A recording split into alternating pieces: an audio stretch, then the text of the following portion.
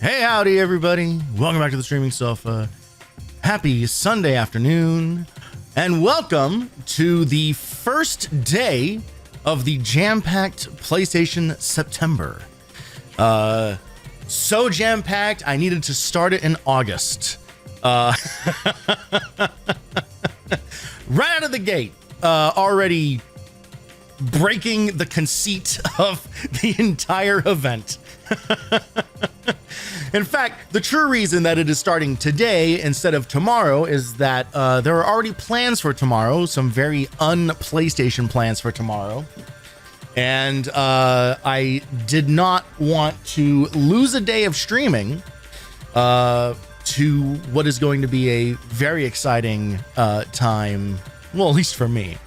It is the 30th anniversary of the original PlayStation. The PS1 was released back in 1995 on September 8th, and we are going to be looking at a lot of PS1 games over the next 30 days or so.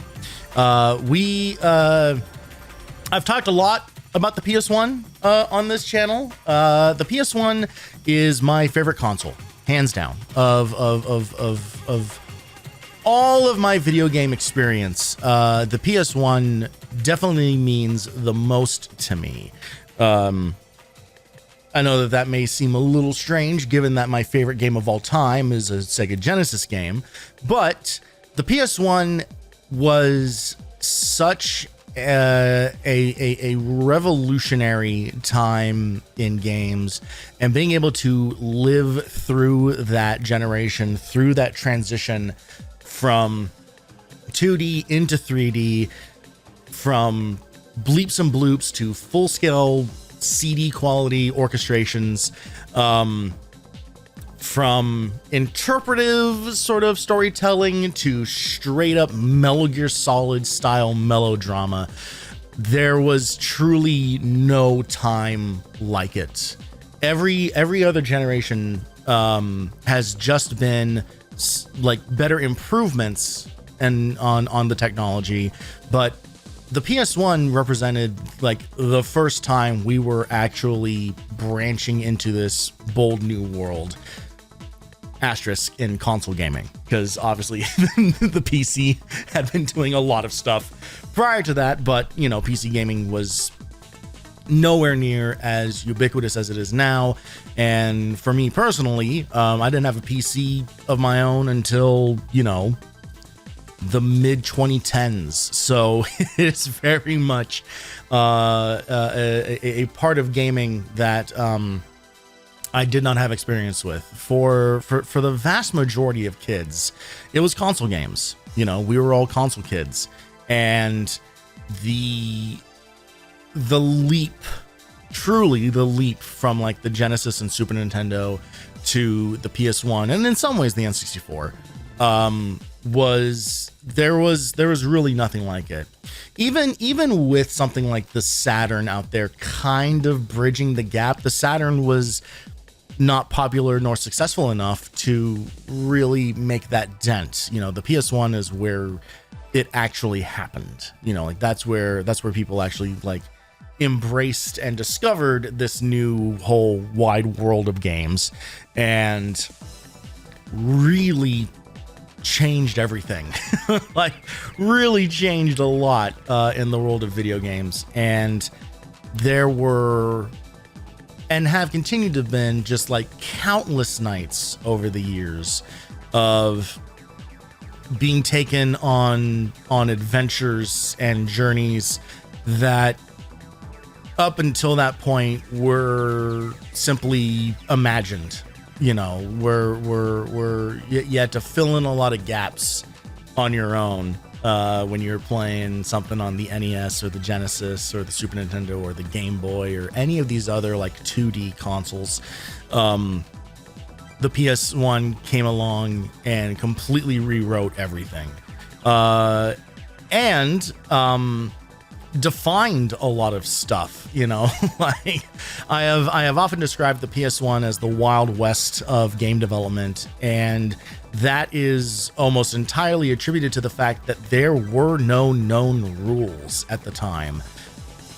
Everyone suddenly was now making, you know, 3D games and these way more complicated set pieces and environments, and it's all this brand new technology, you know, and there were basically no guardrails other than whatever the console itself was physically capable of doing. Other than that, it was, I don't know, fucking make a game, go. And when no one has made, you know, Halo or Call of Duty yet to tell you how a first-person shooter should behave, there are all kinds of wacky things. When a system hasn't come out with its analog controller yet, there are all kinds of unique takes on control styles. Everyone was learning at the same time, and everyone was experimenting and trying new things. You know, everyone was trying something boldly different from the next guy.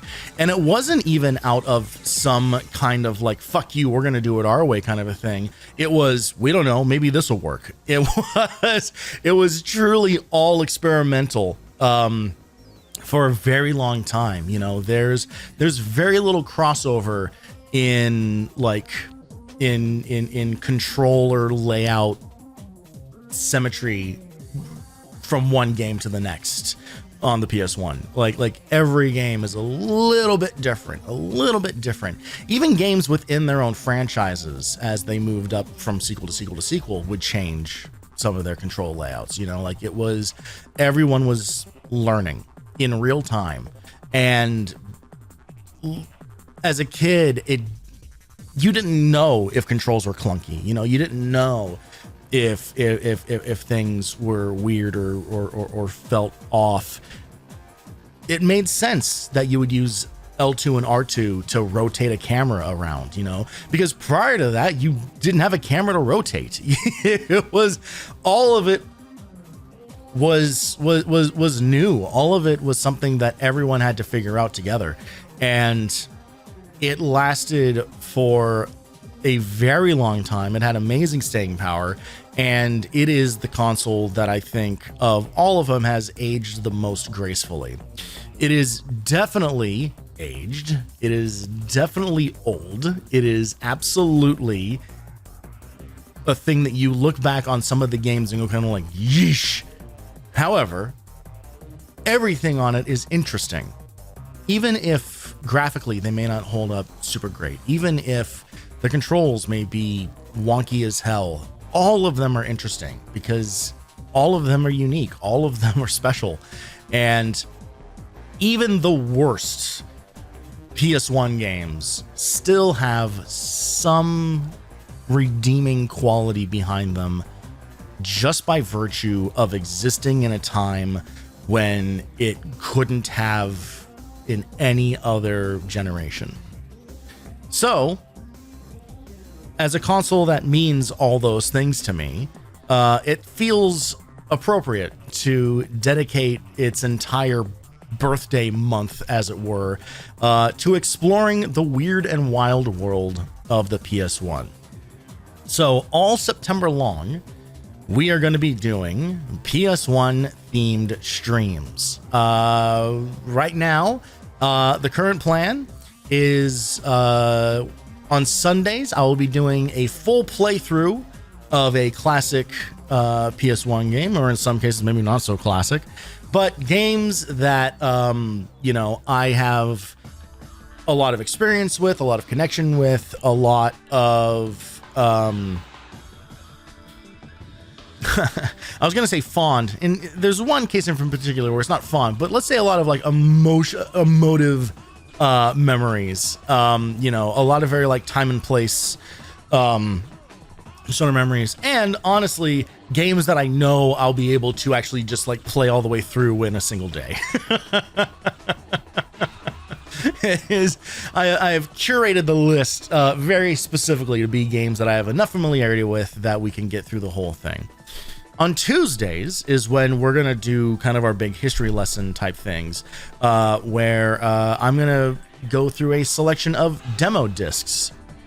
The PS1 was, I believe, the first generation of consoles where that was even a concept, the idea of getting a disc with a bunch of bite-sized chunks of other games on it to get you hyped and maybe spend your money on the full copy of that game.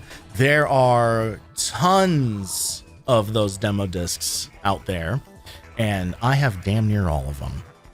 Digitally, I have. But what's great about those is not so much the demos, it's all the content around them. So all the developer interviews, all the making ofs, all the behind the scenes stuff, all the music videos, the merch commercials. It is going to be one 90s ass time. So that'll be on Tuesdays. And then at some point during the rest of the week, somewhere between Wednesday through Saturday, I will do at least one more stream that will be looking at one or two other games that match the genre or the theme of the game from Sunday. So I'm leaving that open. Sundays and Tuesdays are locked. Guaranteed, streams are happening every Sunday, every Tuesday through the month of September. After that, the rest of the week, I'm leaving open just in case. You never know. Things happen, life changes, stuff gets freaky. Just this week alone, I am looking at today, tomorrow, Tuesday, one more, and then another. I'm looking at 5 streams this week alone.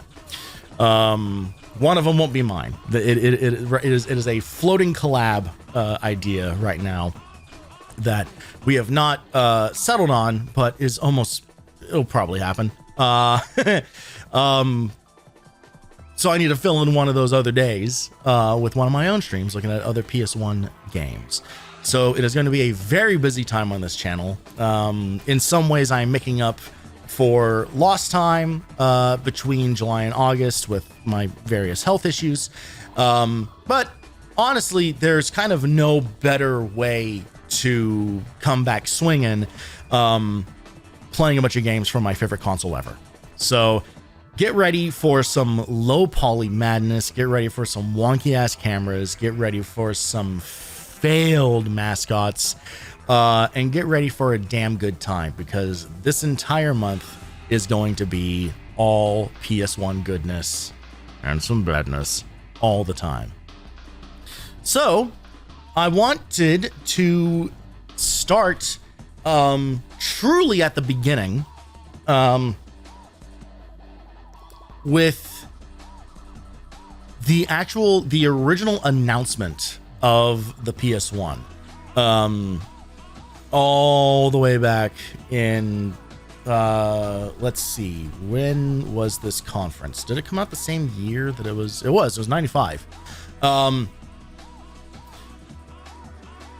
Some wonderful people on the internet have actually uploaded the quality is not great, but it is the Sony PlayStation keynote from E3 1995, where they are launching the PS1.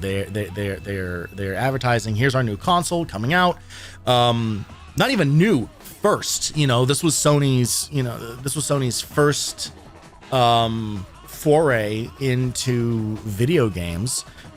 Previously, the PS1 was meant to be a CD add-on for the Super Nintendo, which eventually fell through. And Nintendo moved off to go instead develop the N64. So Sony went and just repurposed all that work that they had done, rebuilt it, repackaged it, and voila, there is the PlayStation. So I thought it'd be fun to watch this video. It was on YouTube in 3 parts. I actually did go and I actually just cut them all together in a single video, and I did do a little bit of audio cleanup on it. It's not amazing, but it should be enough for us to be able to understand. But I think the thing, and to be clear, I have not watched this. I merely found it and skimmed through it and was just kind of like, yep, we are absolutely doing this on stream. So the main thing, the most striking thing about this, I think, is going to be just how different E3 was back in the 90s versus how people tend to think of E3 up until the present. I say present, I guess up until like 2 years ago, whenever the last E3 was, because now it's dead entirely. Because by the end of its life cycle, E3 had become this massive commercial, basically, right? It was way more energetic. It was way more over the top. It was way more talking to the customer at home rather than what it used to be, talking to a room full of software developers and business investors. That's the thing. E3 was an industry conference for most of its life. It really wasn't until like post PS3 when the public was more actively involved in it, and it became way more of this kind of like mainstream thing. I think we watched the PS3 E3 announcement, which has been memed to death. I don't remember. Did we watch that on stream, or maybe I just talked about it? But in that video, which has been memed to death, part of the reason it is so like kind of like stilted and awkward and weird is because it was still an industry conference at the time. You still did not have like influencer. I mean, the concept of an influencer didn't even really exist at that point. Kind of, but not to the degree that we have now, right? Like social media and everything was still more or less in its infancy, still finding its feet in a lot of places. And that meant that at the end of the day, E3 was for industry crews and gaming journalists, and that was kind of the end of the list. So it is striking how different this keynote from 1995 looks compared to bullshit like Mr. Caffeine and fucking Just Dance announcements. So we're gonna fire this thing up. This is it's only about like just under half an hour, I think. Yeah, it's about 28 minutes. So we're gonna kick back and watch this. And I'm warning you now, get ready for some dry fucking presentation here. Because we're not talking to YouTubers and TikTokers. We are now talking to a bunch of white men in their late 30s, mid 40s, talking about straight up just like a product they are releasing.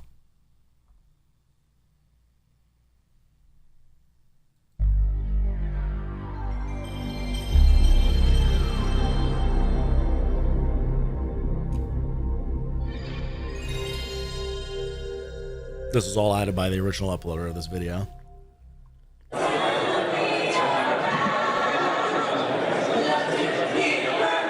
Shout out to Groove Raider for providing this archive for the rest of us to enjoy. Right out of the gate, Gloria Estefan. We are immediately putting a timestamp on this.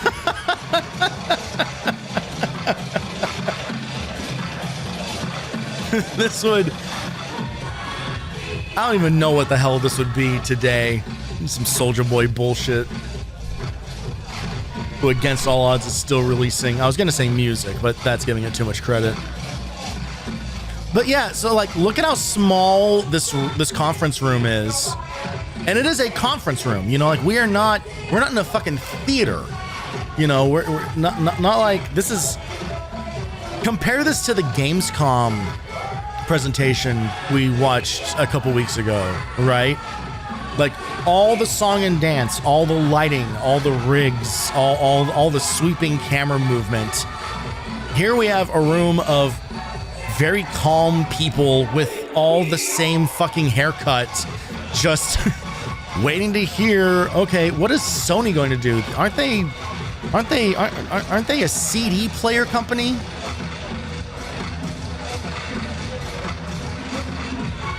What are they about to pull out here?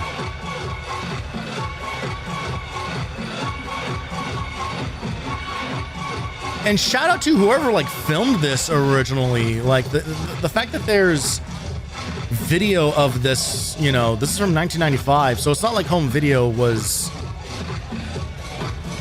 impossible to get, but you know, this was probably filmed on like a full ass VHS camcorder, like the full size, put an entire VHS tape in there. Shit was heavy. My parents had one of those, and it was like 1,000 pounds. All right, here we go.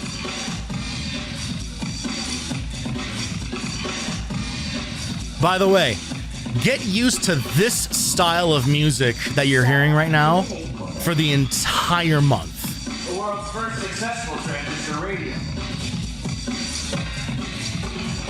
The combination that started it all.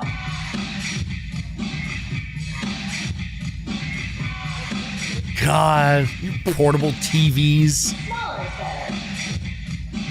And bigger is way better. Looks good, but how about even bigger? Yes. A movie the size you pay that. Roll tape.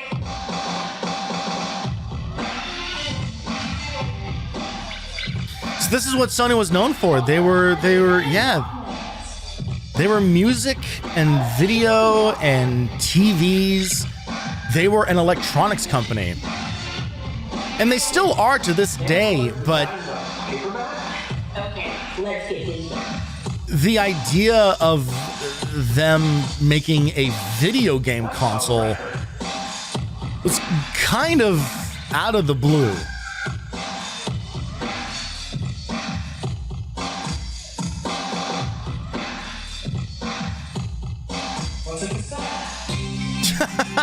Sony invents proprietary data storage,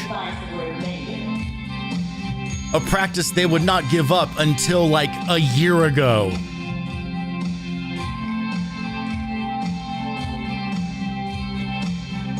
Sony Digital Delivery Systems for every media. What's next? See, like Sony wouldn't do, even if E3 still existed, Sony wouldn't do this kind of presentation anymore, right?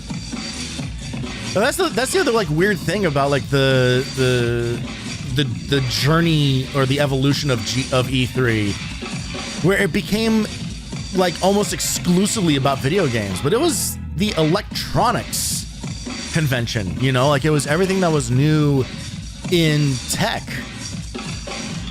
And then as more and more kind of like specialized conferences, you know, started poking around and popping up, E3 just became the video game show. So you would never see Sony up there at E3 getting ready to announce the PS5, but spending the first 3 minutes of their presentation talking about their new camcorder. Interactive in 3D. Big deals that don't have to be big. Be big. So, the total entertainment company is now into the game.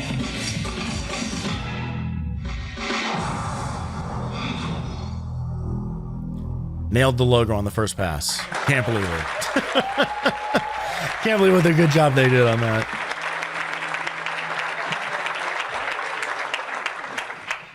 In 1991, Sony established a new division to focus on the burgeoning multimedia marketplace, the Sony Electronic Publishing Company. Sony Corporation of America CEO Michael Schilhoff appointed Al Folsom as president of this new operation. Do you see what I mean? Like, see what I mean about like the tone of this? This is a business meeting. This is what this is. This is a business conference. As president, Olaf directs worldwide operations for Sony businesses that include Sony Computer Entertainment of America, Sony Computer Entertainment of Europe, Sony Innosoft, and Sony Psygnosis. He also oversees sales and marketing operations for Sony's CD-ROM manufacturing business. We're not starting with 20 minutes of Call of Duty 34. Short stories in a play. His latest novel, Absolution, has been published by Random House. Forbes calls the Iceland-born Olafsson, quote, a top-notch Nordic novelist who may become that true rarity, an Icelandic Nobel Prize winner. We're quoting Forbes. And the story doesn't end there. Olaf is also a physicist from Greenwich University. In total, his background reflects a synthesis of talents and knowledge required to run a technology and content-driven business. Without any further delay, I'm pleased to introduce you to Olaf Olafsson. All right, Olaf.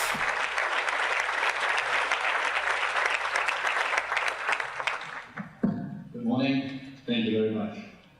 You can tell from the video that I don't represent a conventional video game company. He's in the same exact outfit as the previous man. Why that may be the best news our industry could possibly receive. I'm going to start by discussing this industry that Sony is about to enter, the interactive entertainment platform. But first let me note that I'm pleased. Look at this proto PowerPoint. I don't think PowerPoint existed in 95. Not yet. I mean that it's obvious to us all that we are not in a tent. Instead, for the first time, we're indoors at our own trade show. Industry momentum, accelerating to the tune of $5 billion in annual sales, has moved us from the CES parking lot. And it's no coincidence that Sony's PlayStation $5 billion in 1995 money. There is significant activity underway in the marketplace, and now is the time for a definitive technology. $5 billion is already an unfathomable amount of money for most people today. Imagine that 30 years ago. We need to look carefully at where we're headed as an industry. As an industry, we need to ask the questions I'll attempt to answer today. How can we expand our audience and, in turn, our business? How can we move beyond the current hypercycle at 16-bit and reach our 6, 7, 8, or even $10 billion potential? Look at this fucking graph. Answer, simply enough. Look at this graph. Advances in technology come and go every 5 years, 4 bits. You know what's insane? It hasn't gotten better. These kinds of presentations have not gotten better. I'm talking removed from the E3 and the Gamescoms and whatever. Like business meetings, regular fucking business meetings are still exactly like this. Paced like this, meaningless graphs like this, flashing fucking buzzwords like this. We are so goddamn doomed. 8-bit, 16-bit, and each new technology has promoted growth in both hardware and software sales. Now, however, Promote growth. to grow much, much faster. Move the needle. 16-bit past, technology certainly Start the conversation. to achieving our creative goals, but not nearly close enough. And this is evident by the pending collapse of the 16-bit platforms, which are all witnessing much faster than anyone anticipated. Let's look at 16-bit technology for a second. Super Nintendo and the Sega Genesis were pretty goddamn popular. That made it nearly impossible for the creative community to move beyond riddle-based puzzle-type games. Look at sports games. Games where the consumer creates. What? The software community certainly did Riddle-based puzzle games? Give me 2 examples of those, by name, please, It would be the equivalent that are on film with 2-dimensional animated sprite 16-bit systems. the special effects. Riddle-based puzzle games is how they describe like a masterpiece like Final Fantasy III. How compelling would it be if Tim Robbins or Morgan Freeman Oh yeah, Chrono Trigger. Yeah, it's one of those riddle-based puzzle games, isn't it? the frame rate or without losing colors and motion? And the computer platform doesn't offer the answer either. Computers are not designed for easy access to entertainment. With all the Sadly, this screen also remains true. Insert the software and begin to play immediately.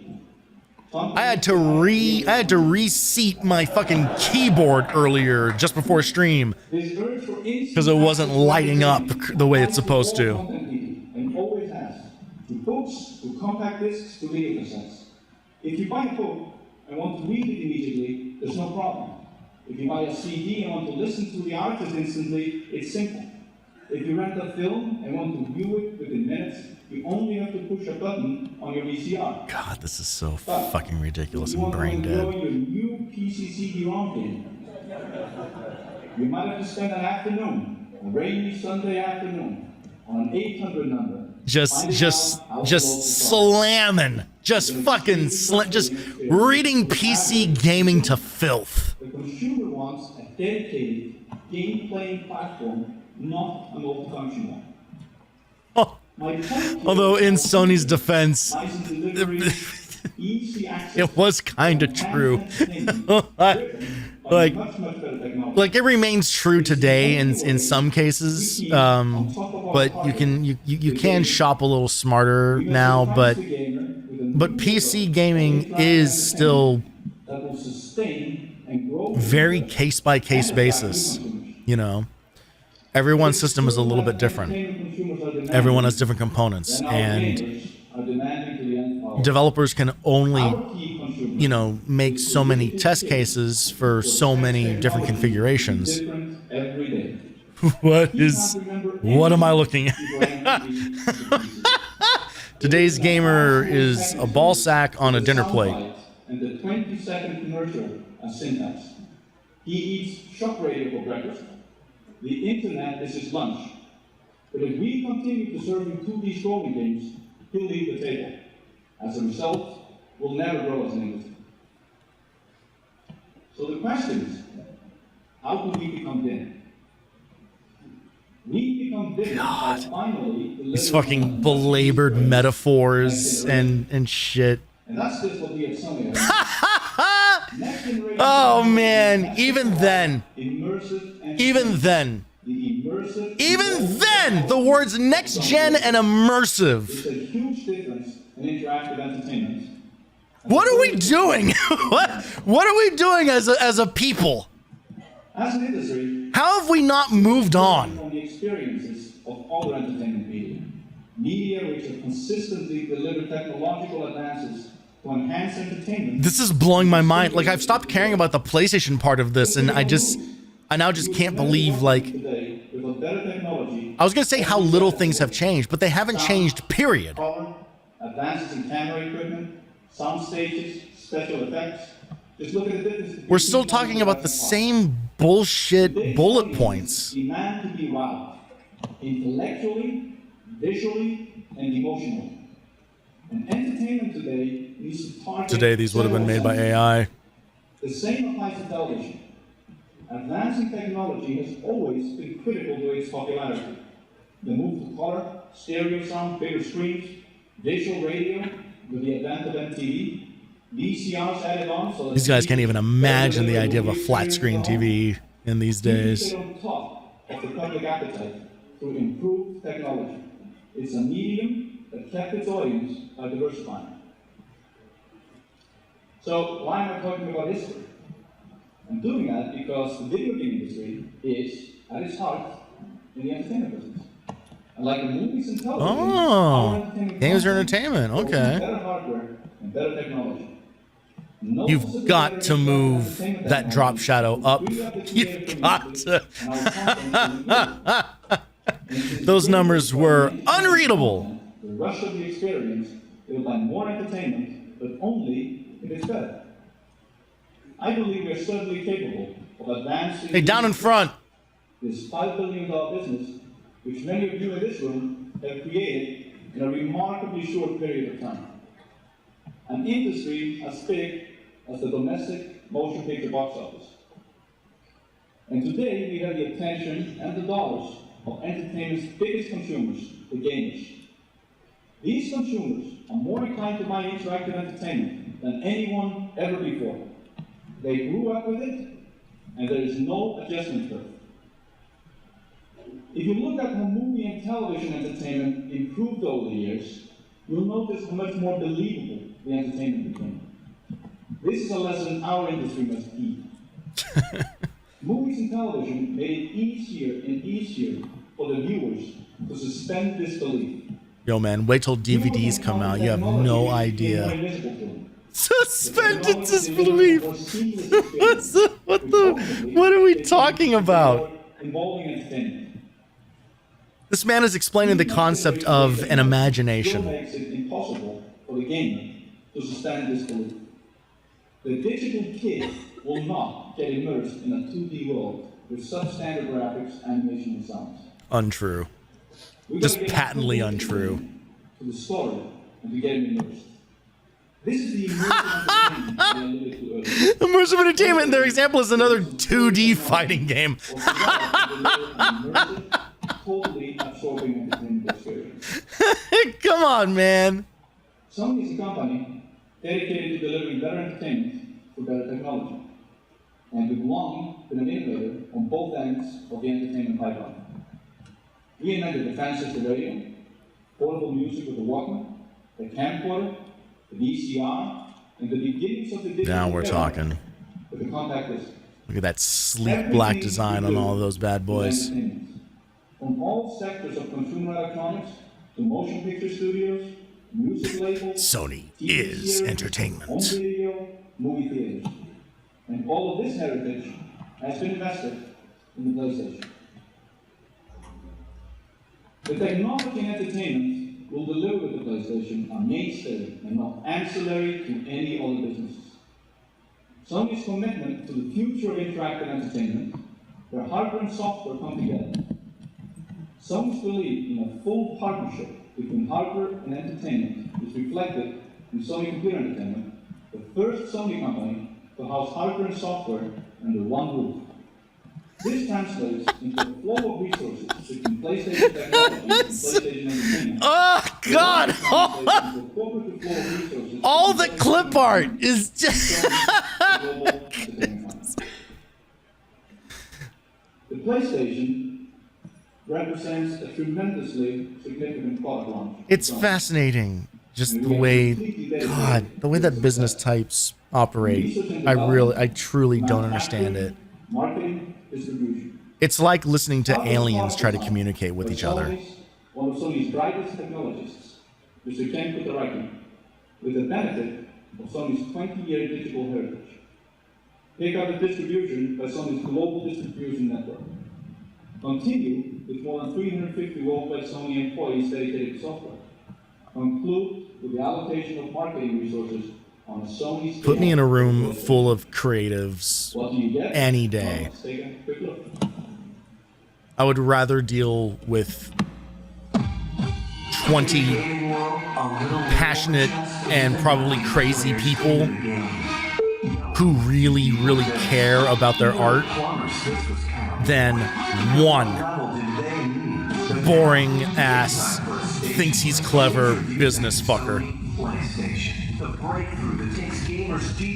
Now we're okay. Here we go.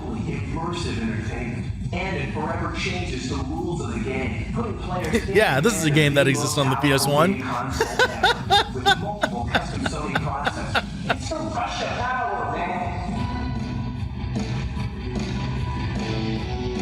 Okay, we're getting some actual gameplay. That was Ridge Racer.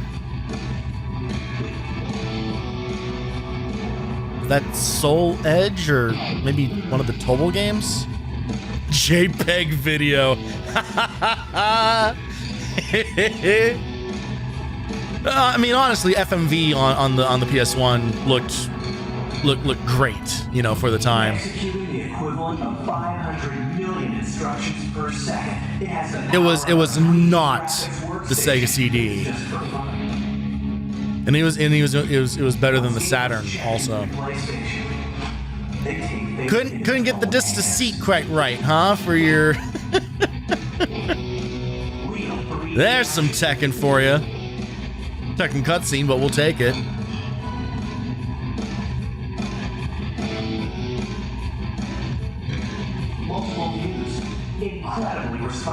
Wow, footage of Starblade Alpha in there. Holy moly. Co-creative entertainment. It's an arcade port.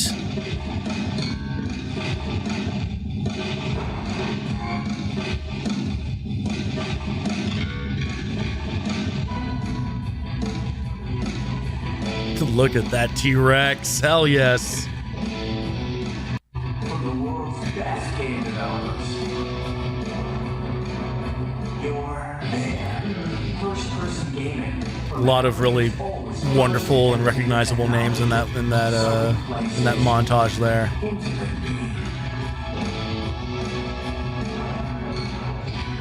Notice how there wasn't like a ton of gameplay. It was mostly looking at some dumbass day rate actor that's just like moving in and out of the camera with a controller all crazy. Behind PlayStation Entertainment now encompasses more than 400 publishers and developers worldwide. And today, as we speak, all of these forces already are producing a new standard in interactive entertainment. I will now list them off one by one.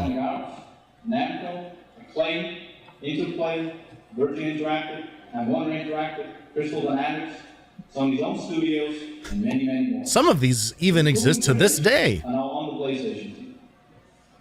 PlayStation technology begins with a commitment to CD-based technology. A commitment that means television video quality and CD audio quality, which the ROM-based cartridges cannot touch. A commitment that also means short production cycles and investment in the best games, not the biggest inventory. Huge inventory costs and the risks associated with ROM-based cartridges. That's the irony of that is that they ended up doing both. PlayStation technology continues with a powerful engine delivering Sony's digital experience. Multiple processors carry the power of 500 million instructions per second, the same power found in high-end workstations. Broadcast quality sound and video at 30 frames per second. 3D animated graphics generated in real time, multiple camera angles, and hyper-realistic simulations. A system Hyper-realistic. I love it. Harnessed for game They're still saying that kind of shit today. affordable price. And that brings me to the retail level. What about the PlayStation at retail? That's the true test. The technology and the entertainment delivered by the PlayStation will create tremendous excitement at retail. All of our PlayStation promises will be realized to retail. PlayStation PM's promise. Consumers will be surprised by the power of PlayStation's technology. This camera guy An unequaled interactive. really wants to make sure that he's getting all the big captures here. If events in Japan are any indication, consumers are going to vote with their dollars for the PlayStation as the next generation system. In Japan, under the leadership of Mr. Terry Tokunaga, Sony Computer Entertainment has sold close to 1 million units of hardware and 4 million games since the launch in December. Now let me get to the best news of all, aggressive pricing that brings this only true next generation system into the home. Some of you Fucking images. Since it's a beautiful day here in Los Angeles, I'm going to ask Sony Computer Entertainment President of America, Steve Reyes, to join me for a brief presentation. Again, I have to bring up a third different guy just to say how much the thing costs. $299.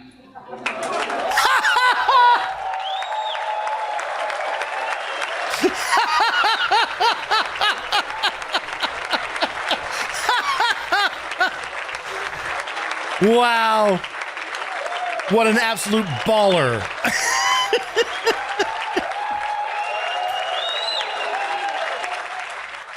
That's a good bit. That's a good bit. I'll give them that. This should put the rest of these rooms about Steve being long-winded.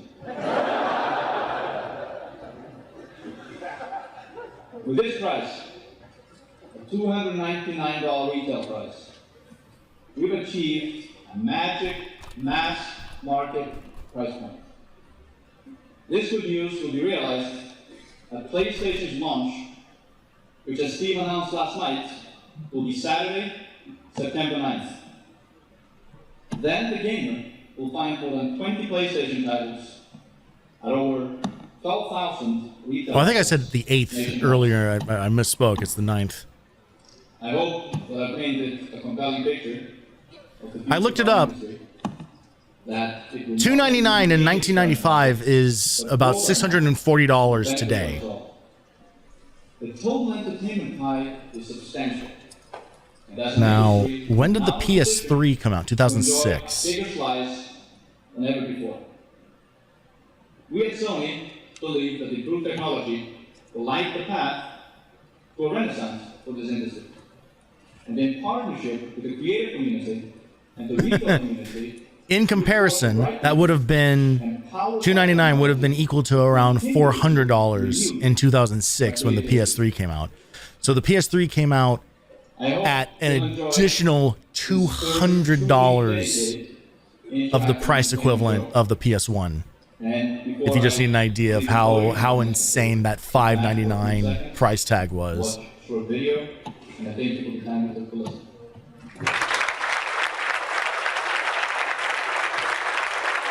Yeah, $599 in today's dollars, almost $1,000. $599 from 2006. So it was, yeah, that man.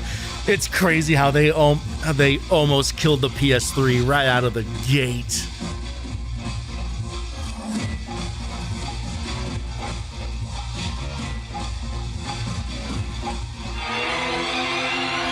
They were lucky it was a Blu-ray player. And we got to bookend it with more Gloria.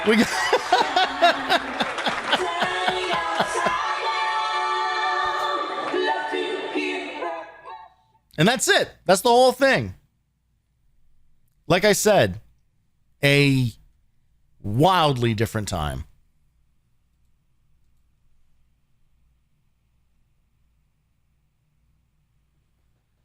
Uh-oh.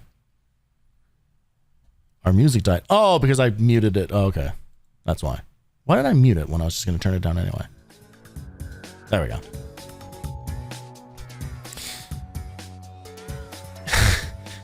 So there you have it. I mean, you know, like I said, very different time, very different style of presentation.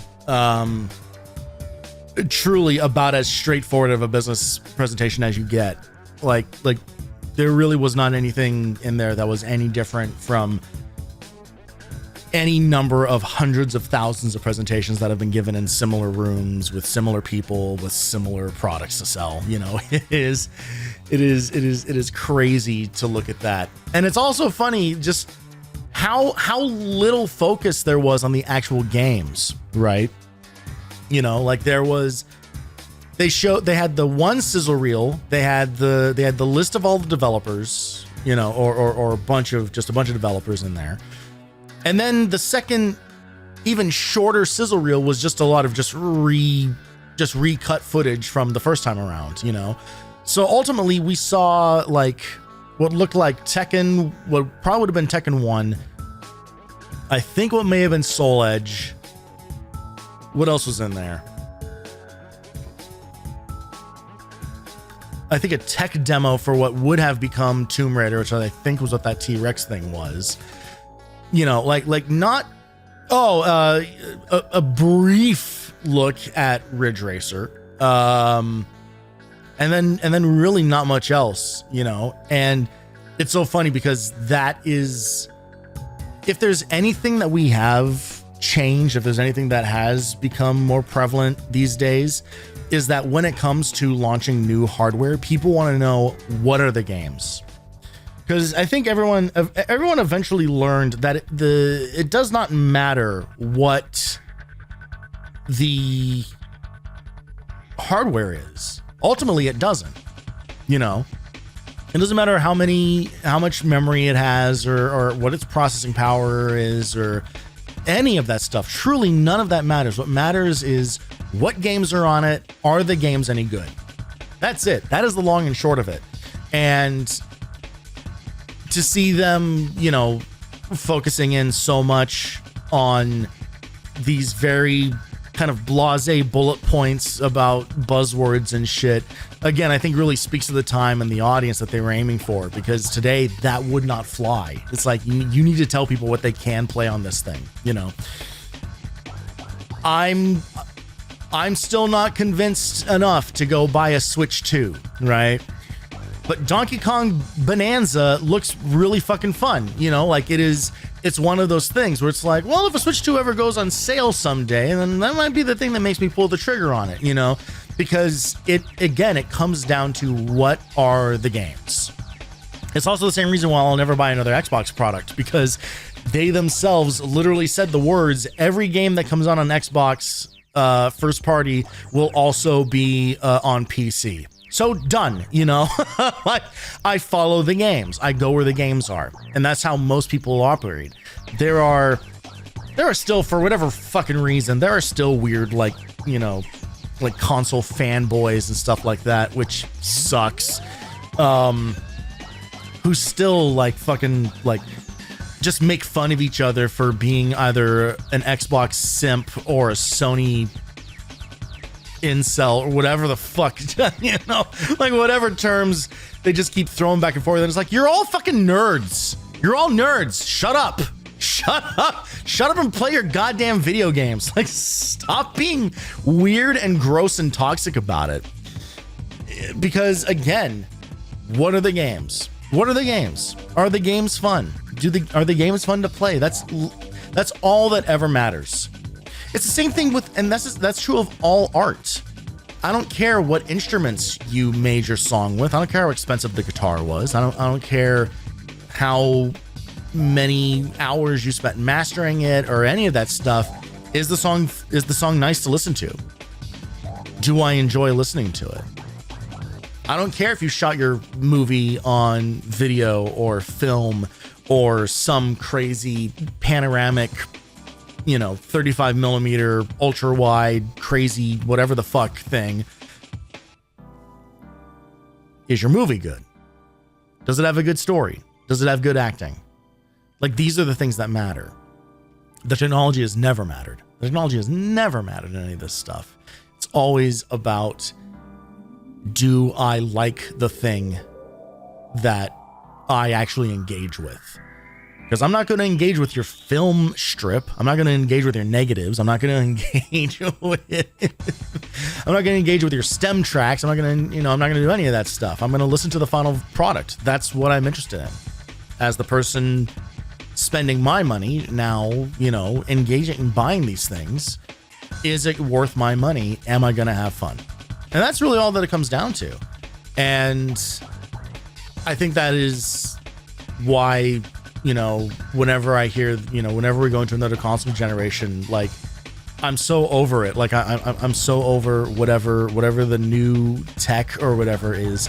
I like to stay on top of technology, because as things progress and as things get better and better, they can accomplish more things, you know, and better facilitate some of these bigger, you know, products and stuff like that.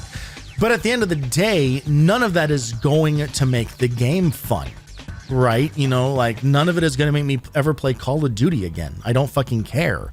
They're not interesting. They're not fun. They don't change anything. They've been doing the same thing for 20 something years now. You know, like, it is not something that interests me. I don't care how impressive the graphics get. The gameplay is dull. You know, it does not do anything for me. Your storytelling doesn't do anything for me. You know, it is, and I felt that way with Modern Warfare 2. Like, that's how long I've been over it. So, yeah, it's very interesting to look back on that, you know, and it's funny because I think if you had seen that presentation today, or maybe even back in the day, I don't think you would walk away from that thinking that the PlayStation were going to be anything special. You'd probably come away from it thinking it's just going to be like, all right, well, Sony made a new thing and that'll probably be interesting. You know, I guess we'll see how that goes. That's probably how most people felt about it. to be honest. And it wasn't until games started coming out for it, they're just like, oh shit, this thing actually kicks ass. So why don't we get into one of those ass kickers with the first game that we're gonna play through as part of this jam-packed September. So every week we're going to focus on a different theme. We're going to focus on some weird stuff. We're going to focus on some licensed games. We're going to do all kinds of stuff. This week, we're going to focus on one of the biggest evolutions in games from a genre that already existed in games. This was truly the next leap forward. In fact, quite literally, because this week we're going to focus on platformers. We're going to look at a couple different platformers throughout this week. You know, this was, like I said in the beginning, this was the era of 3D cameras. That's now a thing. That's now a thing that we can do. Full polygonal 3D-dimensional movement. This is very new, very exciting, and you know, so very, very immersive, you know, not like those bullshit 2D games that no one cares about. This is the real shit. This is hyper interactivity. This is for the real gamers out there. I keep saying gamer, even though that word has not actually really existed, didn't even really exist at the time. You know, that remains kind of a more recent addition to the lexicon. But obviously there are so many platformers for the PS1, and it was kind of a toss-up of what I was going to pick. And so what I wanted to do was try to focus on one of the classics that obviously has a lot of staying power, but I think was always kind of second fiddle to obviously the most popular platform mascot of the PlayStation era, which would have been Crash Bandicoot. Like, that was the game. You know, like those three games are like, boom, platformers on the PS1, right? But there was another guy who was doing some mascot work, who also had an amazing trio of games, and I love all three of them, and I think is in a lot of ways one of the quintessential PS1 games. Like, it is impossible to talk about the system without bringing him up. So we're gonna do a 100% playthrough of the first Spyro the Dragon. Now, I will say, Spyro Year of the Dragon, the third one, is actually my favorite in the series. They add so much stuff to it. It's a much bigger game. There's more abilities. There's a lot of stuff going on. However, it's also a much longer game. It takes a significantly longer amount of time. And so I thought it'd be fun to start with the first one, because it's a very stripped down experience. It's way more straightforward, but they still do a lot of fun and exciting stuff with it. Also, the game is only like 4 to 5 hours long. It's not very difficult, and I know it really well. So we're gonna dive in after a quick hydrate.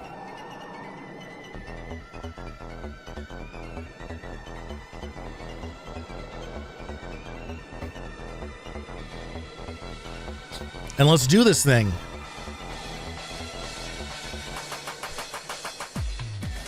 We'll say goodbye to our tunes.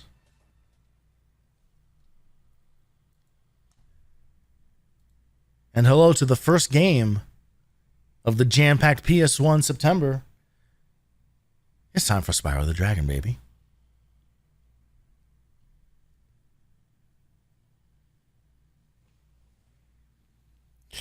As you can see, I already have all the achievements for this one. I really do love this game. All three games. Honestly, it's funny because I think Ripto's Rage is probably the most popular one. It's the one that I played the least of. I kind of went from 1 straight to 3. I don't know how I missed 2. That's just how things played out. So as a result, I really like the first and third one, and I think the second one is still good, but I don't have as much of an attachment to it.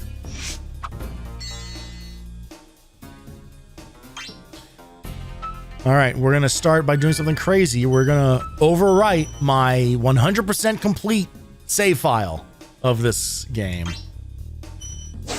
with a brand new game. Here we go. I played the hell out of the demo for this, which would have been on I think that was on the Toys R Us demo disc. Okay, rolling. Oh, it's been peaceful here in the Five Worlds, or is it 6? For a Dragon's Age. We now have 12,000 treasure, or is it 14,000? What about this Ganasty Gnork character? Now, I understand he's found a magic spell to turn gems into warriors for his cause. I'll take that question. Nasty Nork is a simple creature. Simple! He has been contained in a remote world and is no threat to the Dragon Kingdom. No threat! Besides, he is ugly. That does it! Looks like I've got some things to do. Back when you needed very little story justification.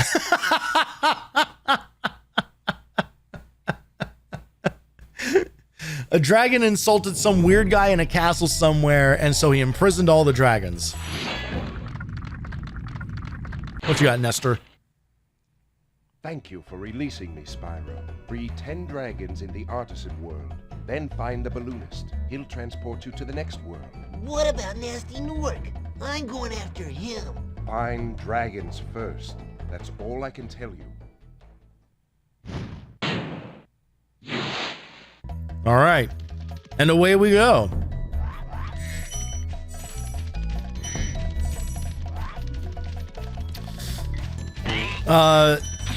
This game genuinely feels really good to play. Like, still. Like, these controls are really, really well designed and really hold up. In fact, there's one other thing we're going to do. We're going to change our camera here. I always play active, which does its best to keep the camera behind Spyro all the time. Just makes for easier platforming.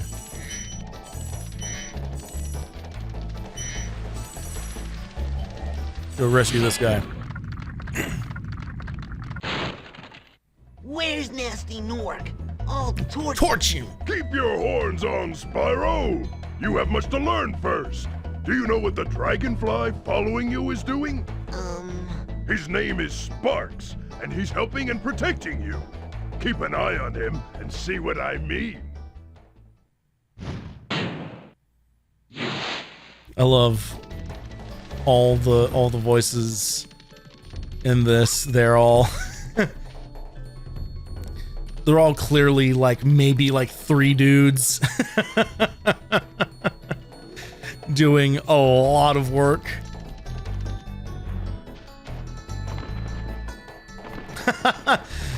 This game features rolling, a move that they removed immediately from the second game. It really has no application. It's kind of funny because it feels like they had nothing to put on L1 and R1, so they just kind of, I don't know, make them roll, I guess. You never have any reason to move laterally in this game. Truly none. Cool Flash, do that again. The artisan's boss is through a portal in the Dragon Mouth, but you are not yet ready, Spyro. First, you must complete one of the other artisan lands. It's also not entirely true. We actually need to complete all of them in order for that to open. We are going to start with grabbing as much stuff as we can in the I like trying to clear like the overworld first and then go into each of the levels. Hey, Spyro, press the jump button twice to glide, and don't be afraid. Afraid? Of what? Falling from high mountain peaks, plummeting into prehistoric glaciers. Oh, that. some really impressive. I didn't mean to do this, but we're here. Some really impressive animation, like especially like facial animation. Like Spyro is super expressive, and also all the dialogue is all lip synced.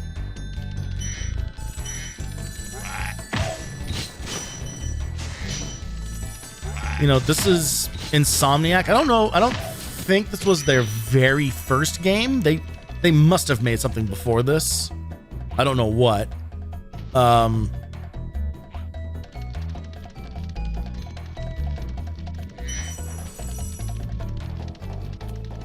But you know, they went on to make Ratchet and Clank, and I think Infamous was Insomniac also. Like, Insomniac makes some good goddamn games. they know what they're doing. Whoops.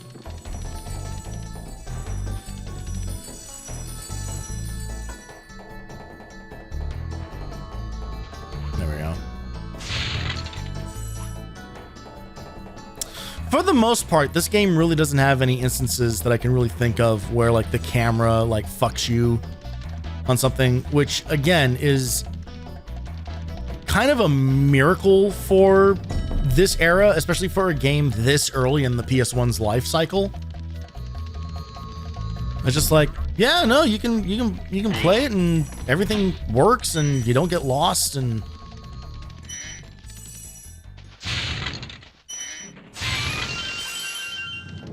like they kind of figured it out immediately, which is crazy. Okay, we are missing. I know that there were 2 more gems in the area that we just came from.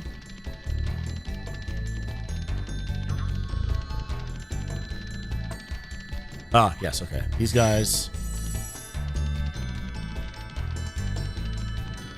And then we'll go grab the ones that were up here.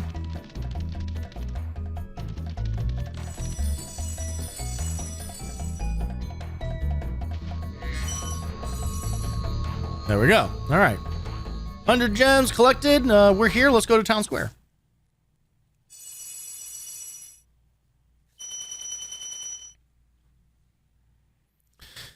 The demo for this, I think, only had Stone Hill as a playable level, so you could run around the, you know, the overworld area. And then I think you could play through Stone Hill. Everything else was blocked off. Welcome to Town Square, Spyro. Begin exploring by gliding to that area with the bulls. Use the L2 and R2 buttons to get a good look.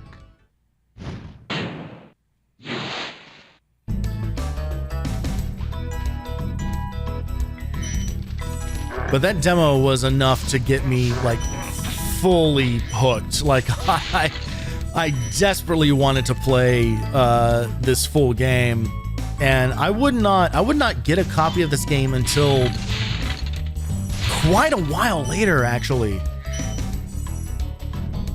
Like, I kind of wore out the demo disc for this, I think.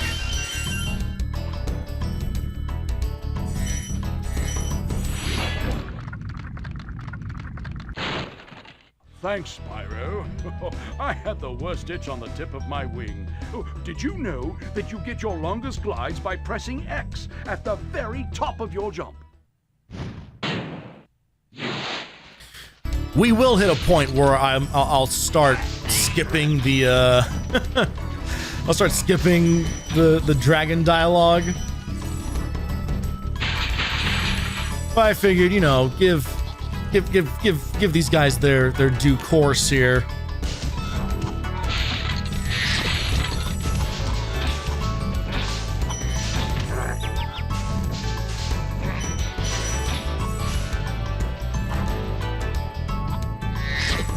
So they do something interesting with the with the like the lives system here, where and the gems actually, because it's only in this first game. I believe it's only in the first game where enemies hold gems. So you have to take out every enemy, right? Spyro, did you see a man dressed in blue running around here? He's a thief, and he's stolen a dragon egg. You've got to track him down and get that egg. Run! Run! I'm getting a little winded.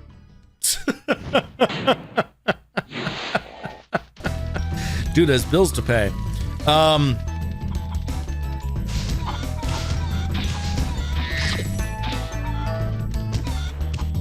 But I don't know if they got like feedback about that, or if it was, you know, because I think it may have been confusing for some players.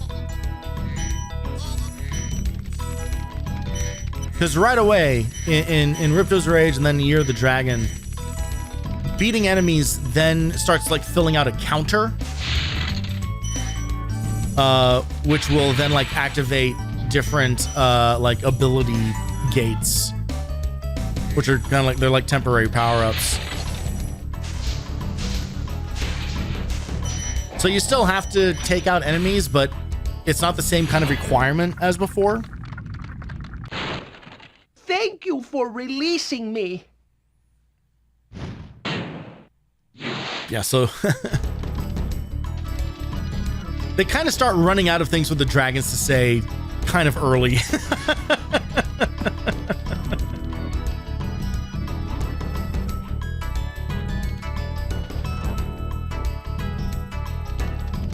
Usually the first dragon in every stage will have a little unique monologue thing to deliver, but then after that, they basically just all say thank you for releasing me. There we go. Dragon egg secured.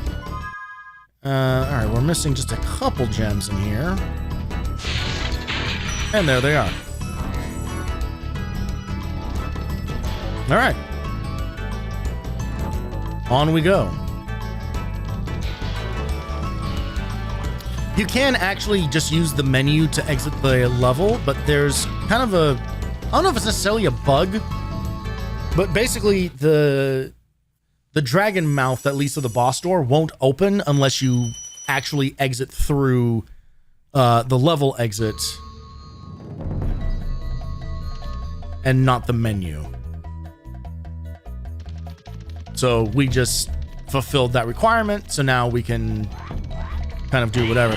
So yeah, so now they do this thing. Oh, okay, well that enemy just straight up just dropped an extra life. But now they do this thing where enemies that you have previously defeated now drop like these like weird orbs. And if you get however many it takes to complete the ring around your life counter, that's how you get an extra life now. And that's just not a system that they used in the other games. In fact, I don't think the other games even have lives. Now that I think about it.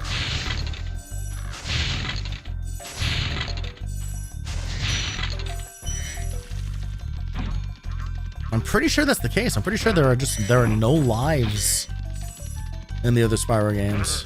I think. Maybe they're still present in Ripto's Rage.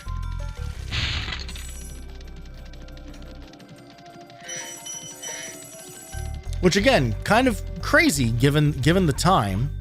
We don't need to go in here this early, but might as well. Because we need to find a key for that safe. Gavin. Watch the dragonfly, Spyro. His color indicates his power. When he eats butterflies, he stays strong. Like me. Sure.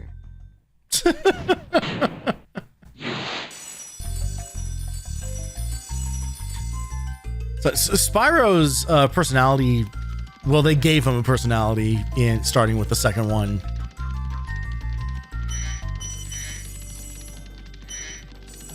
Like in this one, he's very much kind of like, I'm on an adventure. Get out of my way, bad guys. You know, like he's that very kind of annoying 90s Sonic the Hedgehog analog type thing.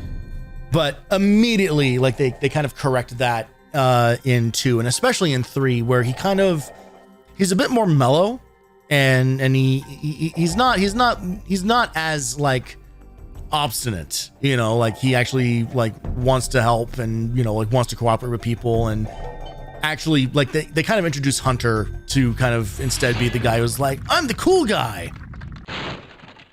When you free a dragon or step on one of their platforms, you're saving your progress. That could be useful if you run into trouble. Not that you ever run into trouble, Spyro. All right, we got to cut this one short. We're at the optimization phase of the game development, so we're saving space anywhere we can. So unfortunately, we have to trim that line by 1/4 of a second too early.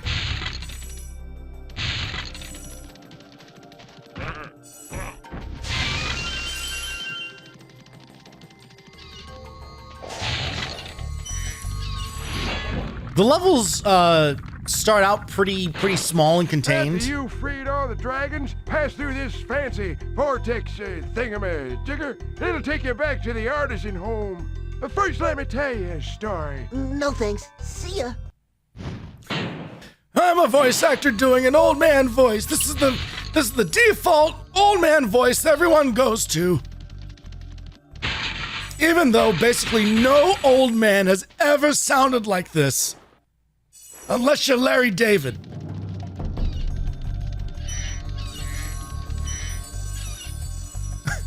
A man who's a walking caricature of himself.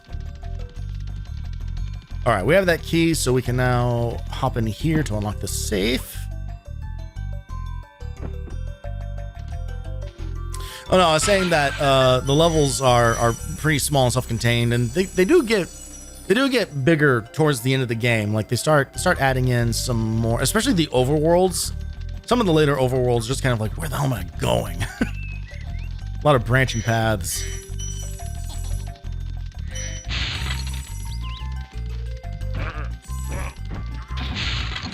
In fact, I can think of at least 2 spots in this game where I know I'm going to get stuck on something, because I can just never remember where to go or how to accomplish the thing for it. But we got a ways to go before we run into any of those kinds of problems. Okay, no, there's definitely lives in the other ones because you collect the you collect like rainbow butterflies to get extra lives rather than all like this weird like gem collecting stuff. Or orbs, I guess. Spyro, my friend, how about a hint on gliding? You bet. For the longest glide, press the X button at the top of a jump, and try pressing the triangle button to drop down in mid-flight. That's interesting that they do actually give you that part of the tutorial, because in the later games, pressing triangle actually does like a little hover. So you kind of like glide and then try to get a few more inches, and that's how you can complete some of the longer jumps in there. There's no such system in this game. In this game, it is glide and hope that you had enough height at the beginning of that glide.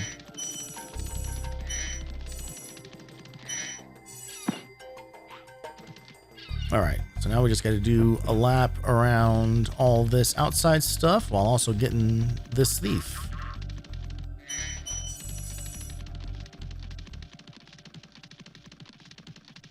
He's already vanished. The sound effect of Spyro running is fantastic. It's some great tippy taps.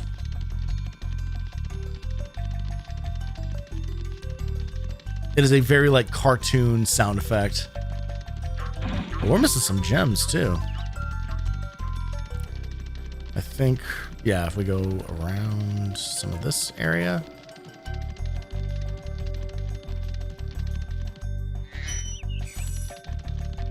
All right, 5 more.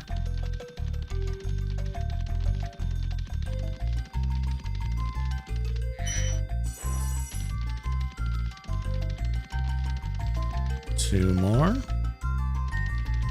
Oh man. We're gonna have to go on a gem hunt. We're gonna have to start scouring the environment. It might be hiding behind like one of the archways somewhere back on ground level, maybe. Let's get this egg thief while we're here though.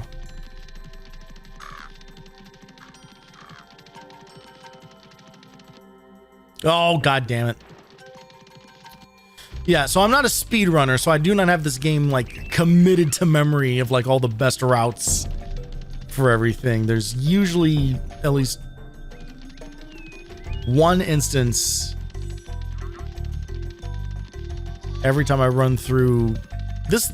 Honestly, this level is one of the spots where I will miss a gem somewhere. And it probably is a gem. It's probably like a twofer. Ah, there they are. So this game does do something really wonderful, which is they put sparkles on objects, or oh, actually, those might have been sheep. Now that I think about it, that might not have been what I wanted them to be.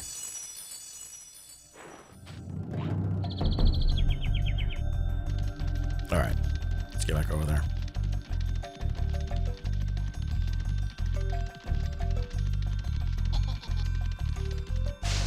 There we go.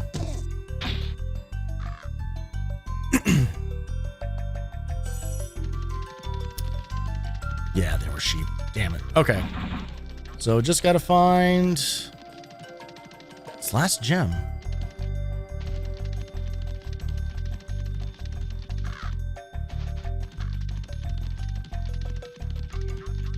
Pretty sure we got all the enemies. Check back in here. No, we're clear.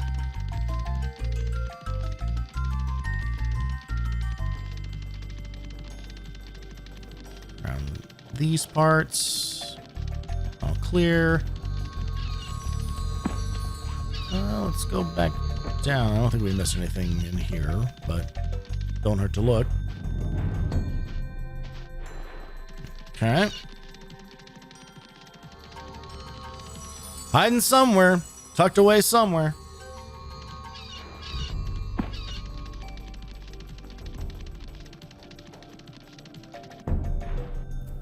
I'm trying to remember if it's in this first game as well, because in the later ones, they will put like a sparkle in the environment to point out things that maybe haven't like rendered in. By which I mean gems specifically.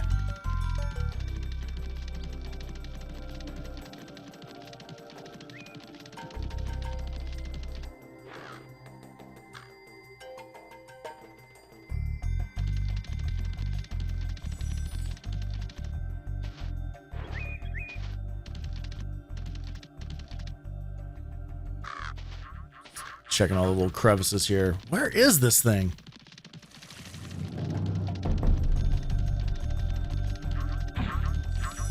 This is a thing that they kind of, you know, quote unquote, like fixed in the third one in Year of the Dragon, because you can Sparks earns different abilities as you go through the game, and one of them is the ability to hold down all 4 shoulder buttons, and he will point in the direction of gems,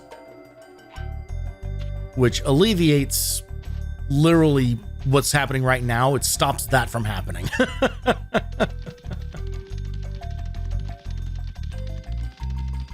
All right, it's got to be hiding somewhere up here. I do like this. Where is it? There we go. Yeah, we put this little barrier here to indicate. It's like no, you can't go all the way over there. Ah, there it is. Boom. Got it. All right, exit.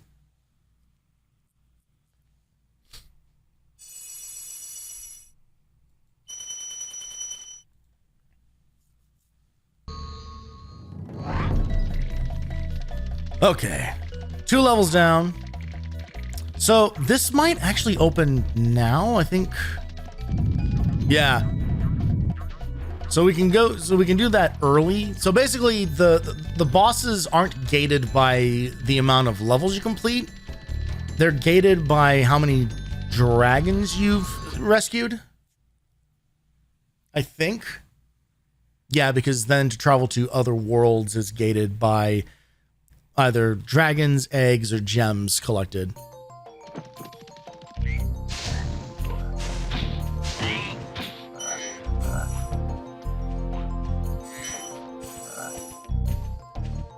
Oh, stuck on some weird... End up on top of that frog and didn't exactly know where our feet should be.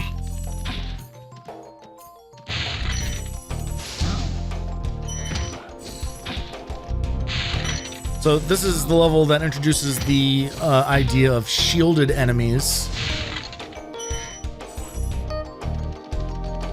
So you have to either charge them or burn them depending on the situation while avoiding their big metal shields.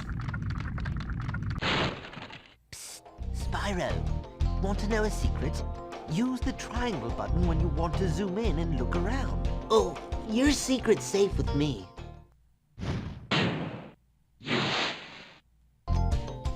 That's what that looks like.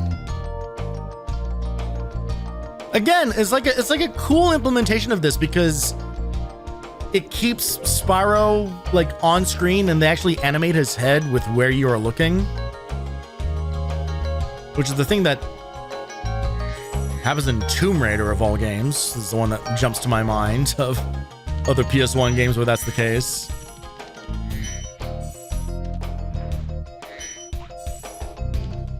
It's a nice little touch because it did not have to work that way. They could have zoomed in all the way so that Spyro disappears. Or they could have just had it behind his head, but you don't move him around. So it's just like one little touch that's just kind of like, just makes him feel a little more alive.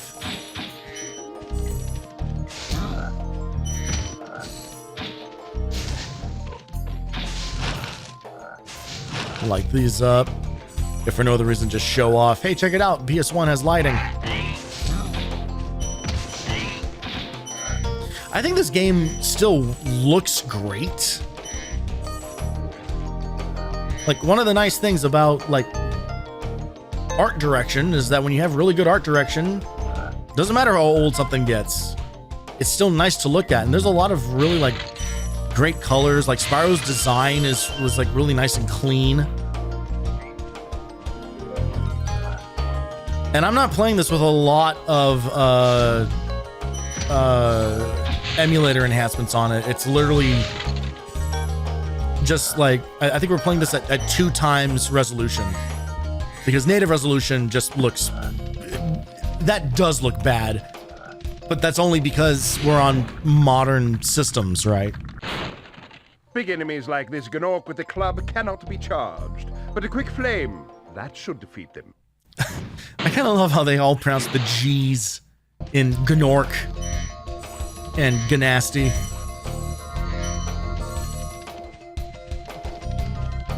All right, we'll run back here to get this safe.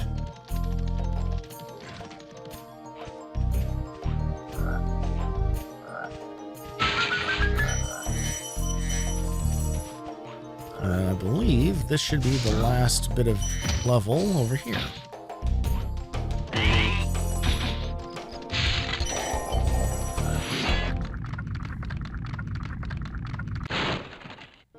Oh, it's you. I wasn't sure if you'd escape those annoying little creatures. Of course, they wouldn't bother me, but here's a hint. Metal armor is fireproof, but a charge attack will take care of them. There you go.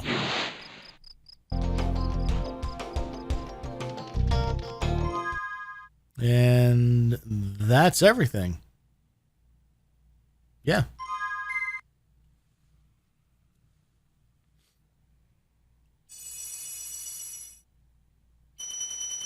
No, not every level has an egg in it.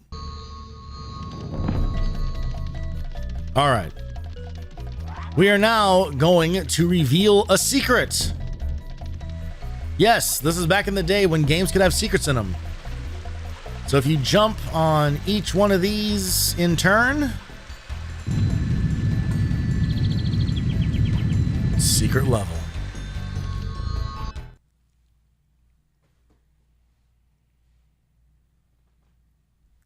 These are the levels that Spyro was kind of known for, where these kind of like time trial, shoot everything. So we have 30 seconds to take out 4 different item types. We're in a little more time with every successful attack.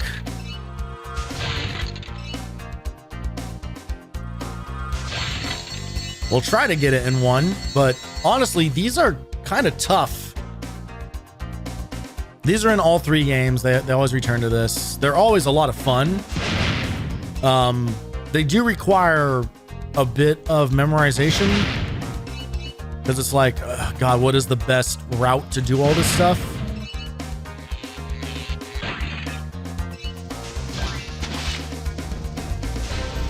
Ah, shit.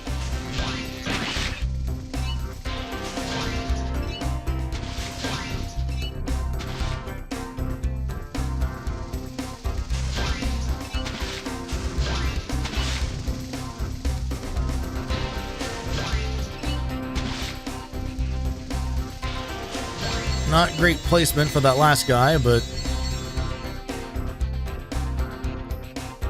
Alright, and the rest of this is basically just hoping we have enough time to go through all the arches. Should be able to grab this train. Yeah, alright.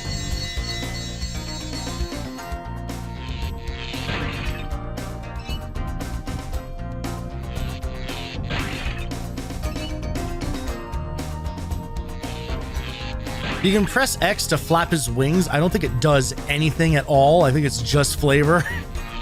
I think as a kid, I was convinced that that would make him go faster somehow. All right, there we go.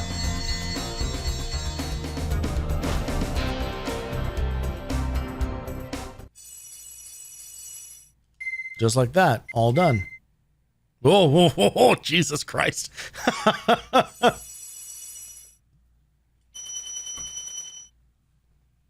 Spyro's model got a little squirrely there. So I believe that is it for this world. Let's go do the quote-unquote boss stage. The bosses in this game aren't. They're very much not bosses, not in the traditional sense. They're basically just enemies that take a few more hits to take out.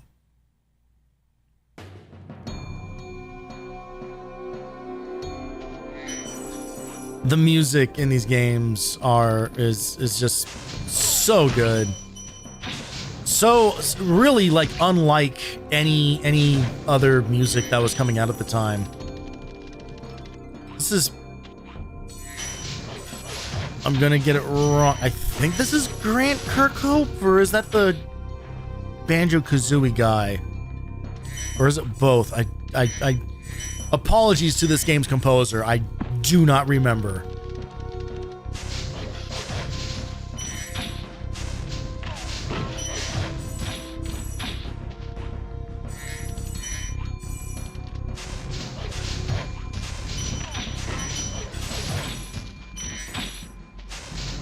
There's some funny making of footage out there where he's developing, because he basically like made the score for this game like by himself in isolation.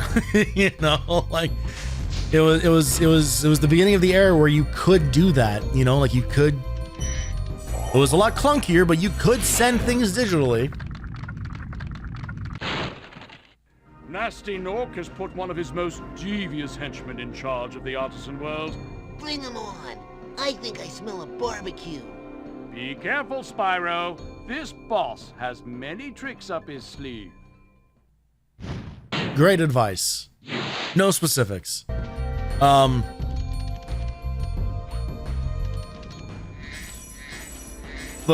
he is like, he's literally like learning how to use the software while developing the score for this game. And there's a pretty, Jesus Christ, does the music know I'm talking about it? Why do you get so fucking loud all of a sudden?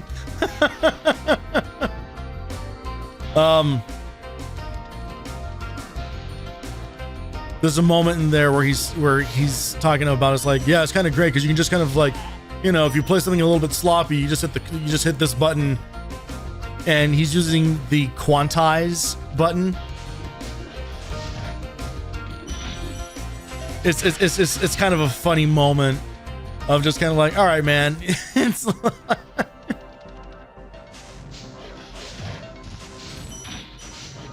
like, I get it. Playing onto a click track is difficult, but don't go showing people that you need to use the quantize. Like that should be a secret. That was the boss, by the way. Just like that, all done. All right, that's the first world completed.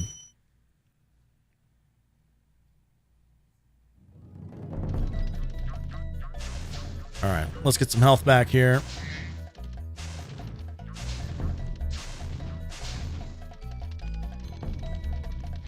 Not that this game is really that difficult, but there are a couple little spots here and there that might trip you up. Especially later on. Like there's some like environmental hazard stuff that's just kind of like, oh boy. All right, so we can now go to the next world. So we could have actually done this early. Basically, each balloonist has a different level of collection that you need to complete. So in his case, it was dragons. I think the next one we need to collect a certain amount of gems. The other, I think the very last one, you need to have a certain amount of dragon eggs. So they really do want you, like, it is a collect-a-thon. Welcome to Peacekeeper, Spyro. Look how our treasure has been turned against us. Yay, man! Yo, happy B-Day-versary PS1. Happy B-Day indeed. And thank you for the sub, man. Appreciate that.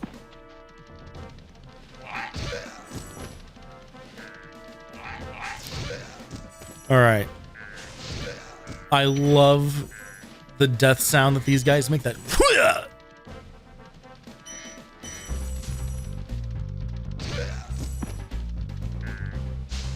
so, like all of this game's sound effects just like burned into my brain.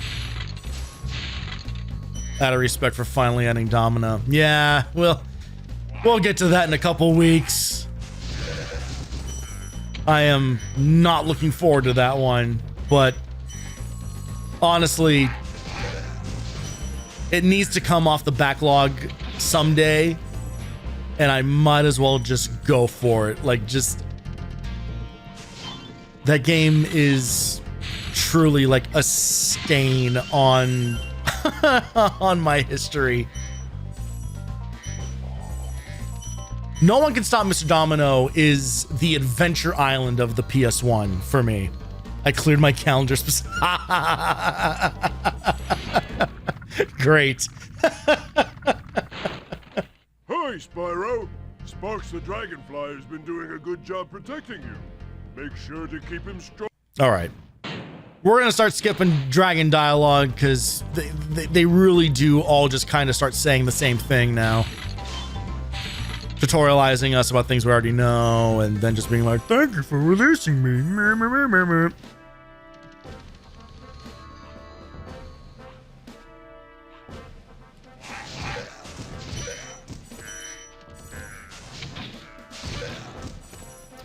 So this is a fun mechanic. We can actually use these cannons.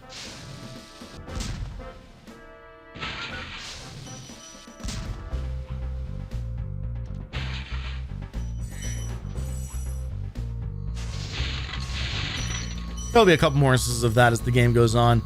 Definitely, like in the sequels, they really start like playing around with just a bunch of different like weird like one-off set piece things, and you know, there's a point. There are points like in the third one where it becomes like an on-rails first-person shooter, you know, for a couple of levels.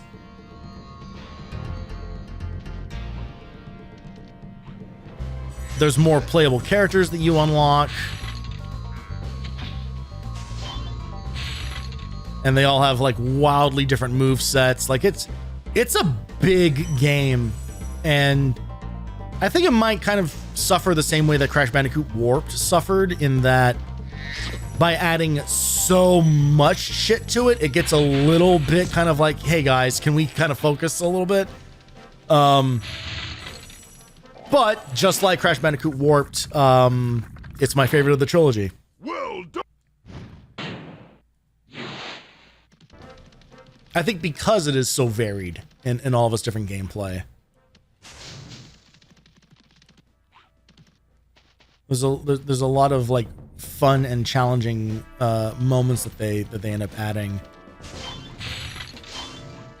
Just funny because it's very much that kind of like, you know, like feature creep type thing that happens, and I think it's not always successful in a lot of games. That is a great example of one of those moments where it's bad. Helping those fucking moles deliver their bombs. Oh! I went boom again. Yeah. No, believe me, there are moments in all of these games just kind of like, oh no, not this. But Year of the Dragon, I look at as the sum of its parts, not so much individual moments like that. I like these little animations that they have for the cacti, where they shake themselves off. Shit level voices lived rent free for a long time. Oh yeah, yeah, same.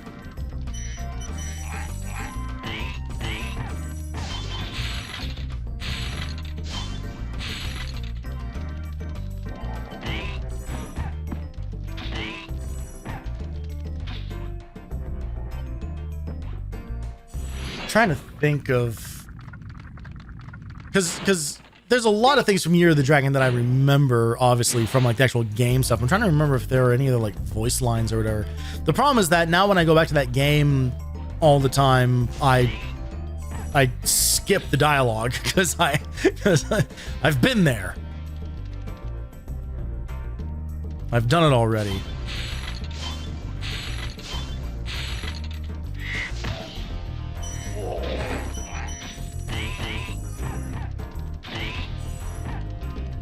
I feel like almost every PS1 has at least one of those for me. Like Medieval is always, these fireflies are my friends.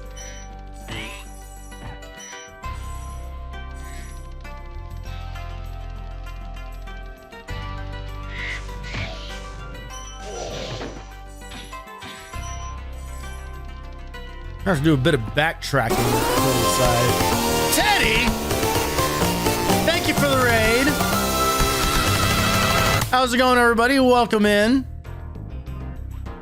I hope Teddy cleaned at least one thing from their closet. I'm not expecting them to have, but if they did, I'm proud of you. I'm guessing most of your stream was just like teasing fish with various toys. Well, thank you very much for the raid. We are welcome to day one. You wanted your lighter. Yeah, well, probably not great for him to get one of those. Teddy farted. That's fine. I don't know why you think you're gonna tattle on him to me. What, you think this mic is hot all the time?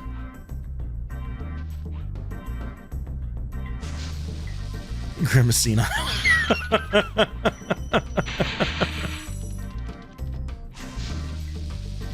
Well, for everyone else who ain't senile, but is old like me, this is day one of my, what I'm calling the Jampacked PlayStation September. The PS1 is 30 years old, so almost as old as me, in about a week. And so for the entire month of September, I'm going to be playing a bunch of PS1 games, looking at PS1 demo discs. We actually started stream by watching the original 1995 E3 keynote, where they were talking about releasing the PS1 for $299 US. The PS1 is my favorite console of all time. I adore so many games on this system. It meant a lot growing up. And yeah, we're gonna spend the whole flippin' month playing games from its library. We're focusing on platformers this week. So we're doing 100% playthrough of Spyro, and then later on in the week, we'll look at a couple of maybe some lesser known platformers out there. And then we will move on to some licensed games, because this was very much the era of that kind of product. We have a week where we're going to look at fighting games. We're going to look at some of the weirder games on here, because man, there's some weird shit on this console. It's going to be a good time. So if you're into that sort of thing, stick around and enjoy the low poly goodness.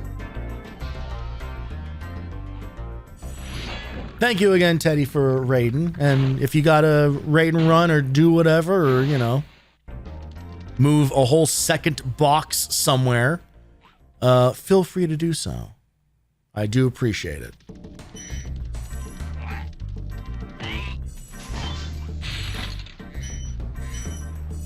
I remember playing this and A Bug's Life. I also played a lot of A Bug's Life. As a matter of fact, that's one of the games that we're going to check out during... well, it might be one of the games we check out during Licensed Week. I never actually finished it. It is on the backlog, which for those of you who may not know, that is the primary focus of what I do on this channel, is trying to clear games from my personal backlog of games I never finished. It's over 500 games long.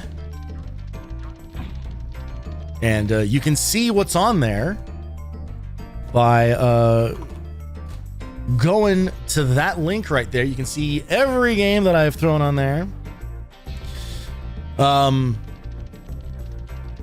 Played lots of games, have seen the credits for very few of them, to be honest. Spyro 2, Spider-Man, Tony Hawk 1 and 2, The Grinch, Tag Team Racing, those are some that I remember playing. Those are all... most of those are all great.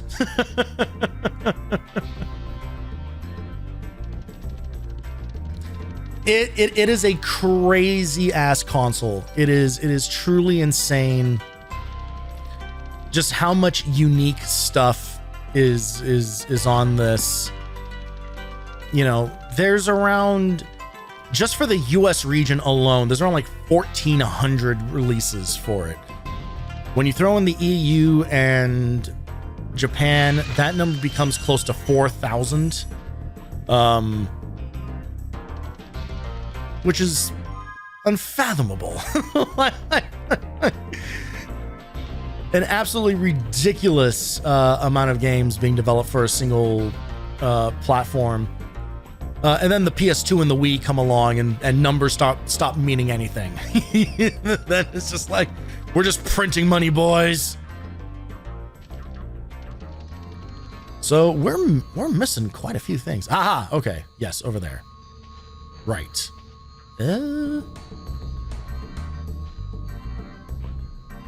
Is this the jump that... Nope, that ain't gonna do it. Shit.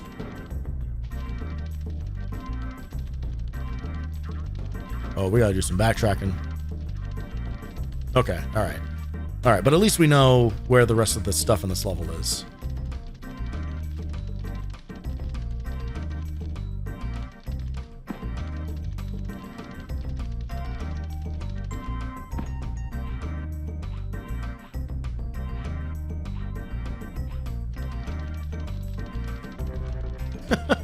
That is some efficient organ playing.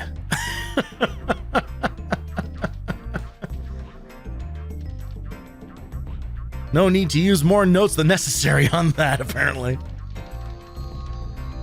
All right, there is a trick to getting up here. Oh, man. How do we do this?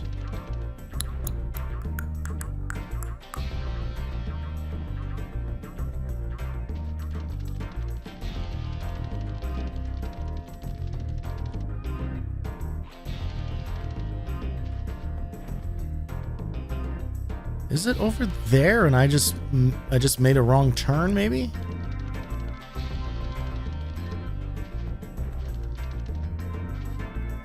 Ah, okay. I believe you have to do some crazy magic like that. Yeah, there we go. Tricky shit.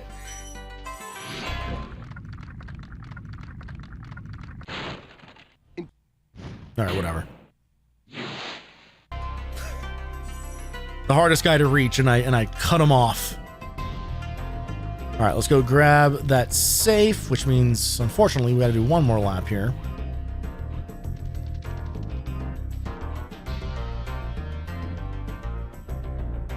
This game also has maybe the best load times on the system. Like, there's all the loading happens during the level transitions, and then during those level transitions, it's also saving to the memory card, and it does all of that with basically no slowdown. It's only a few seconds of waiting. This game is extremely well made, and they carried that craft through to the sequels as well. It's a real bummer what happened to this series after this, because once it left the PS1, it went to, what was it, Vivendi? And Vivendi fucked up Spyro and Crash Bandicoot. Like, they just were not very good developers, you know, like unfortunately neither Spyro nor Crash really survived the move to the next generation. We don't talk about those games. Yeah. They're playable. They're not like completely like busted or whatever, but they don't feel very good. And you can just tell that there's not the same level of like craft that went into it, right? The emo phase. I mean, kinda, yeah. They entered. The PS2 was kind of this weird generation of, we're kind of like stuck between these like games are too kid friendly, but also games need to be, you know, more badass or whatever. I enjoyed them, but I love shitty games. Yeah, I mean, that's the thing, is like they're not completely terrible, and I think depending on your level of enjoyment of like jank and stuff like that, like you can get a lot of mileage out of that. I mean, there's jank in this game, you know. It's a PS1 3D platformer. There's gonna be jank in all of them. I guess it's less about jank and more about charm, and I think that's what was missing in the PS2 and GameCube Spyros and Crashes. That it just didn't have the charm. Crash Twin Sanity had like a decent amount of charm going on, especially like because they went like the full like acapella soundtrack for that, which was a crazy fucking move, but I kind of love it. And there's a lot of really fun like animation and interplay between Crash and Cortex in that one. However, and this is critical, the game does not feel good to play. That's the worst thing about it is the actual like moment to moment gameplay is not great, and it's buggy as hell too. Competed with Jak and Daxter or Ratchet and Clank. Well, that's the thing, is like the people who made Crash and Spyro went on to make those games instead, and then passed off these games to less experienced developers.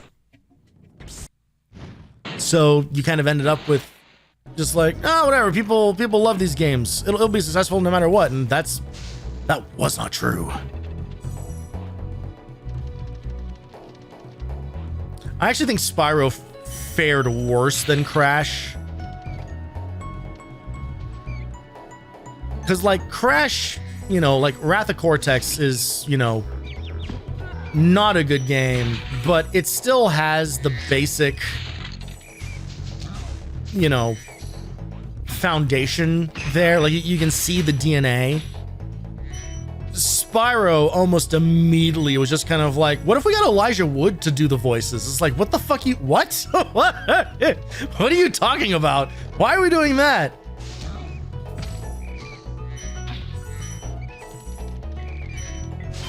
There's like one Spyro game from that generation that keeps like this style of gameplay, and then the rest of them are like, they have like fucking like combat, like literally like throwing like punches and air combos and shit, and it's so not what Spyro is. It's very, very strange. And I think really speaks to that whole era where everyone was just kind of like, oh, it's gotta be edgier, it's gotta be more mature, and it's like, it really doesn't. You know, that's how we ended up with, I think Jak 3 is the one that everyone turns to for like that emo phase gone truly, truly bad. Where now Jak like says, I think he says like damn in every single line or something like that. Like, it's really fucking weird. Same fate with Sonic. I mean, the fate with Sonic was that it was never meant to be anything other than a 2D platformer. That was the problem with Sonic.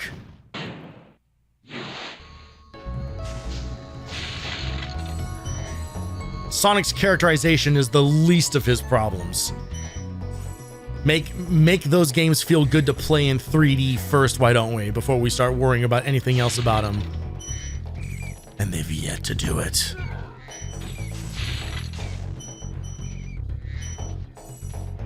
Which Spyro was the one where he has to get the eggs back? Well, you do kind of do that in this one, but Year of the Dragon 3 is the one where you are, like, instead of rescuing dragons, you are rescuing dragon eggs. And they all hatch, and we're gonna die. That's the first death of the playthrough.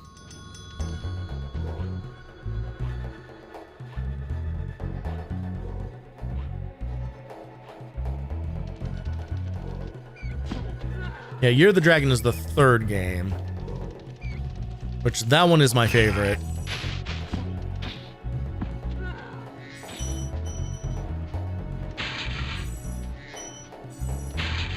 Just a nice little cautious headbutt on those.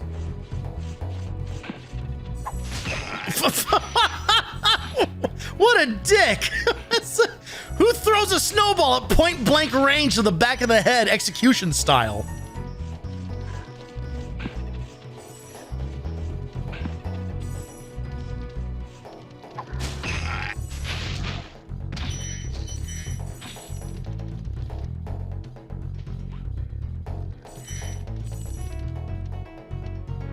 I do love that, like, every enemy in this game has like its own like unique animation and stuff. Like there's so much personality put into this game, in all three of them, really, because they certainly did not.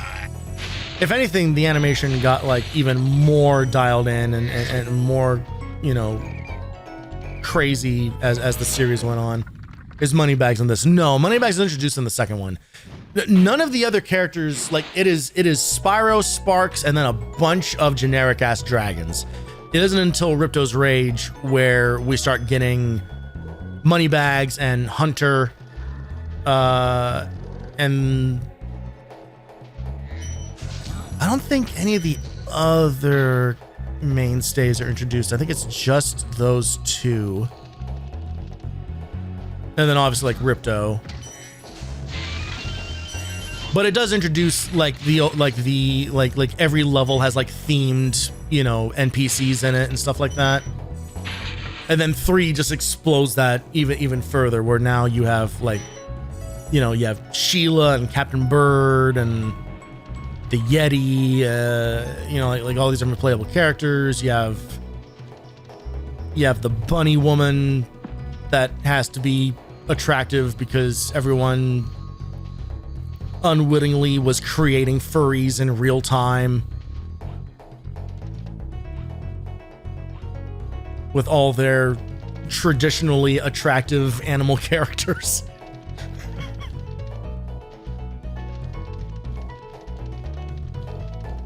How anyone could be surprised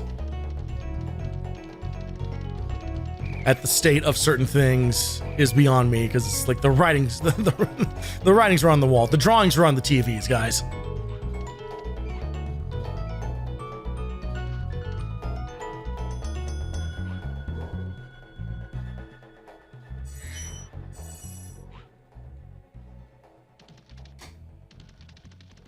If Lola Bunny wasn't designed to make people horny, then why she like that, and why all the characters be like they are whenever she's on screen? All right, where is... Okay, I'm getting turned around here. I need to find...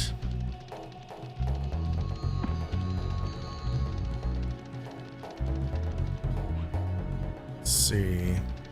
There's definitely some areas that we failed to fully explore, I think. I'm probably just going to go all the way back to the beginning of the level. TBH.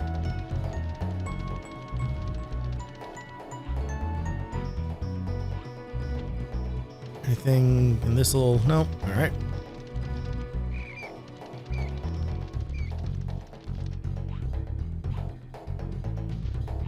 I don't think we went to this... Oh, okay. All right. There's the safe. All right. Well, that was nice. We stumbled our way into that.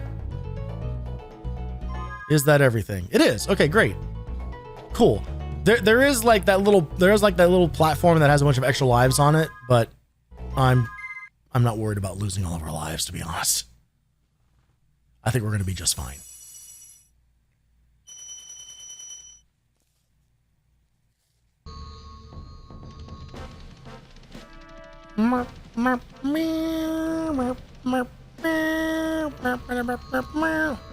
We'll save that level for the end, because that's technically the boss. Is this the flight level? It is. All right. Let's do one of these.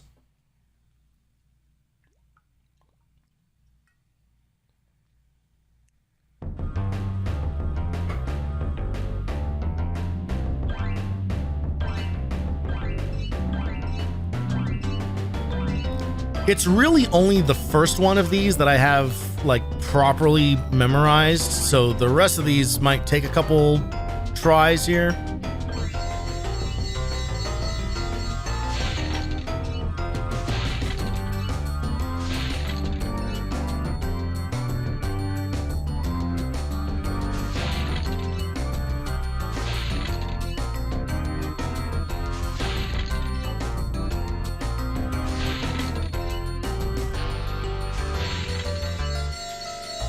That's 2 down. Now the trick with these is to kind of try to weave in and out and do both at once.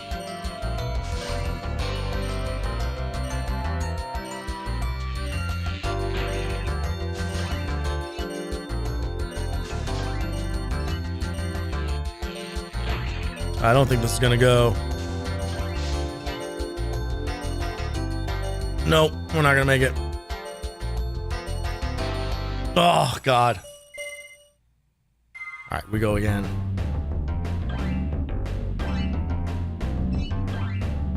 Did I just miss? The fuck?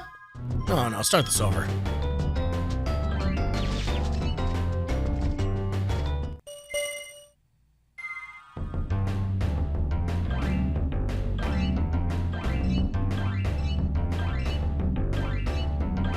All right. Let's just try to follow the route that they give us. They do tend to like lay these out in a way where if you kind of just like follow the natural path they give you, like you'll complete it. but I'm trying to style on this game, and it's making me look a fool.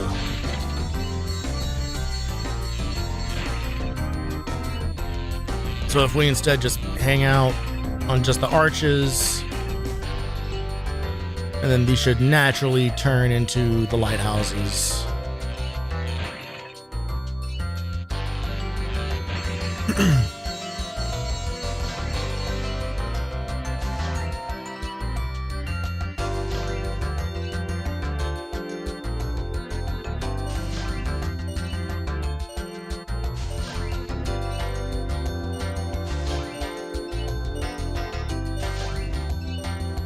There we go. And if we crash into this at the end, it skips this big long animation. You save a little time that way. Which would matter if we were doing a speed run, but we're not. So I guess that's just for fun.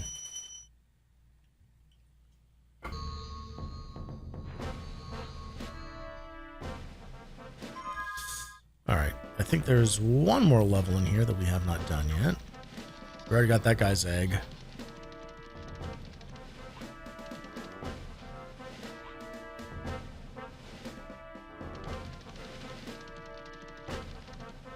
No level in here.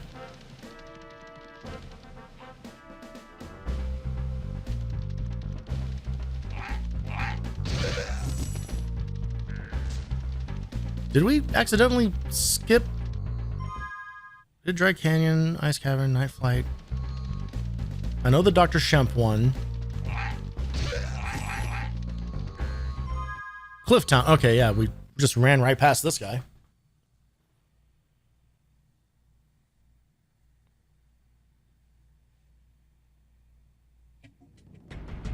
Yeah, that's like what? Somewhere between like 10 to 15 seconds. Like this game is insanely well optimized. It's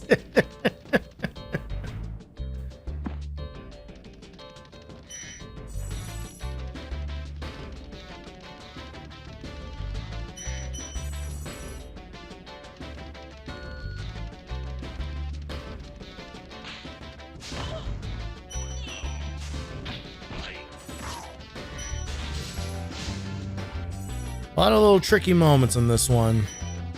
Lots of gems. Ooh! Lots of gems hidden on little ledges here and there, behind shit. There's gems in the pots, like like in these cauldrons.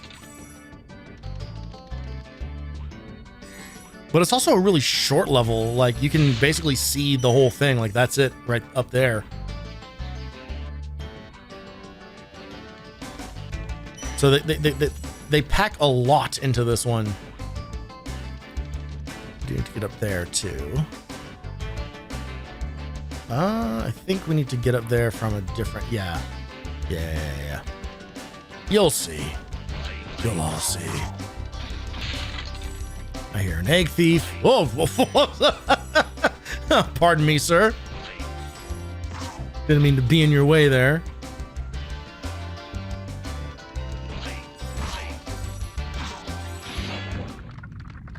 Halvor. Just How's a dragon supposed to flame metal armor? Just start smashing your hand against the keyboard and that counts as a name, I guess.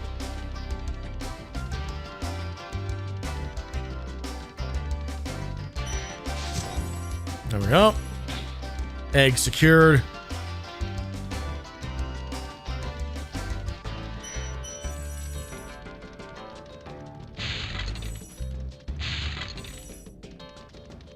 This is very much one of those games where I wonder how it would go if you put the controller in someone's hands who had never played this game before, let alone ever played a PS1 game before, but just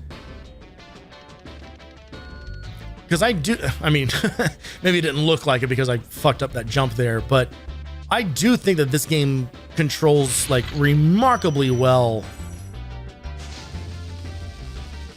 I don't even feel the need to add the caveat of like for the time. Like it just feels good to play, but I wonder if that is a result of I am just so familiar with how this game controls and feels.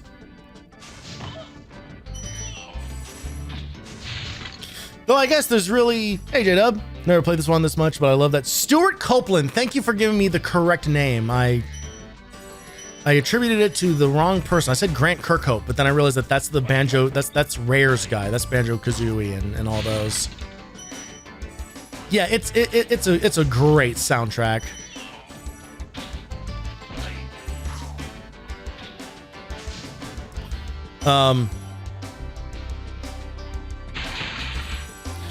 I kind of also just realized that my hypothetical doesn't really make a whole lot of sense because you can just go play the Reignited trilogy.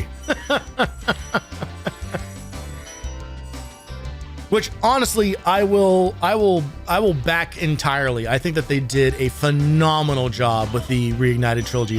I think they did a better job with the Spyro trilogy than they did the Crash trilogy. Because the Crash trilogy, they made like changes like to his hitbox and stuff, and it kind of like actively changes how some of that game feels from moment to moment. Whereas with Spyro, they made kind of enough well-rounded changes all around that it still very much feels like the original games with just some extra nice little levels of polish on top of it. And yeah, Toys for Bob did a great job on these ones. One of the few cases where I would, if someone told me that like the first time they played like a game, it was the remake, I would be kind of like, yeah, that's fine.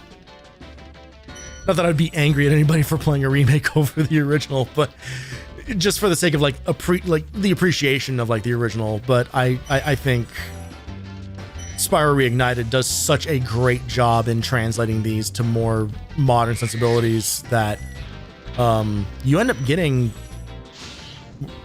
basically the same experience. Like truly, like there's not really that much that they changed in it. All right, so we have to do a little bit of kind of funky searching around here. I'm trying to remember, is there... No, okay, we can't actually get behind. All right, I might be transposing a memory from one of the other games here. Oh, Mr. Bird. Thank you.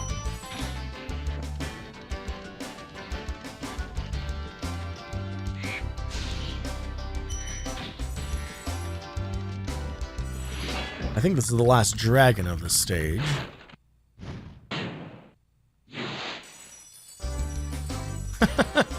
It's funny how like crystal clear a lot of the sound effects in this game are, and then the sound effects of the dragons like teleporting away and everything are like super duper crunched.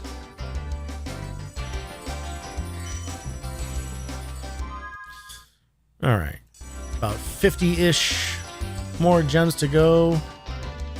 All right, a couple up there. What am I doing? They gave us this whirlwind specifically for this express purpose of getting back up here quickly.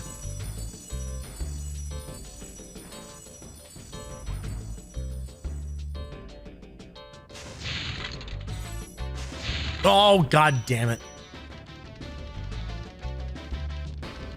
Slid off the geometry.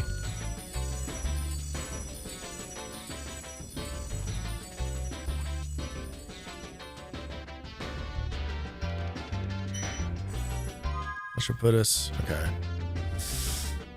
All right, remember what I said about how they kind of like hide a lot of stuff in a very relatively small level? This is what I'm talking about.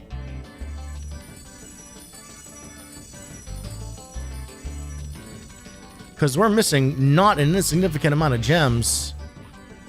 I'm not sure where they're hiding.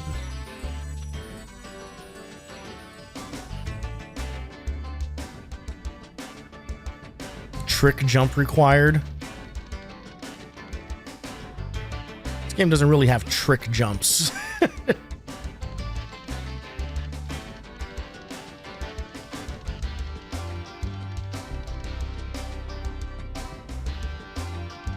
we've cleared all this out.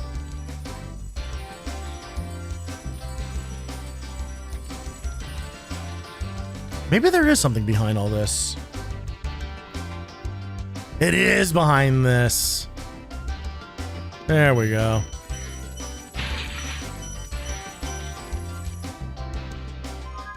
That'll do her.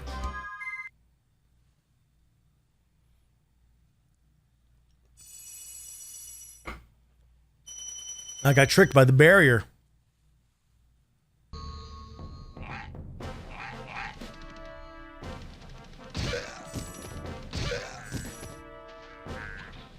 All right. Last stage of this world here. Nope, nope, nope, not that one. Not that one. We did that one. It's this one. Confronting Dr. Shemp.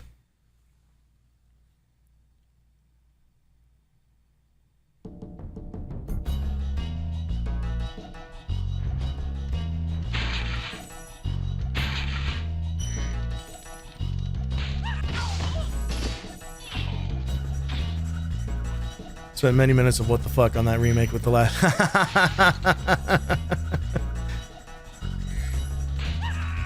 Yeah, they do get you. Oh, these guys have a great mechanic where they never stop running. So they'll just go flying off the cliff.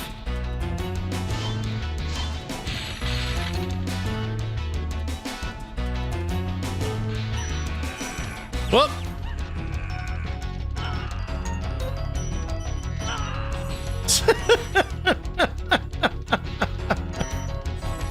I love them. God damn. Lady's got a slapper on her. Whoa, Jesus Christ. Let's everybody calm down for a moment, shall we?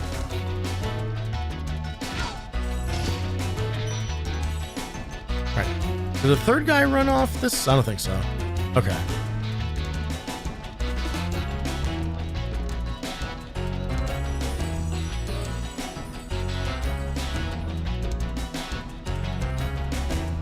Grab these. Some stuff hiding behind here.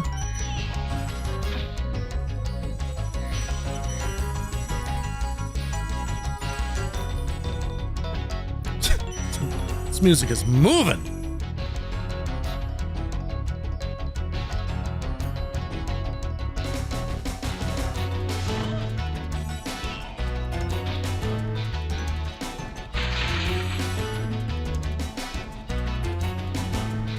Okay. I think that's it in here. All right.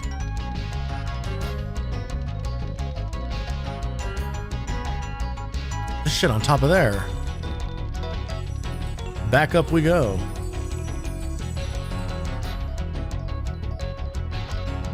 Yeah, they start getting devious.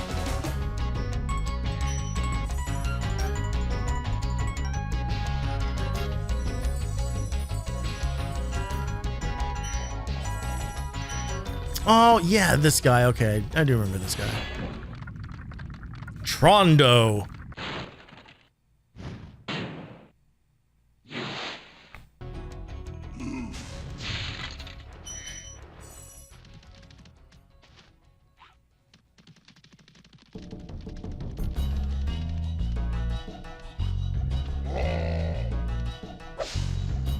Oh, right, you gotta torch his butt.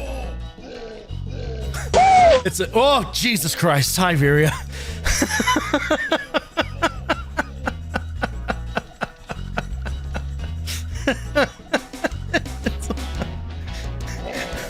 I don't even need to check who it is anymore.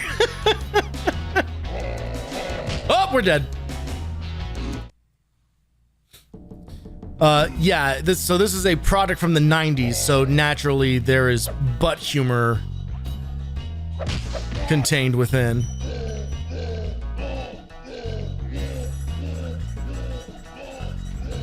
What the fuck that was one of my redeems inspired by Mega Man X8.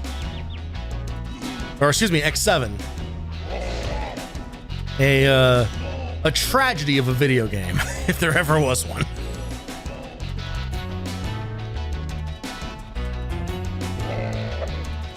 There we go.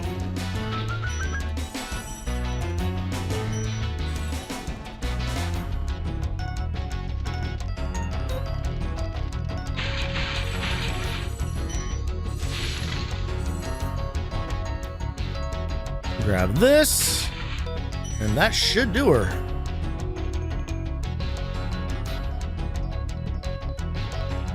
All right.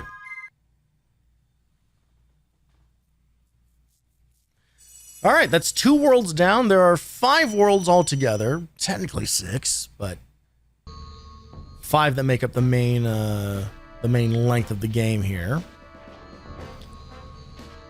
And the balloonist is over there. But humor is eternal. It is. All right, Magic Crafters, here we go.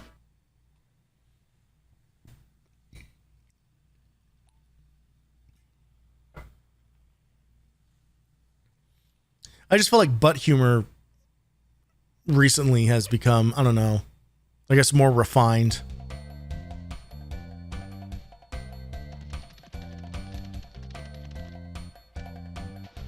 Back in the day, it was kind of like, isn't it kind of funny that this character basically was sexually harassed? It's kind of like, that's what most of the punchlines are. It's like, ha ha ha, we violated a private area of of a person who can think and feel. Oh God, I hate this guy. Man, they knew exactly what voice to give these things. And up until not that long ago. Yeah, no, I mean, in some circles, it might still be actively happening. All right, got the egg. Rescued Cosmos. Welcome to Magic Crafters. I want you to release the dragons, reclaim our treasure, and recover the eggs from those pesky blue thieves. You got it, I guess. God forbid I argue with someone who rolls their R's that aggressively.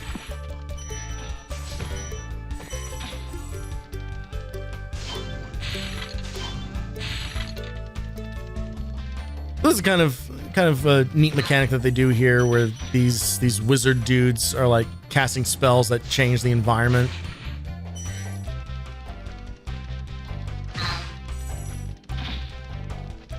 Ah, second egg. Got it immediately. Fuck you. Taking my anger from the first guy on the second one. That's that's how generational trauma works.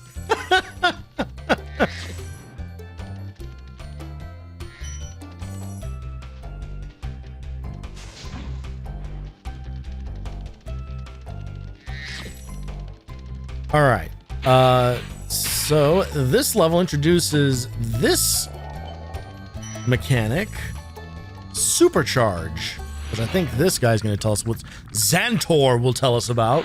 When you see arrows like these, you can charge along with them to begin a supercharge. Supercharge? Excellent. Go ahead, try it.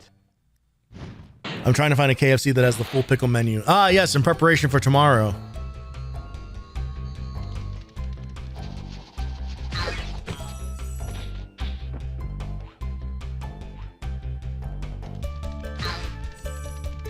Well, if you can't find one, I don't know if you have Sonic up there, but they are also doing a real dire state of society pickle menu as well. You do not have Sonic. That's too bad. Honestly, probably gonna have it now. It's been a day. We can.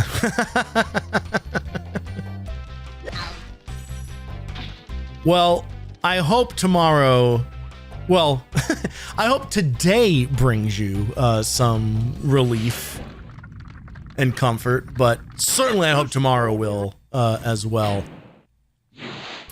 If you don't know what we're referring to, tomorrow, starting at 3 p.m. Pacific time, myself, Viria in the chat, Valeno, who you all should know by now, and Masa, another member of Monopolis, we'll be doing a dramatic reading of I Love You, Colonel Sanders, the visual romance novel developed and released by KFC themselves. Because it turns out Colonel Sanders and the PS1 have the same birthday, which is insane, but so is the world we live in. And it is actually a collab that we tried to do a year ago and had to cancel. So here we are now making good on it finally.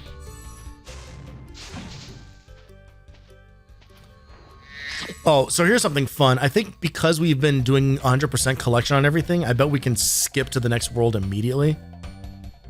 Yeah. So if I wanted to, we could just jump to the next world, but there's no point in doing that when we're doing 100% run. But if you wanted to beat the game early, technically this is how you would do it. It's not even really beating it early as much as it is just getting the collection level earlier than necessary. Okay, so this requires kind of a crazy move here. This might take us a couple of attempts. We'll see.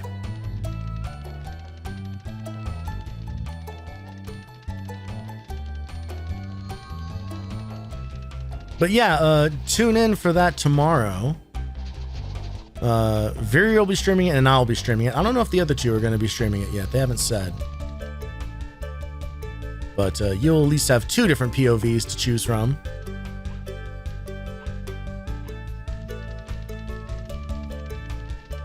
And it will be ridiculous. I promise you that.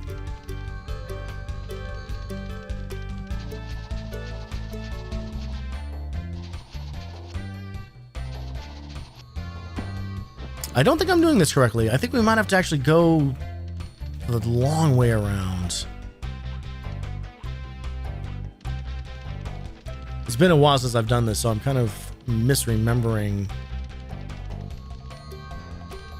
So let's go down here this time.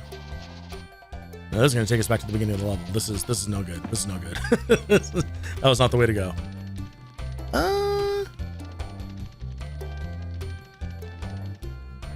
Sprouturo the long way, indeed.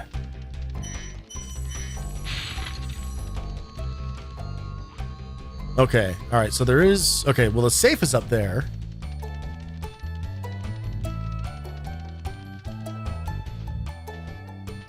Can we just make this jump? Ooh, get there. Ooh.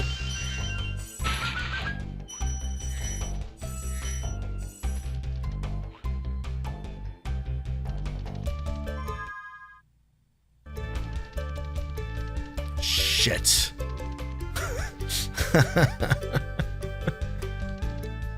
Oh, I always hate it when I'm missing like a very tiny amount of gems because it's like, oh no, where are they hiding?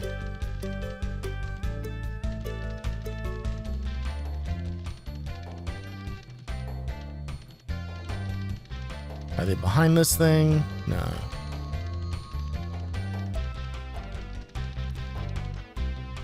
Oh, pfft. Or they could just be sitting out in the middle of the street. All right, great. Okay, so I didn't have to do anything with the turbocharged stuff. All right. So let's head back and we'll start knocking out these levels.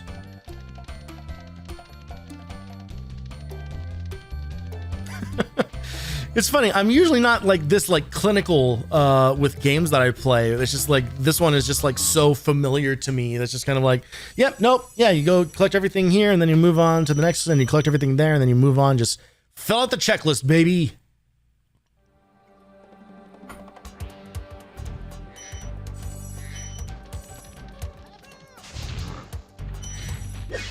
Whoa, Jesus Christ. Some wild enemy design here.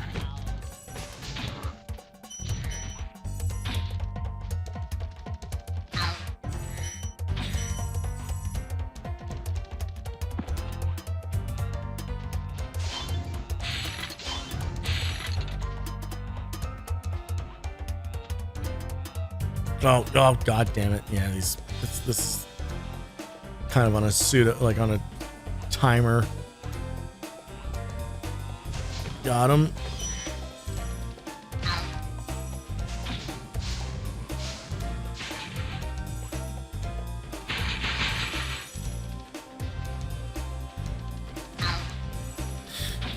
They generally do a pretty solid job of like preventing enemies attacking you from off screen. So like in that moment, like we kind of like we only took out one of those dudes, and the second one was following me, but not at like a rate where he could have then attacked me from out of nowhere, which again is like some very, very forward thinking at the time when most games on this system like really do not take that into account. Like you're kind of at the total mercy of things attacking you from off screen, but they do a really good job of like nothing is really that dangerous as long as if you can't see it.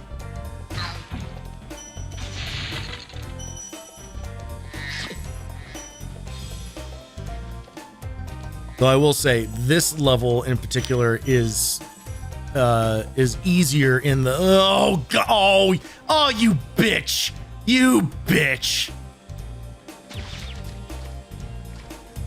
Case in point, this level is easier in the Reignited trilogy.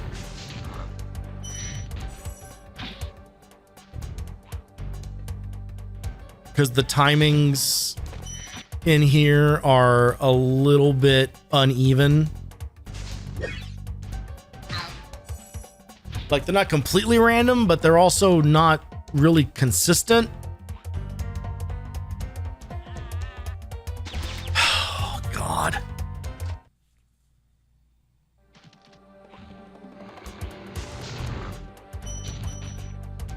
The timing is much more forgiving in the Reignited trilogy. Nah. I don't even think I got him. I think he ran into the wall and died.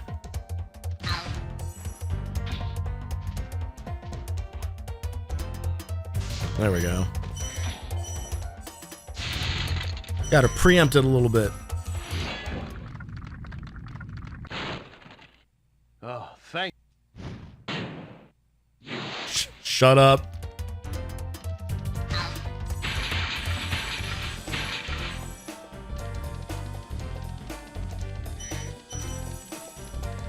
Oh, God.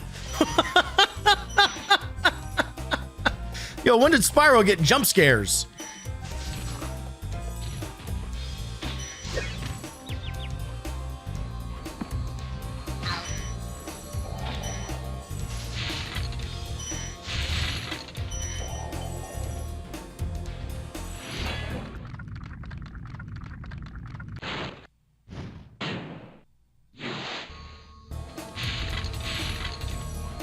Okay, we got some options here.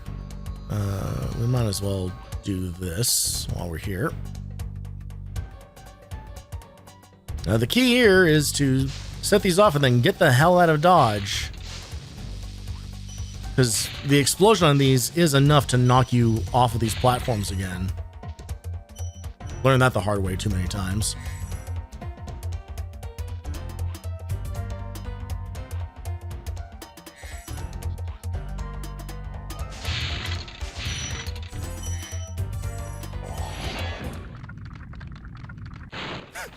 Remember that these blue thieves haven't stolen eggs only in the Magic Crafter world. Don't worry, I'll take care of them. See what I mean? Like, if you let them talk, they just give you like the same tutorial information.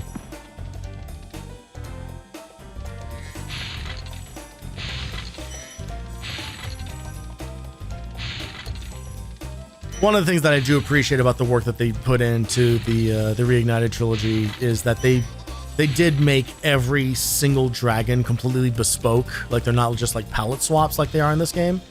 Because there's basically like 4 or 5 dragon types total, but then they they just changed their coloring for all of them. Whereas in the remake, every single one of them is like completely unique, which is really cool and a lot of work. So kudos to them on that. It is funny though, because I feel like both the Spyro and the Crash Trilogy remakes clearly put like all of their work into like the first game. And then the second and third games just kind of like, yeah, and these are also here and work just fine. And I think that just have more to do with just the reality situation of the first Crash and first Spyro would need the most work to, you know, modernize them more.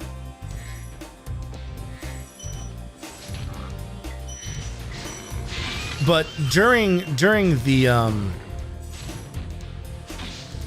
all the marketing for both of those games really just focused on the first game in each series, and it made me nervous about the rest of them, about the other games. It was like, you're gonna put the same level of care into the other games, right? And they were kind of like, yeah.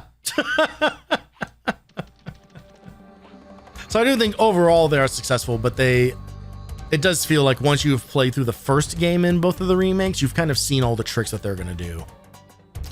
All right, we need to do another lap because we're missing 49 goddamn gems. Oh, they're all over there, right? Yeah. Okay.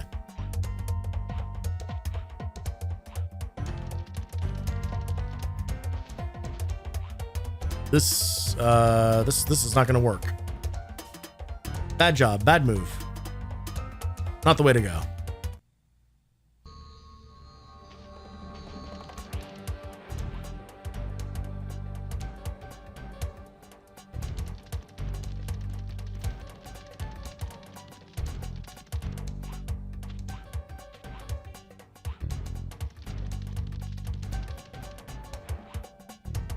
I guess we could do a charge jump off of it. No, that's not gonna, yeah.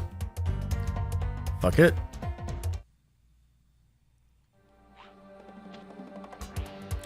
Or we could do this very obvious thing over here where it's just like, yeah, if you need to get higher, then just go higher.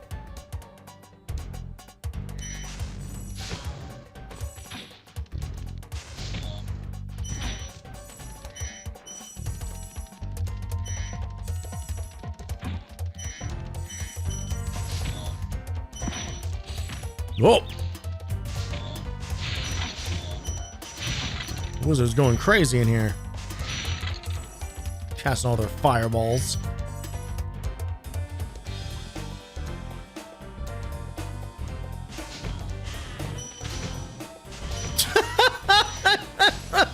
They just throw their hands in the air and just panic. Just run in a circle. Oh no! Oh, now we are actually in trouble. Oh shit! Oh god damn it! Oh fuck! Now we gotta go back over there and clear all that out so I don't get confused again.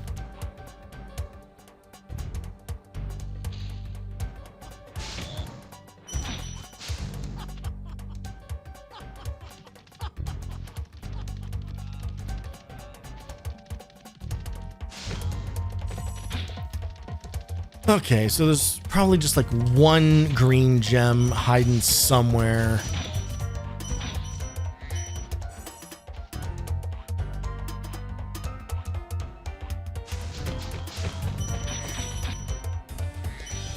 Okay, so this is all definitely clear. Oh man.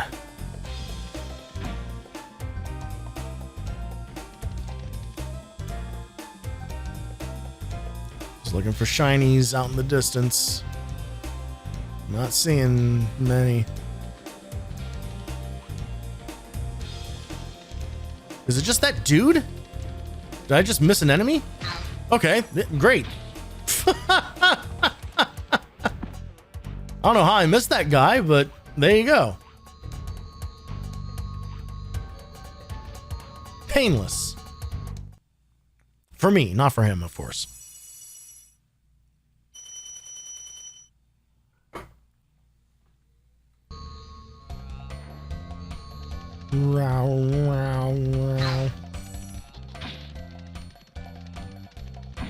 Alright.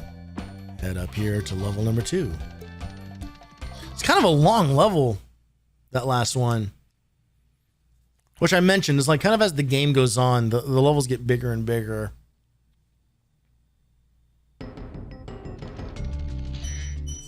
Well, arachnophobia warning for everybody. Wait, by which I guess I mean Viria.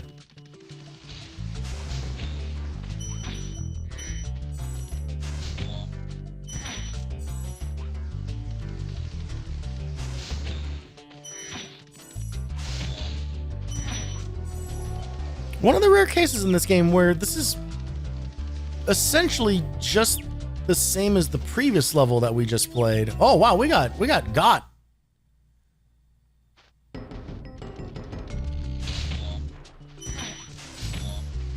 Like kind of like so far, like every single stage has, oh you fucker. Every single stage has had like its own like bespoke environment. Jesus Christ, I do not remember this being a problem.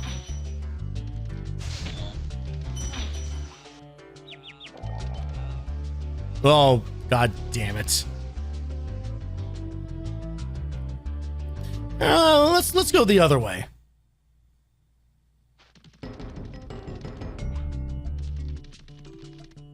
Right. Oh man. Oh yeah. We gotta do. There's a whole supercharge section to do in this one.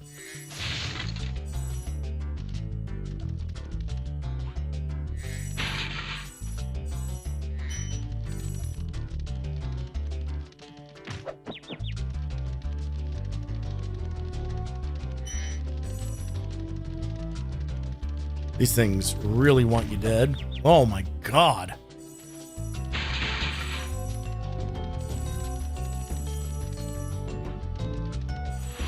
Let's get this checkpoint.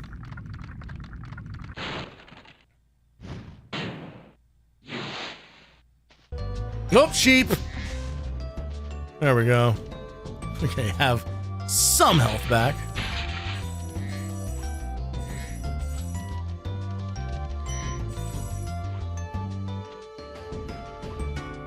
Oh, yeah. This level has a really strange mechanic where you can't fall off the cliff in some of the areas. No. I think because they knew, because you have to do all the supercharged stuff and everything, and they probably playtested this enough to be like, players keep falling off too often, so let's remove the death penalty from this.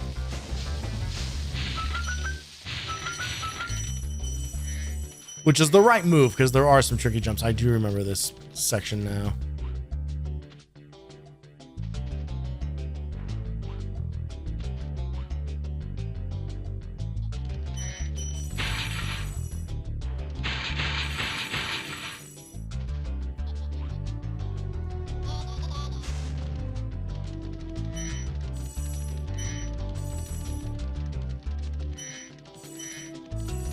Well, there's a non-zero chance I'd miss some gems in there, but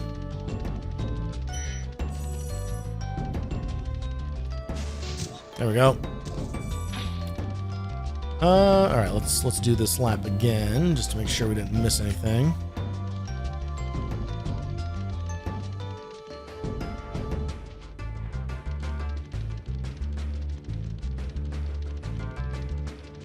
Okay, actually we did get everything the first time. Great. So now we just jump down here and these fine ladies will whisk us away.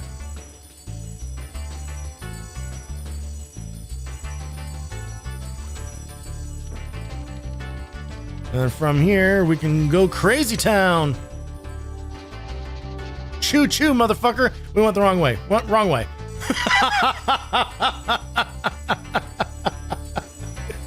You see why they have the fairies in there? See why they made it a little more difficult to die in this section? Okay, all right.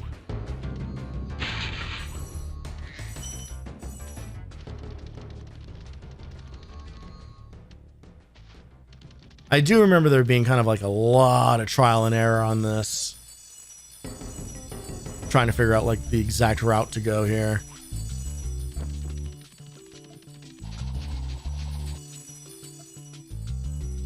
Should be able to just glide, yeah.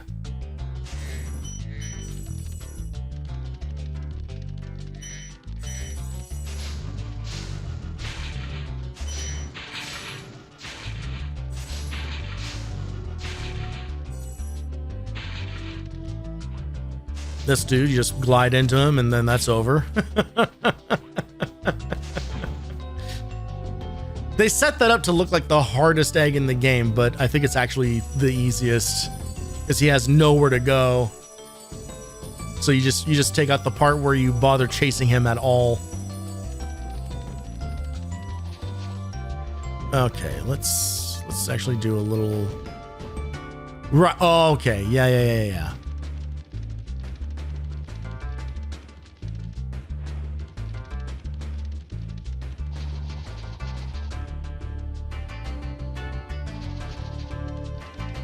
So, okay. I think we're supposed to run down rather than up.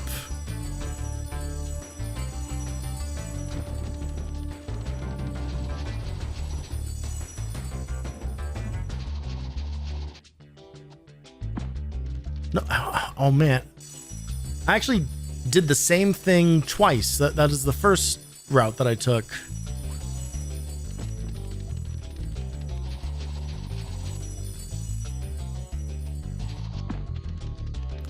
Nope. No, that ain't it. Okay, so it's gotta be go left. I'm just getting the angle wrong. Basically what we gotta do is we gotta run this whole thing and then get us like turned around. Oh god damn it. Oh no, this just leads back out onto itself. But then I think from there we can jump back into the cave because we need to carry the supercharge into the cave with all this with the weird spider enemies. Unless we can just run into there. We can. All right.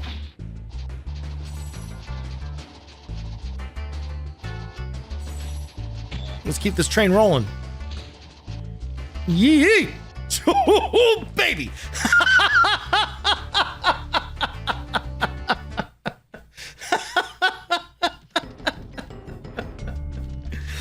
All right, got a little squirrely at the end there, but you know, overall, I'd say that was worth it. Oh fuck, we missed it. We missed several guys. Okay, I think that there's another supercharge though.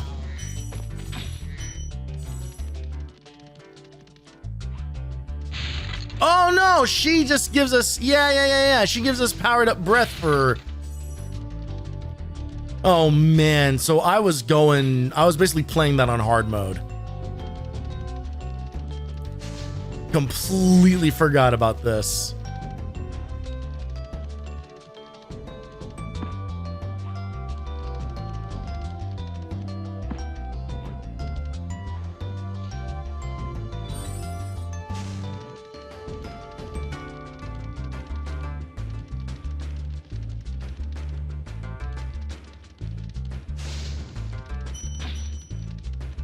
Okay, the rest of these guys we did clear, so we should be good. Okay, so I think you do need to supercharge those other guys. Yeah, the layout on this level is funky because it all kind of double backs on itself.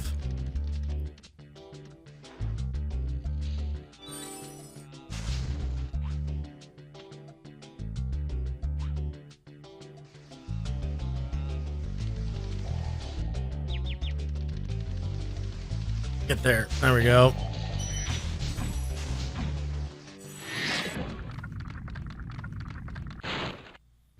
Okay. Got a little bit of a checkpoint out of this, so now we can deal with these idiots.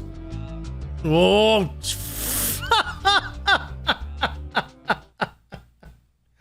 Every time. Every time.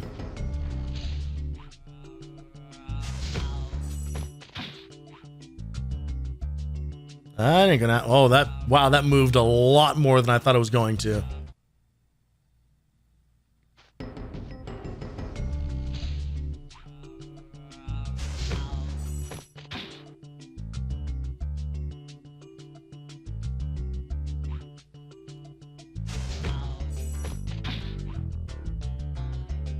All right.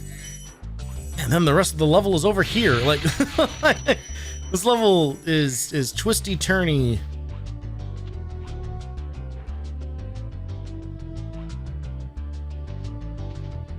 Okay, so we have missed something somewhere.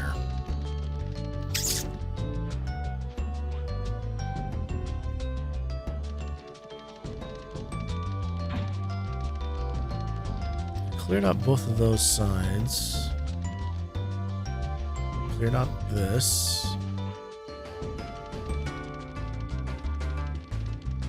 I'm pretty sure we got the gems out of all the enemies from like that early part of the stage, but I suppose we could go back there.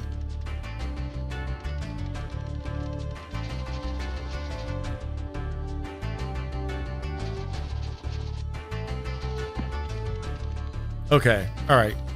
So you're definitely not meant to do that. So if instead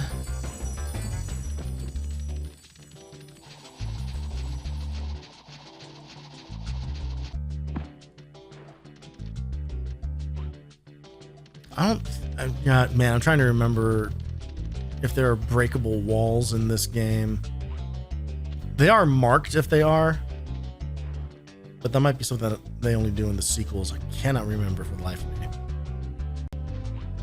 Let's double check all this. No. Yeah, we definitely cleared all this. Oh, hello. What are you up there?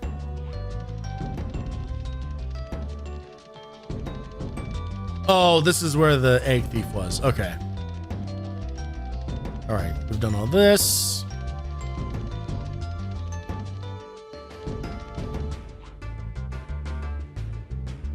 Yeah, so this is all finished. So it's got to be back at the beginning in that starting area.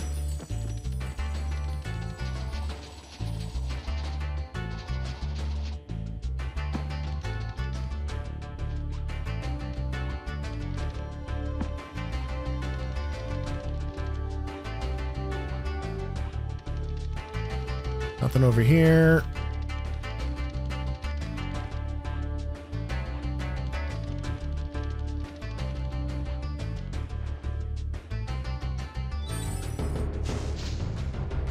Oh, pff, okay. This is also an option. There it is. Nice.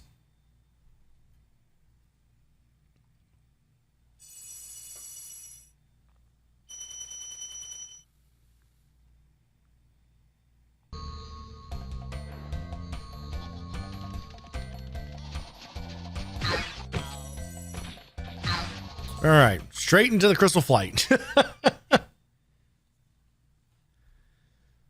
to that point where I should probably get up and move, take a little stretch break here. We'll do that when we wrap up this world. There's only a couple more levels.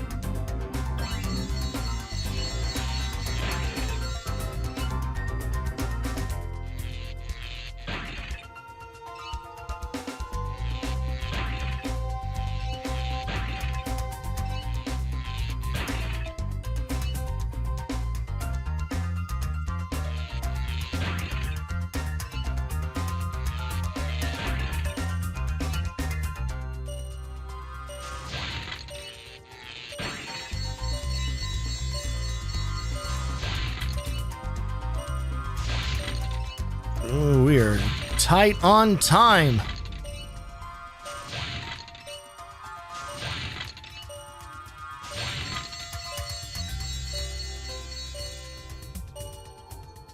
All those planes are so far away and going in the wrong direction. Shit.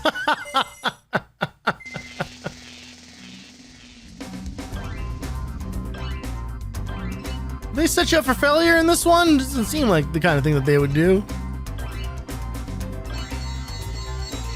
That's very clearly indicating go to the arches now. Maybe we split up the arches for planes. I don't know.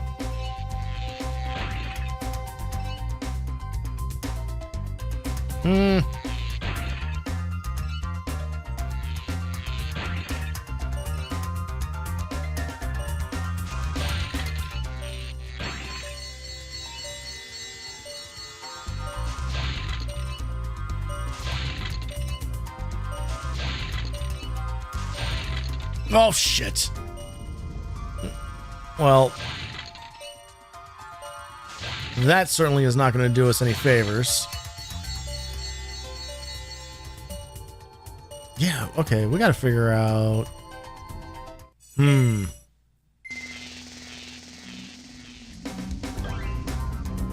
Alright. Do these first. There is a place where we can deviate from the arches and go do the chests instead.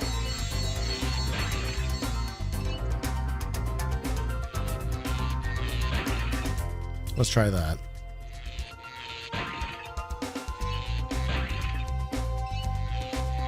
Break off here.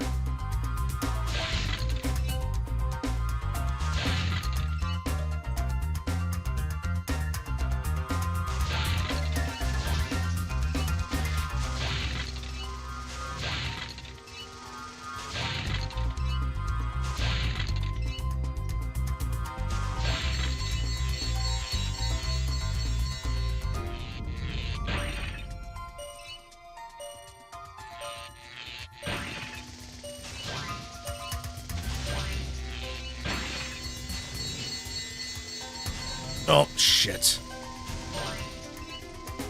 I think if we just chase these guys...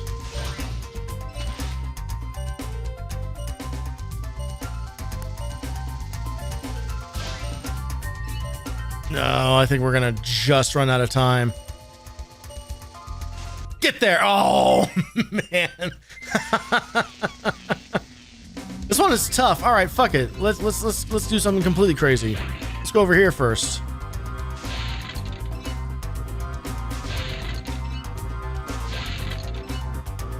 I don't know, we're freestyling now.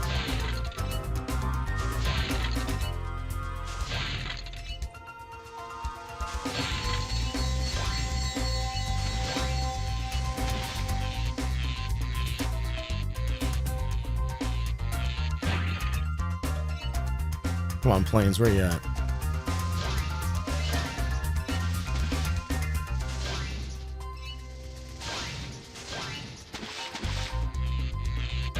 Okay, there's one more plane. Right there. Bazinga. And I think now if we get these rings, we should naturally finish up the arches.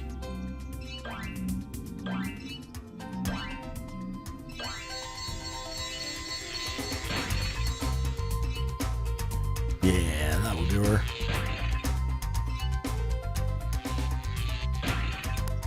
Nice.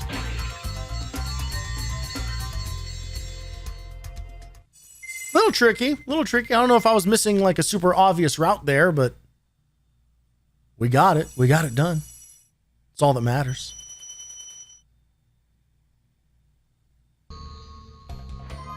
Whoop. Sure, save game. It's been saving this whole time, but why not, I guess, for the peace of mind.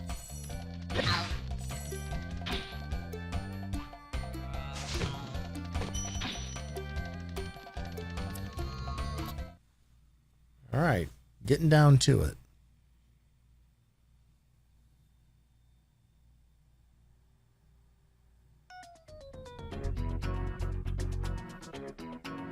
I really love like the level transition. Just conceptually, it's so nice that you never see a loading screen in this game.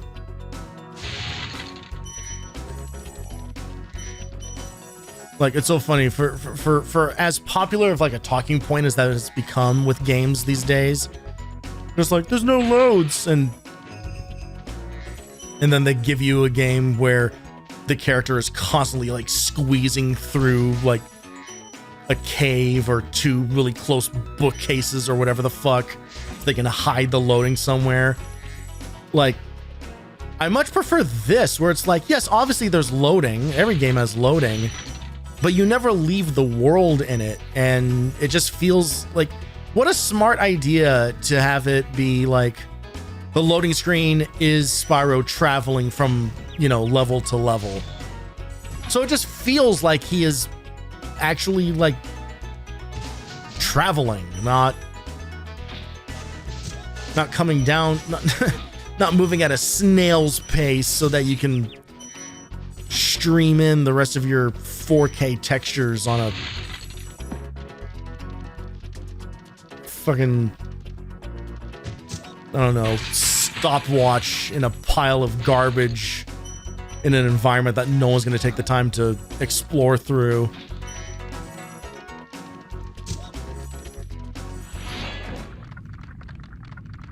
Oh, Jarvis. Welcome to Wizard Peaks. Thanks.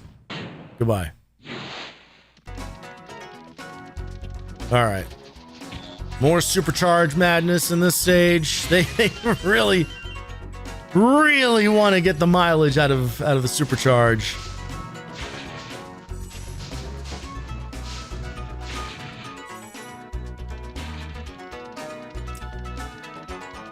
I do believe this one has kind of a wild sequence.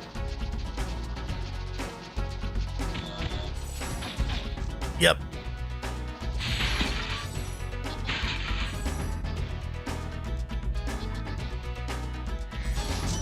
That's where they hide that egg.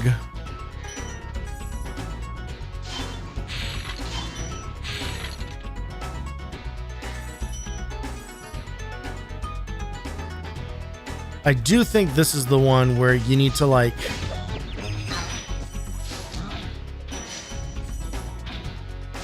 that was just one of the things you need to do with Supercharge, but there's definitely, I think you have to do like a crazy like wraparound loop. Pretty sure.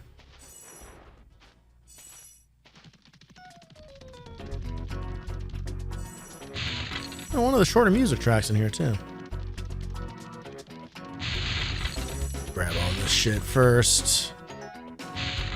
Not that it really matters. Yeah, so we got that jump to make over there. Okay, yeah, we're gonna be doing a lot of supercharging.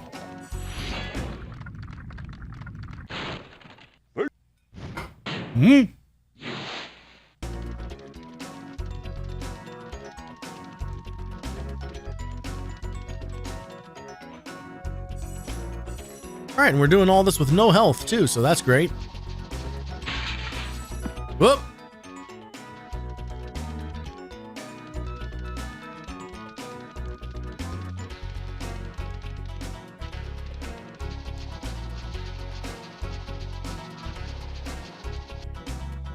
Get up there, Spyro. Okay, yeah. So we need to do... Okay. So there's actually 2 levels of supercharge.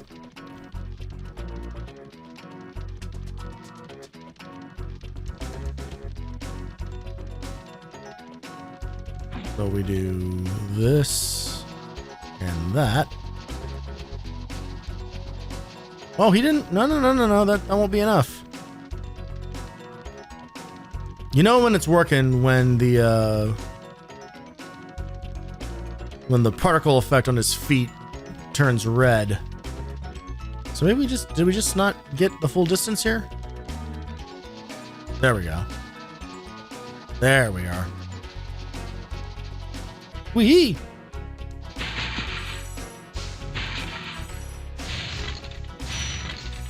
And we're not done with the supercharged stuff. Not like there's another level in this game which is basically all supercharged paths for the most part. And is one of the stages that I'm nervous about because I always miss something. I always miss it, and I always misjudge the route I'm supposed to take. I promise you I'm gonna fuck it up.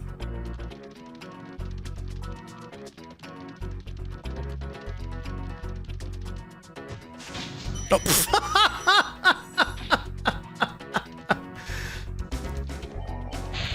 I feel like that's the first time I've seen that happen.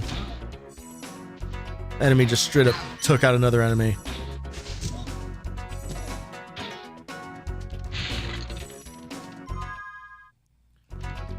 Just about out of dragon eggs to gather too.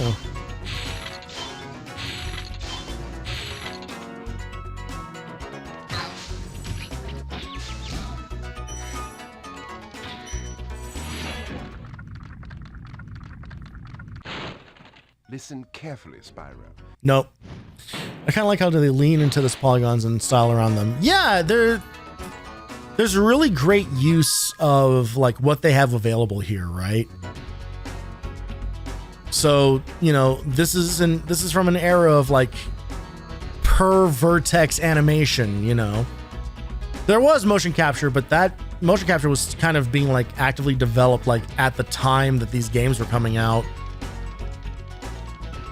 A lot of games mistake realism for better. Exactly. Yeah. No, I was talking about that at the beginning of stream. Was just talking about like the importance of like art style and personality in your animation rather than graphical fidelity. Like that is never mattered. Like not at all has it mattered in the grand scheme of things. Like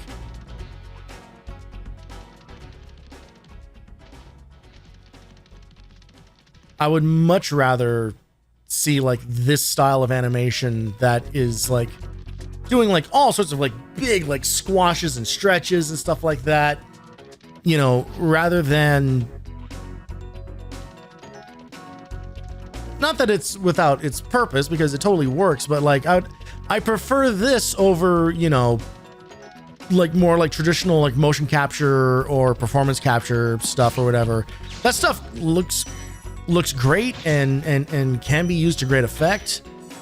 But the best uses of that kind of stuff are when you have animators who then go in and actually do something with it. You know, like that's why like Uncharted, you know, uses performance capture.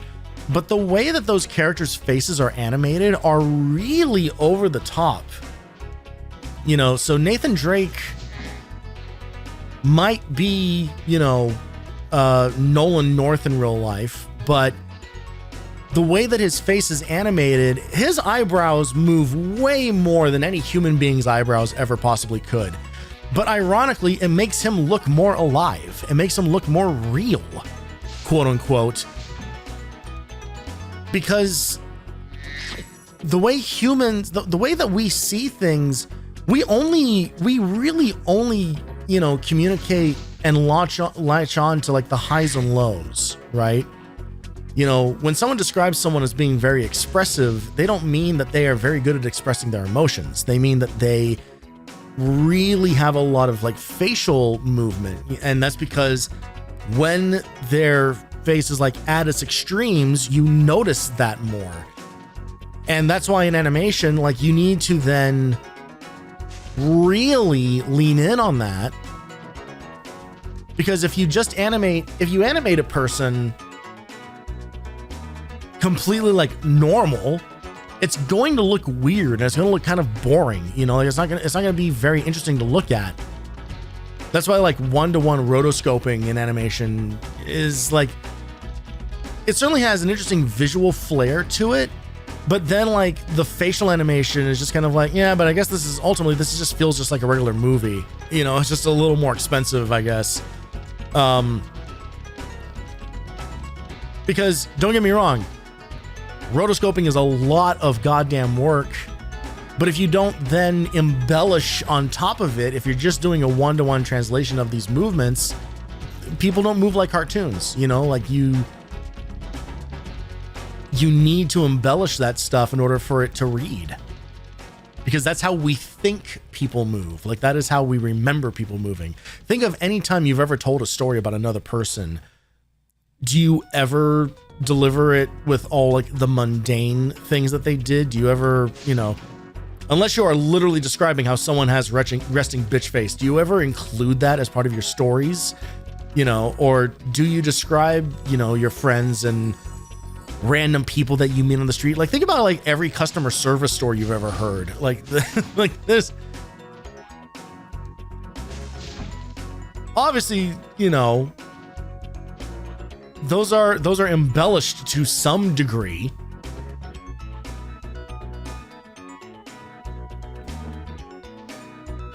Because you're trying to express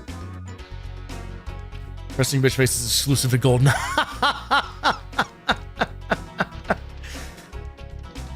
I mean, GoldenEye is more just like resting face, like full stop, just resting face, just like those textures are just slapped on there. Call it a day. How the hell do I get? Okay, I know where I need to go. I just don't know how to get there. Isn't that the story of my life?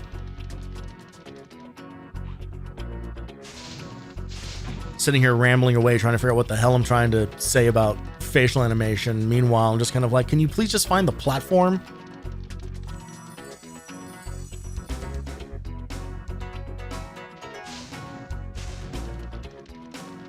Is it around here? Have I just been going the wrong way each time? Yeah, that's it.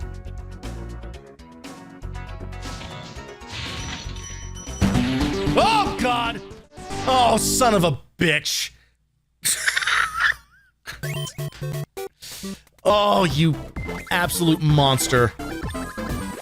Oh, and Spyro's still playing in the background, too. Shit. God damn it. Okay, well. Enjoy the nightmare soundscape that this is gonna be.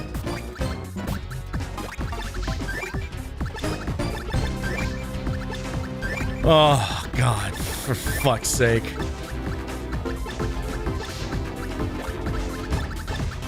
Yeah, so welcome to the PS1. Here's Tetris on the Nintendo DS.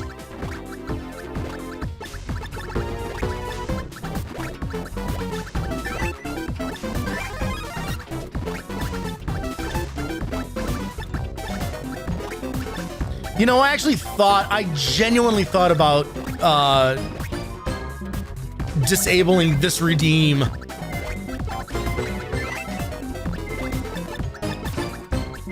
At the beginning of stream, and then I was like, I'm playing Spyro. I bet no one's gonna mind. And here we are.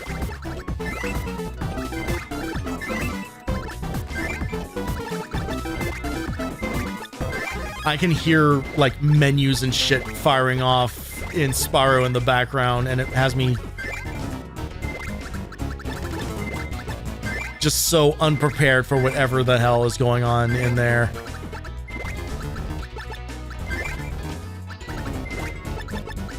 Oh, there's a really good chance that I menued out to the exit level button too when we were not finished.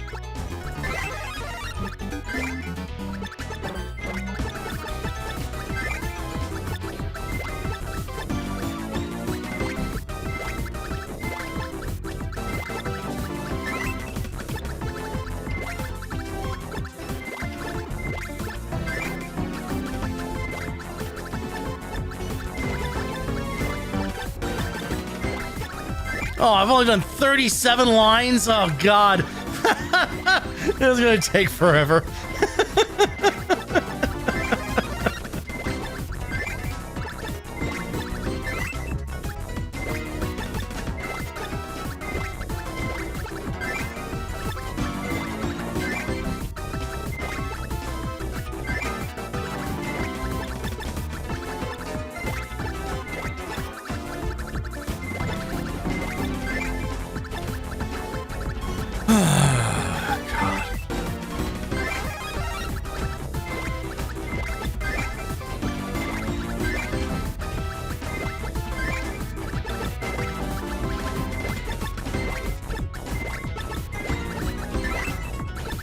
I don't even think I'm playing a very good game of Tetris here. Like I'm just like,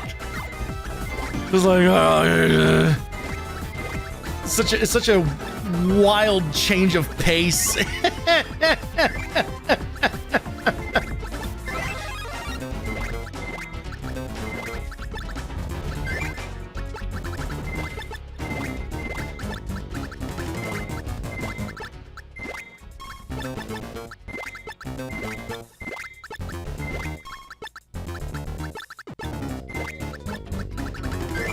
All right, now we have some cleanup to do. So at least makes this visually interesting.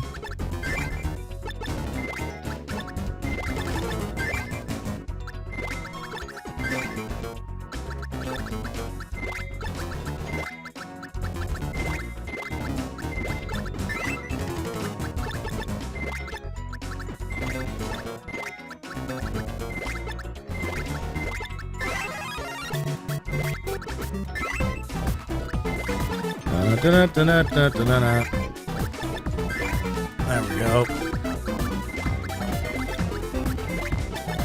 Up it up. Womp, womp, womp.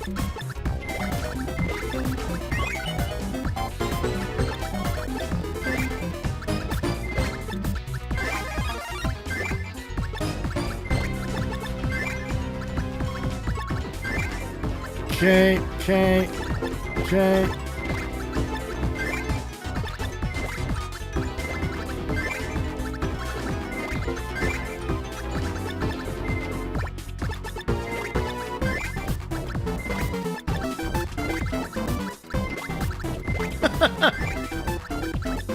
Usually I don't get quiet until we get to like, you know, like line like 150 or so, but all I can think about is what is happening to Spyro in the background. My boy, my poor boy, running around wondering why I keep fidgeting on the menus.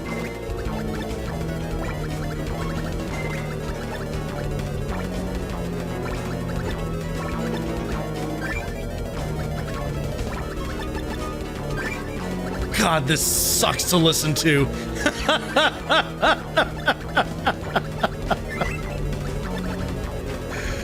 Jesus Christ. All right, halfway there.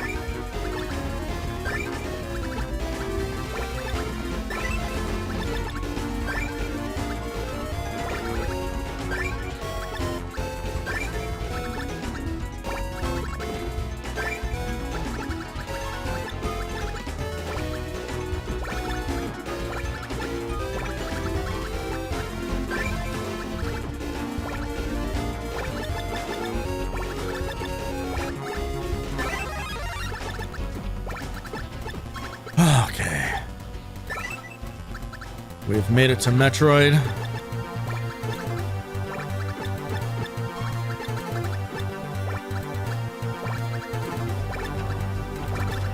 With honestly still quite a ways to go here. Like I said, I'm not playing great. We haven't really gotten in any trouble, but I'm also not setting up very well here.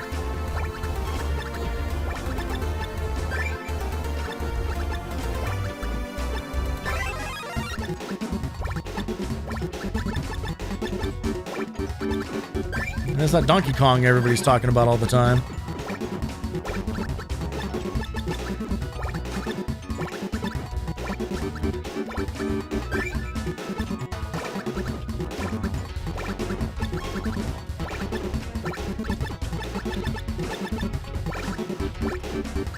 Oh, no. Okay, well, that works.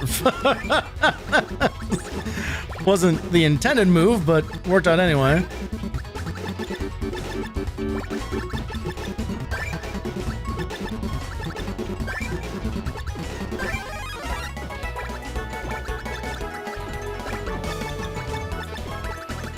Alright, starting to get down to it.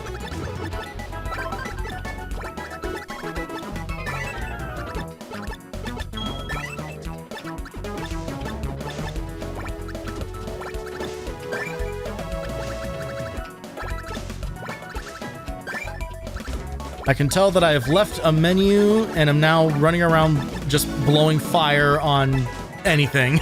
Just anything and everything.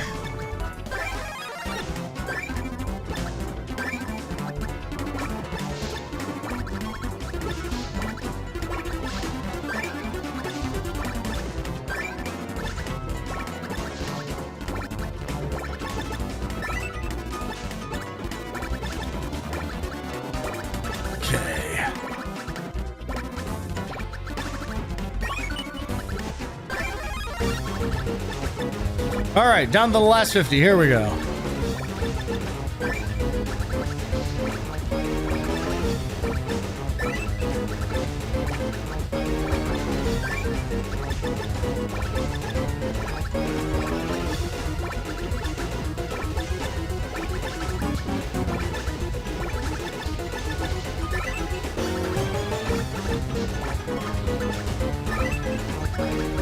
Woo-wee.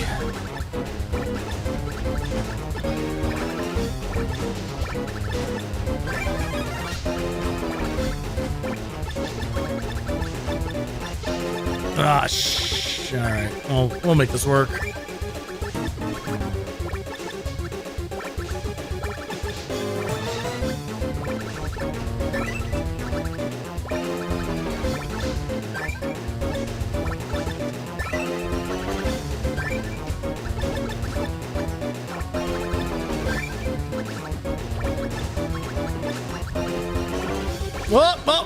Oh, God damn it. Okay, well, that's not ideal.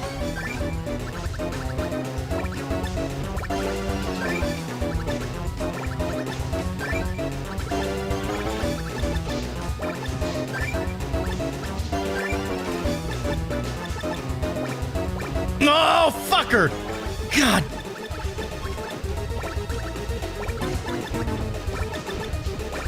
If you are not ready for the pieces to drop, you are absolutely screwed.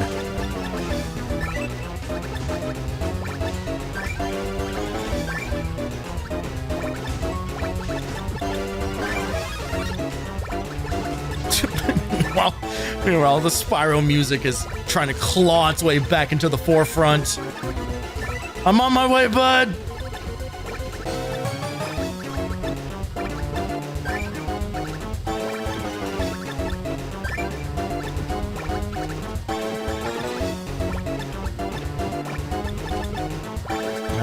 We'll live with that.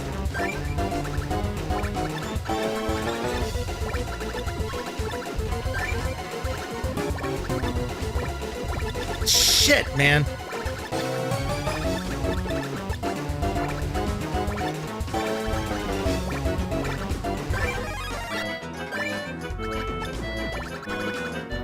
We're going to be finishing up with one sloppy playing field here. What a fucking mess this is.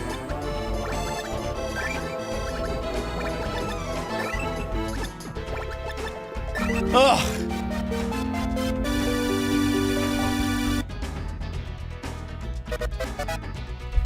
Actual monster. Actual monster.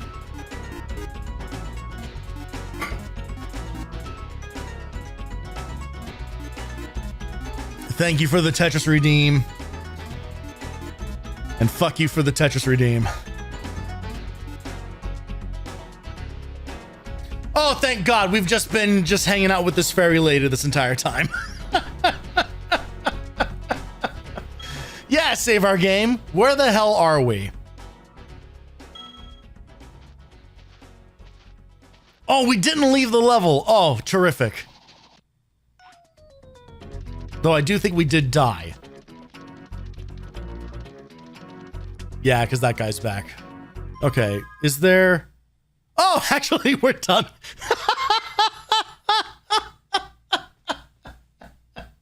Spyro, Papa.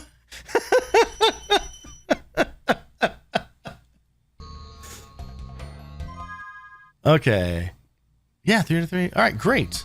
Okay.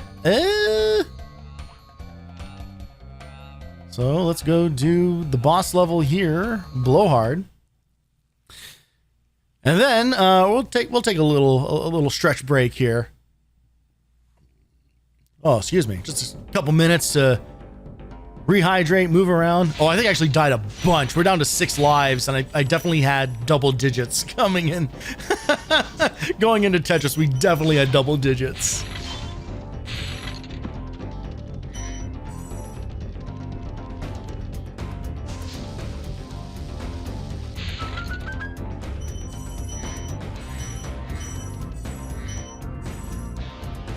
This level should be pretty short. The boss levels are usually pretty straightforward.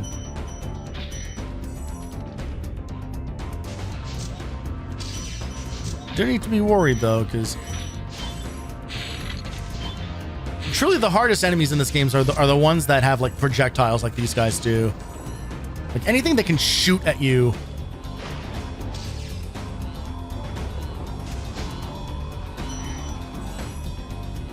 All right. That's one.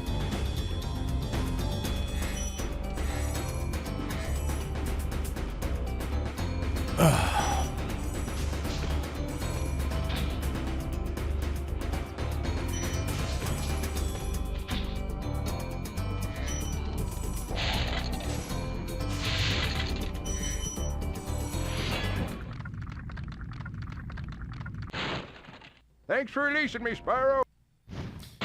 I never played a Spyro game. Does he collect gushers? They are very gusher-like, aren't they? they absolutely share the exact same shape and color profile. Oh! Good jump. Way to go.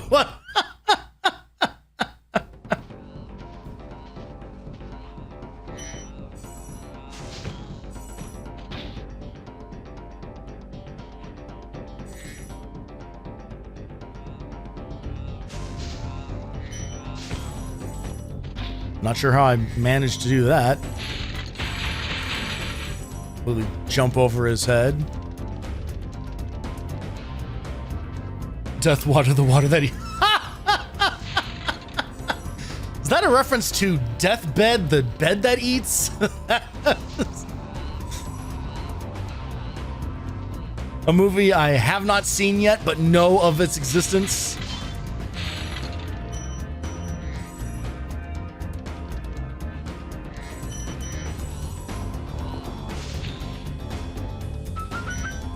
Yeah, this one's easy. Almost like they called him Blowhard on purpose. Yeah, that's it.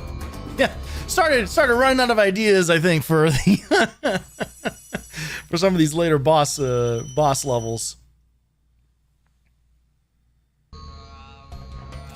All right, take me away from all this, Tuco, to Beastmasters, please.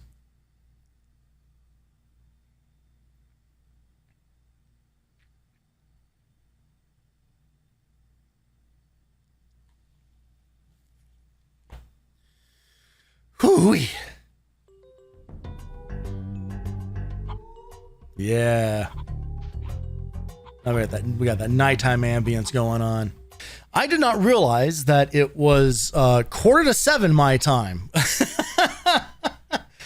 Which means we gotta move, baby. We gotta finish the rest of this game.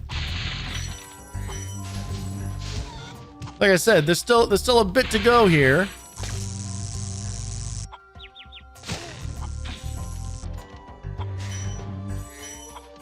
But I do not want to go super duper late. Especially because we got another big day tomorrow with the Colonel Sanders read through.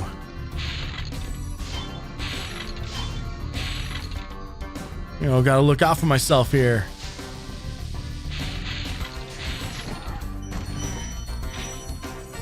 So this is definitely, I mentioned at the beginning of stream that there are a couple of areas in this game, couple levels where I will always miss something.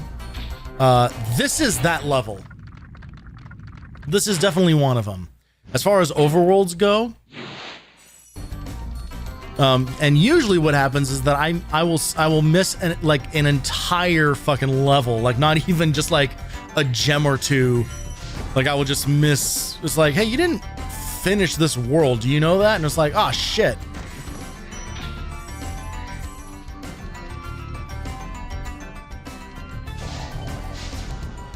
I don't know what it is about this world specifically, but it always gets me. All right, we'll come back for that. Rescued Bruno. Let's never talk about him again. Well, Spyro, it's great to see you, but I've got to go.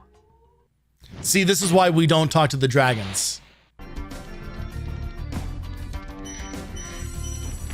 They run out of interesting things to say. Level 2.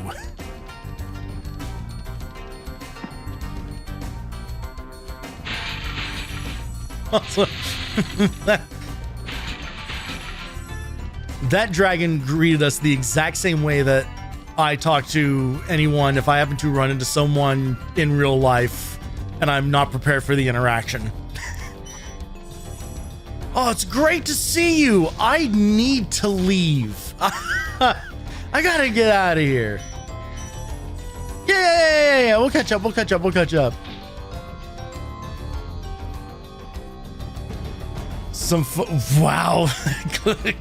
Cletus the Slack Dog Yoko reference. This story is kind of socially horrifying, but I actually did, completely by random chance, run into someone who I was really good friends with in college. Her and I spent a lot of time together, especially in like my last like year and a half or so of college. But the thing is like college, maybe even more so than like high school, is like when you finish college, like you're done, right? Like that's it. Like everyone then goes back to their real lives, like that they were already living in the first place. And so we fully fell out of contact, unsurprisingly. And this was maybe, I don't know, 4 or 5 years ago. It may have been even longer than that. But basically, I had been out of college for like truly more than a decade at this point. And I ran into this person at a grocery store. and she was there like with her kid and everything, who didn't exist, I don't think, when I knew her. You know, and this is a person that I spent a lot of time with and went through some ups and downs, all related to just like our, you know, just like school stuff, not really a lot of personal life stuff. I could not remember her name. and we were talking, and of course she knew me immediately. She called me by name, and came over and was so excited to talk with me. And it must have been on my face or something, or the fact that I just had not said her name back to her. She straight up said, it's like, you don't remember my name, do you? And I could like see the disappointment like wash over her face. And I felt so bad. And I said, I just looked at Jen and I says, I am drawing a blank and I am so deeply sorry for that. And so she then told me her name, to which my immediate was just like, yes, of course that's what your name is. It was like, I don't know why I couldn't think of it. And we exchanged numbers, and then I never heard from her again. I fully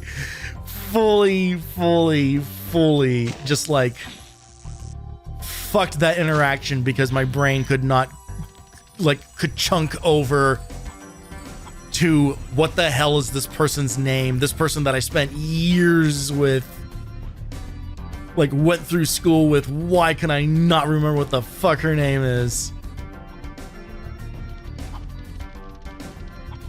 And yeah, and then just assured that, you know, if I thought that I had seen that person for the last time already, definitely true now. Shouted you to your phone as the guy who couldn't remember my fucking name. I mean,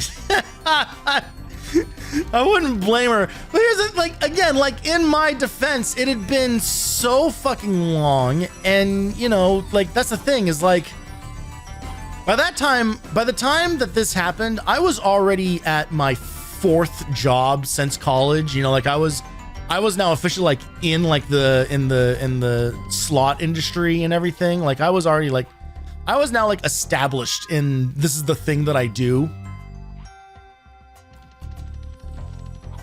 And this person was not there for any of that journey. You know, why would they be? I wasn't there for any of their journey with, you know, starting a family and everything else like that too. So I don't think it's entirely like out of the question. I don't think it's monstrous that I could not remember her name, but I did not feel good about it. I realized that I had the key for this, for the safe over here, and I just ran past it like 3 or 4 times.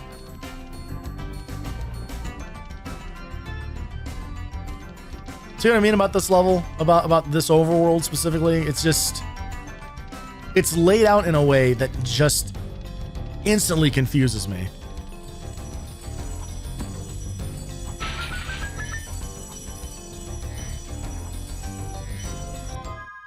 All right, good, we're done. Okay. All right, so let's head back to the entrance here.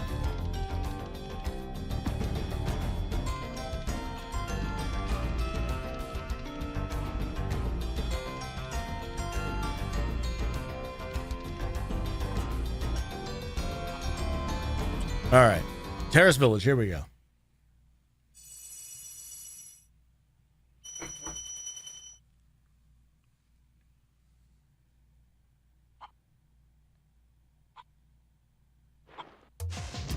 I got nervous that I forgot that music was supposed to be happening.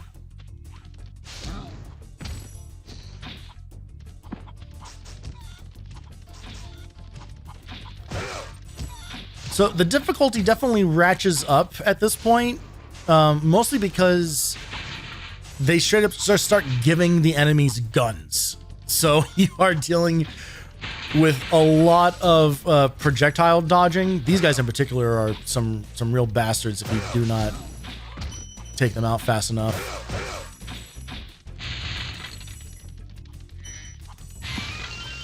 Basically from here forward, like things get a little tougher. This game never gets like hard, but it definitely has that kind of like sort of that old school thing where, oh, there's a sudden ramp up in the difficulty here that you have not asked me to deal with up to this point.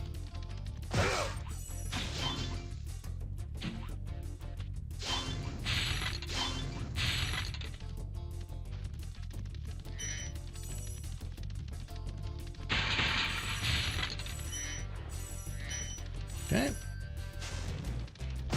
Believe that is this first section sorted.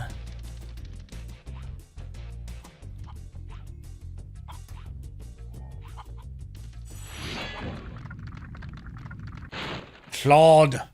Goodbye, Claude.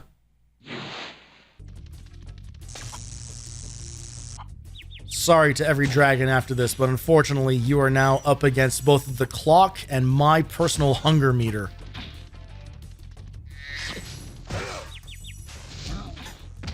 Both of which are moving faster than any of us would like. Oh, God.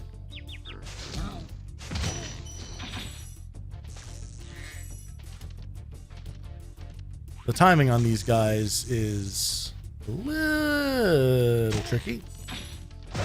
Don't you do it! Oh, you bastard.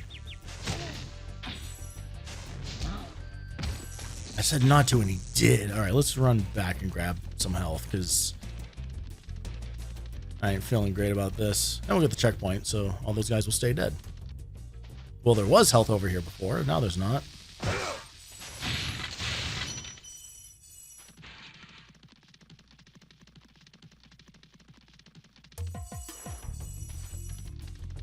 Very quiet level.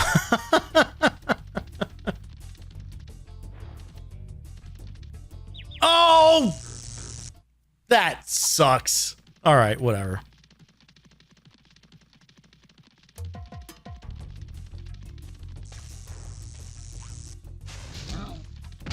There we go.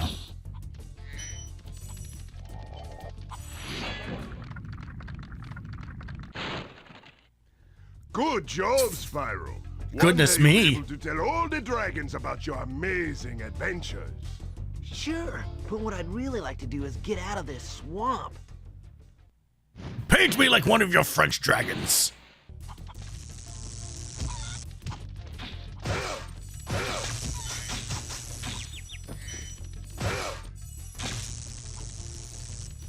That dude was far too cash for my liking.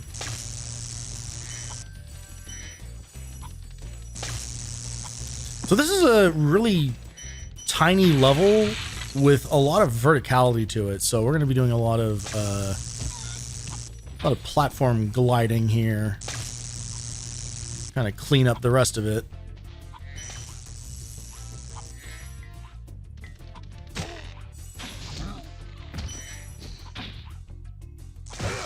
Yeah, that was never going to go right. Quick stop off over here to grab these guys. Which unfortunately means a full reset.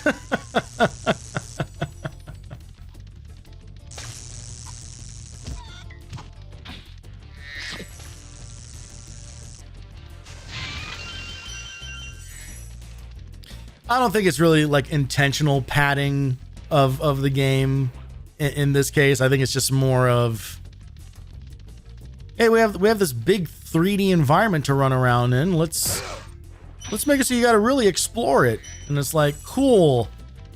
I have things to do though.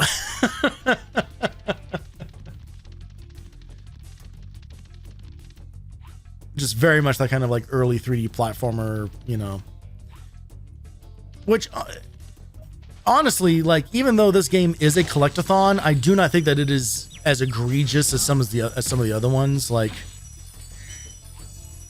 you know, Banjo-Kazooie can lampshade it all they want to, but they are fucking collectathons with way too much shit to gather.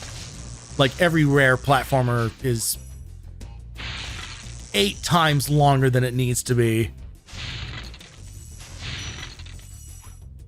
If you're going for 100% completion on them. And in the case of something like DK64, like, you need to collect all that shit, which is just it's just mind-numbing. so many like blockers in that game.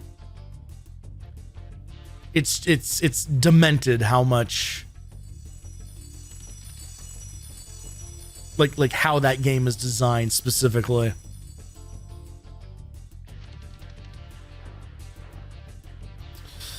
All right, there is a way to get to everything. I think we have to do a little leap of faith here. Yeah, there we go.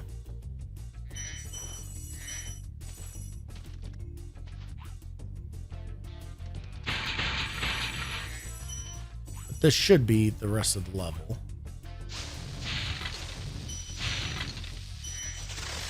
Pickle Pepsi is rad. I will take your word for it.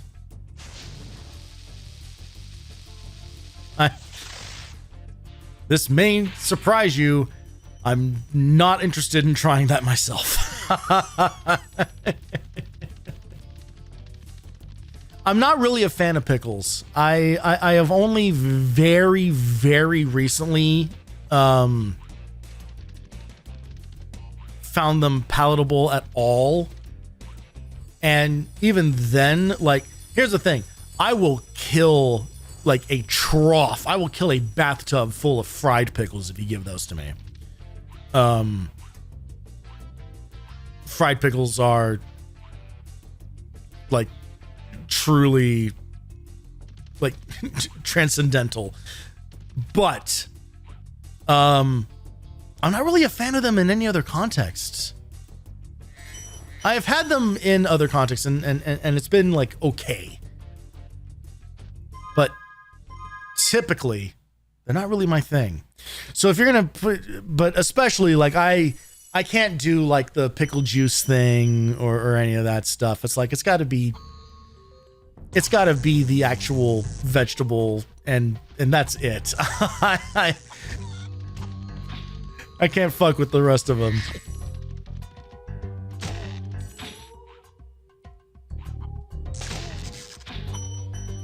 All right, now comes the fun part where I need to try to remember where all the other level entrances are.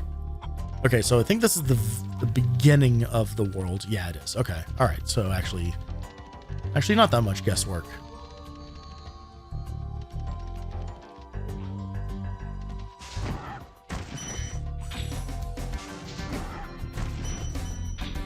Can I eat Great Deli from Mid Deli solely on their in-house pickle? Oh, okay. You can identify a Great Deli from a Mid Deli solely on their in-house pickles. Sure. I believe that.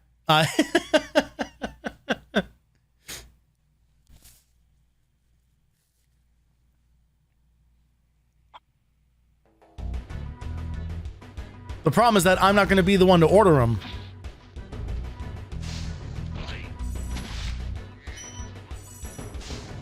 Okay, this level has...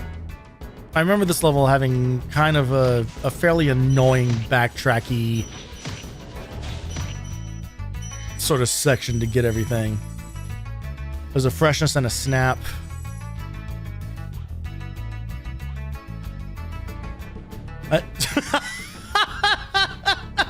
Yeah, I was gonna say it seemed like you described it pretty plainly there.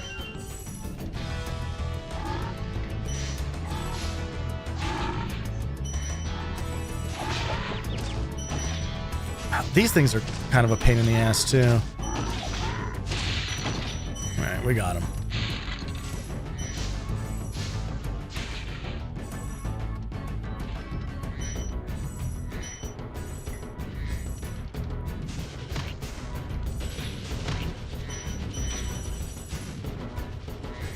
Kind of terrifying animation on these things.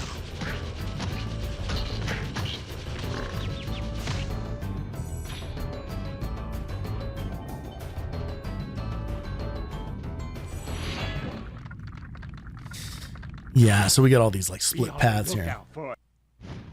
I love a good pickle. I'm the friend who will eat whatever leftover sandwich, burger, pickles from my friends. Yeah. I've definitely had friends like that in my life too.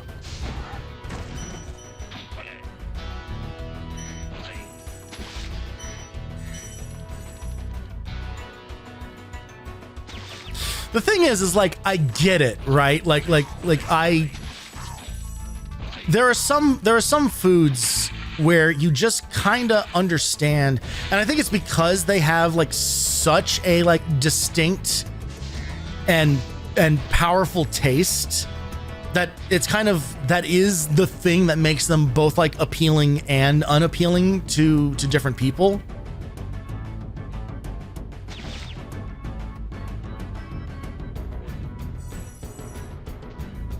It's like blue cheese, you know. It's like that kind of thing where the flavor profile on blue cheese is like so strong and really punches you in the mouth,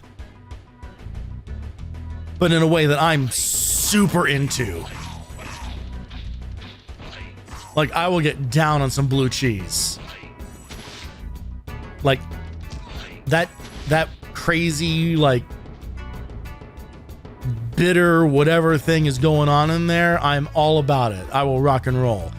But I know people who just like, who cannot stand blue cheese for all those same reasons. The stinkier, the better.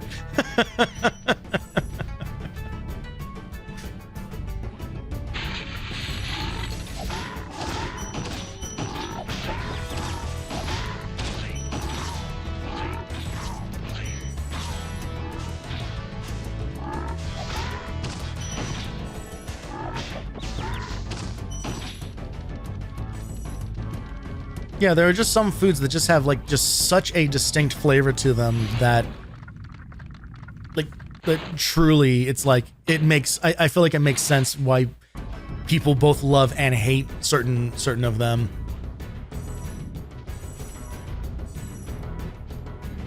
I'm trying to think of some other examples of those. The only one that kind of like that I can really think of in this moment is like cilantro. Which is not talking about the people for whom cilantro, like they have like the genetic thing where like it tastes like dish soap or whatever. But like people who just like straight up like don't like the taste of cilantro. Like that is, again, I love cilantro. But because of the way it tastes, I also understand why people wouldn't.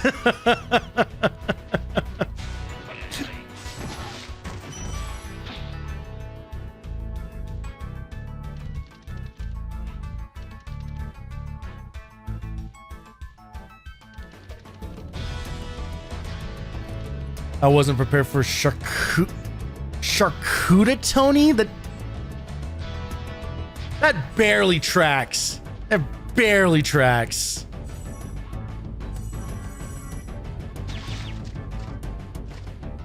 I'll get down on like, let's say like half of a charcuterie board, I guess. I guess like half the stuff on a charcuterie board is in my wheelhouse, so... Which, unsurprisingly, is like the meat, cheese, and crackers part of it. The part where there's also veggies on is just like, meh. Like, fuck olives. Like, there you go. Like, there's a take for you.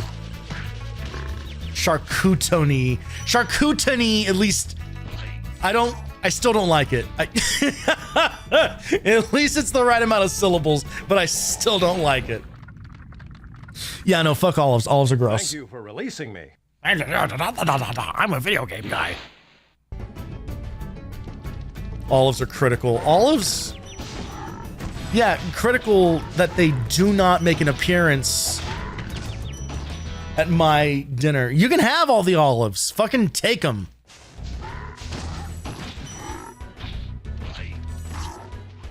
I'll be over here rolling up 5 slices of salami around a single wedge of cheese and just let that soak in my mouth for an hour.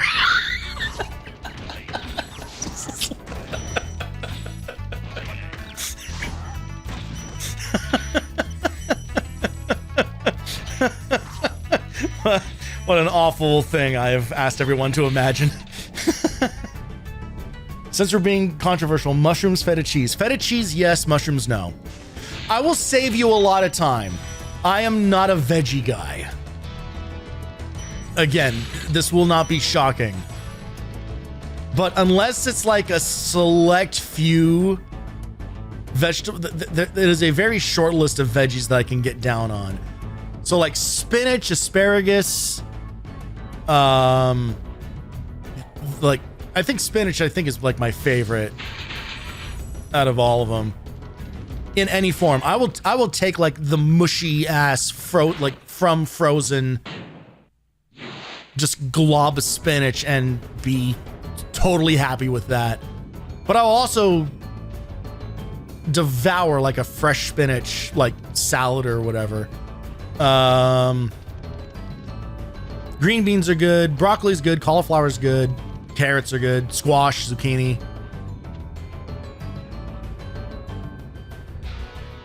But mushrooms are kind of a no-go. I've had stuffed mushrooms before that were really good, but again, I think it's because so much of it is being masked by whatever it's been stuffed with.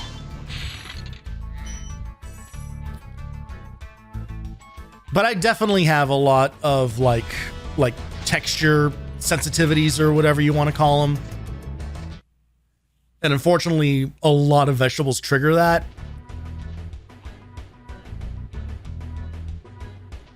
And when you add in like a really strong flavor on top of that, there are just some that just kind of like get that fucking out of here. So onion is one of those for me. I don't mind onion flavor. I don't mind like onion powder. And funnily enough, if you, I don't know, again, I think this comes down to like a textural thing. If you fry basically anything, I'll fucking eat it. So I can do like onion rings. Like I love onion rings. But again, like so much of that is like masking the original experience of just like raw onion. So if you put raw onion on anything, if you betray me and put diced onions in something, I'll never speak to you again. Like that is truly like the worst for me. I'm gonna fry you in olive. I'd try fried olives, why not? Okay, where are the last couple gems waiting here? There's some.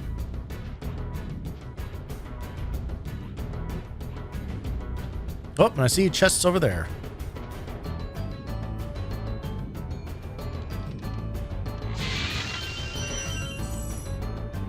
I think that's it.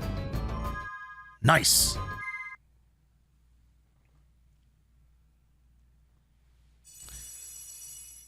Some of my... There are...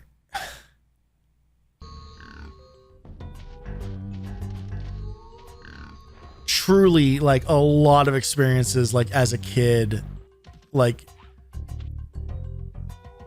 sitting, this is I've alluded to this before, but again, you know, add it to the list. But lots of time as a kid, and if I'm being totally honest, kind of as an adult too, of spending the majority of my time with a meal picking things out of it that I don't like. Like that was very much a very common experience for me growing up, especially if we had gone like to someone else's house for dinner.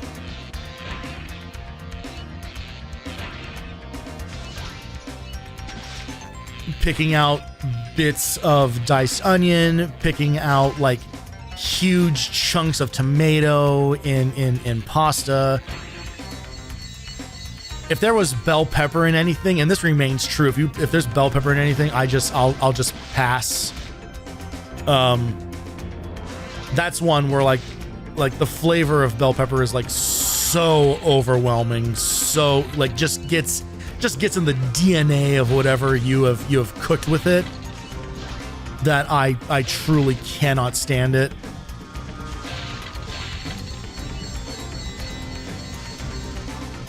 But it became such a thing that so like one of my grandmothers used to make spaghetti, but she would put like diced mushrooms in it, and so I would spend, on more than one occasion, I'd spend like literally like probably like close to like an hour like picking out every little bit of it. And it got to the point where she actually started like making me my own side serving of mushroom free sauce. You know, I became that person where it was like, I don't want to get in the way of anybody else's enjoyment, but I literally like can't eat this. And again, not for any reason that I guess makes any sort of sense on paper. It's just things would be like just so unpalatable and gross to me that I just literally just couldn't eat.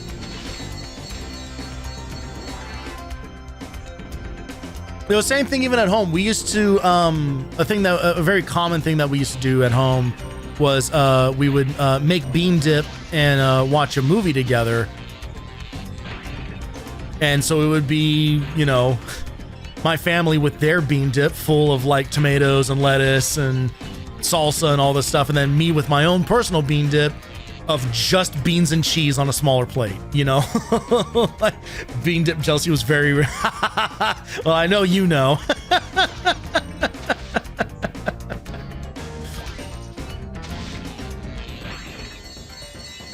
So, yeah, I am the guy who... I don't need to special order everything, but I will definitely, like, intentionally, like, not, God forbid, they...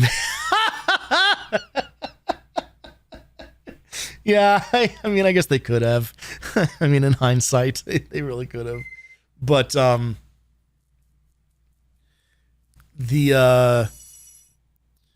like, if I go out to eat, like, with people or whatever, like, I will scan ingredient lists to know, like... Oh, sorry, to answer your questions. So, no, that does not carry over to paprika. Paprika, I mean, there's so little flavor in paprika anyway, it might as well not exist. So, paprika doesn't bother me. I love sushi. I will get down on fucking sushi, but if I can, I will go for rolls that don't have cucumber in them. Which I know limits it quite a bit, sometimes, depending on where you go. I can do it, but I prefer it without it. Because again, like, it is such a defined texture, and the flavor is really not that much of an issue with cucumber, but I don't really like how it pairs with other things. Like, it does tend to kind of overwhelm sometimes, even for being like a lighter vegetable. It has such a distinct flavor to it that it is easy to pick it out. You're a complicated man. Am I more straightforward in that I just know the things that I don't like?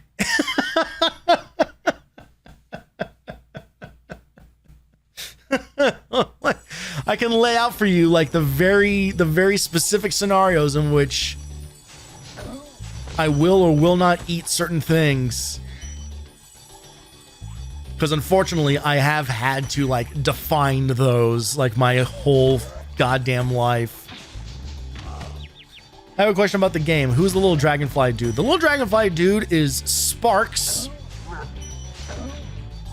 And he has two gameplay mechanics that he is responsible for. One, he indicates how much health we have left by changing color.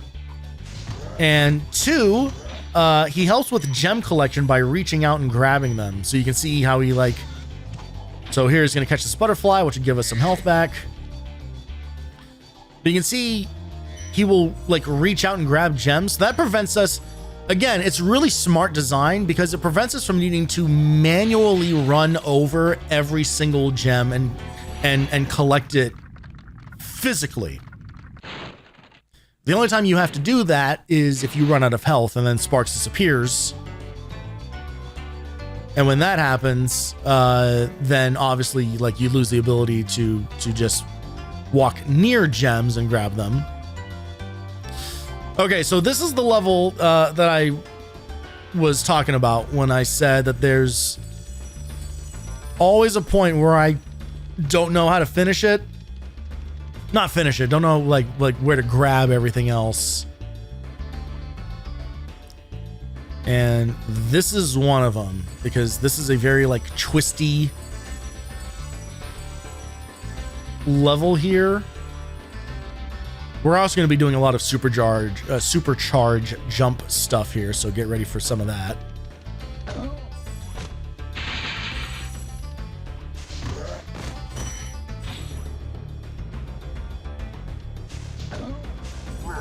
Oh!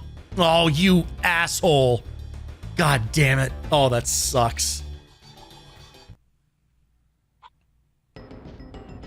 Shit, because now not only do I have to backtrack, but I need to defeat all those enemies again. Fuck me.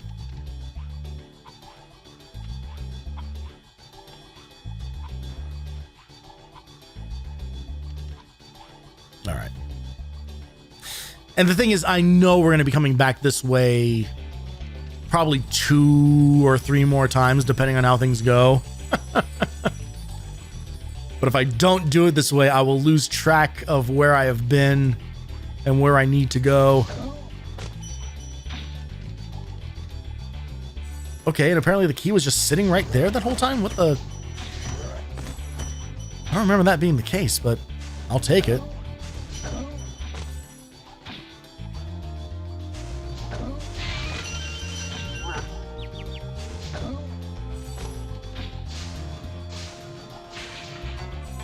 Whoop! What are we doing? What are we doing? Don't go charging off the edge there.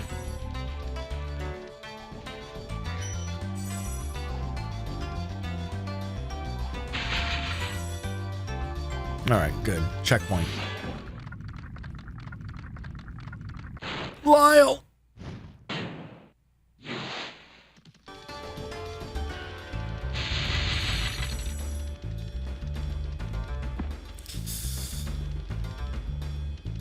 Okay. And all this, and now we start getting into the where are we going part. Keep thinking the dragon statues of Santa.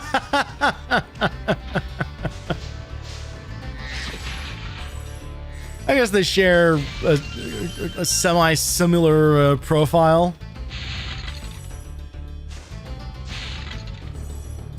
So yeah, so you can see that there's stuff out like way over there. There's stuff like on all these different tree trunk areas. Because over here is like the end of the level, but there's a lot of other shit to collect.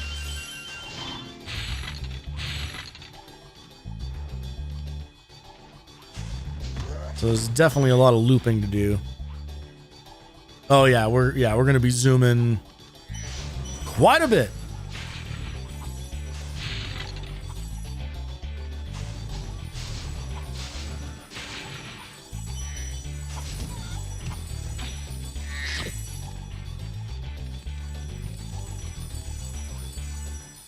All right. So this is going to take us back a ways here. You can probably hear like there's an egg thief up there. But I'm pretty sure we need to kind of do like a crazy like roundabout pathway to actually get to him.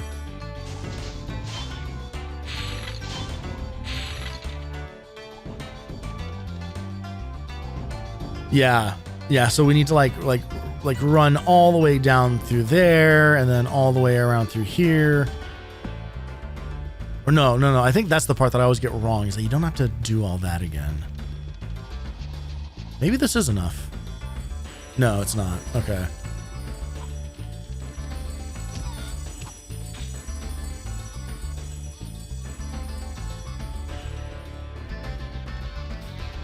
Yeah, so this is very much becomes a case of just kind of like, oh god, where am I going? All right, so first thing is let's finish out the route that we started.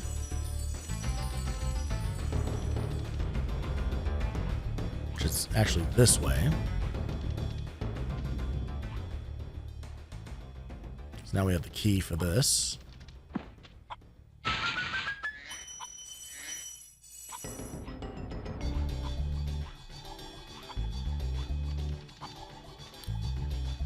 Okay.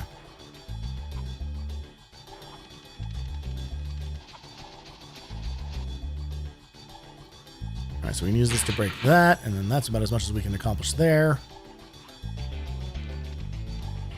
And now we gotta do the lap again. Like, this is...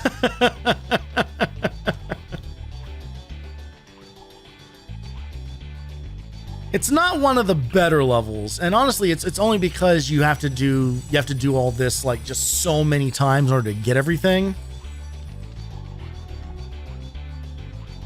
Like, I do not think it is possible to do like a single loop through all this and collect everything all in one go.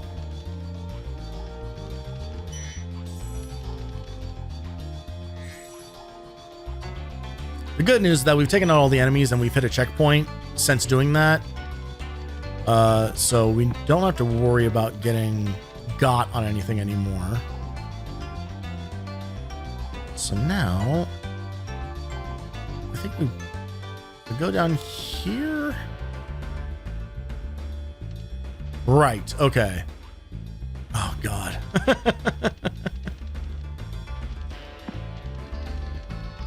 Just trying to remember where anything is and where everything goes. So I think the idea is to actually do this.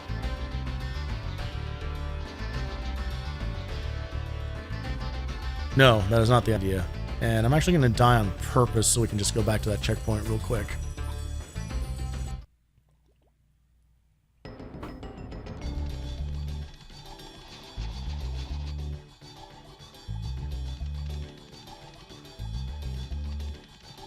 I think it's possible to actually get this turned all the way around. Although it might not be fast enough. I think we actually do need to do like a full loop around.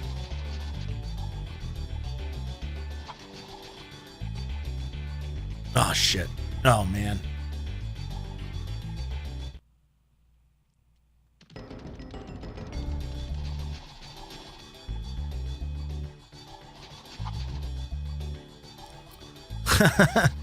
The problem is that it's very easy to there we go.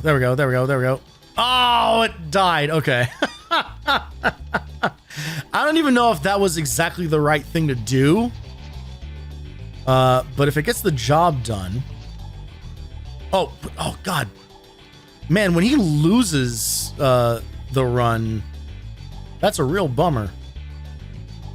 Oh, pfft. Good job gliding.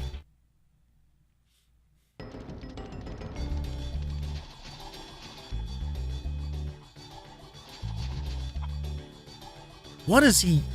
It's like he's getting caught on some weird lip or something. I might also just be jumping way too early.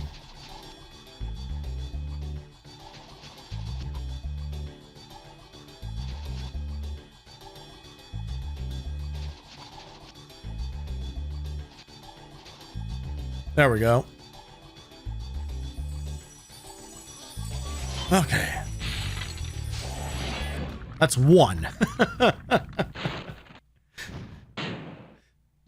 There's still another section to get to.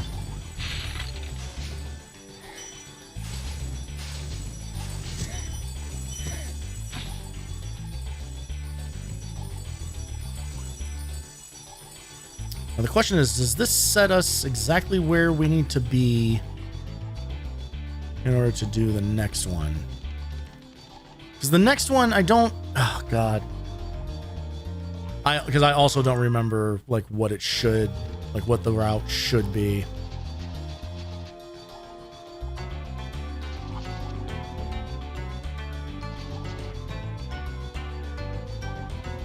Yeah, because that... Oh, I thought I started gliding, but apparently not.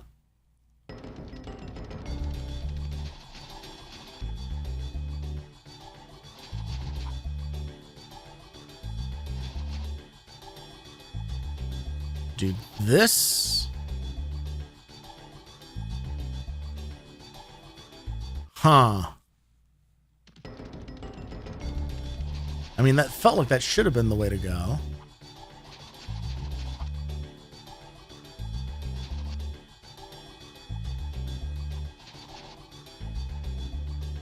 What if we glide?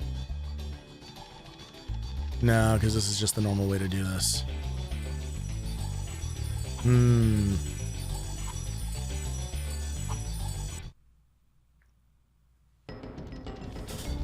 Oh, we're gonna run out of lives doing this. Shit.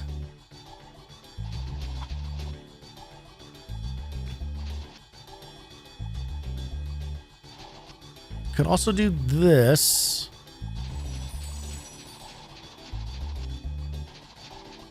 That's what it is. There we go. Yeah. Whew, okay.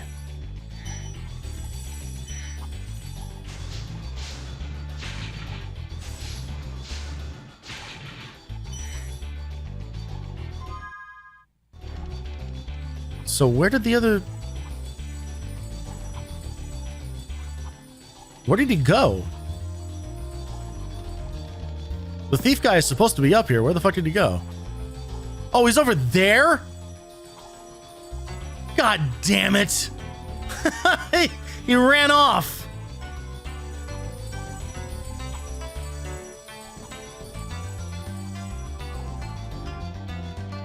I don't remember this being a chase sequence where you have to... Oh, man.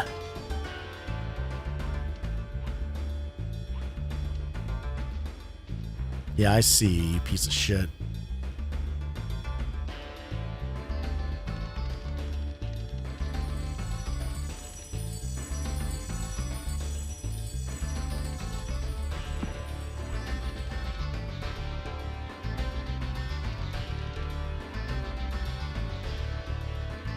All right, here we go. Just hit him. Just... Oh, fuck me.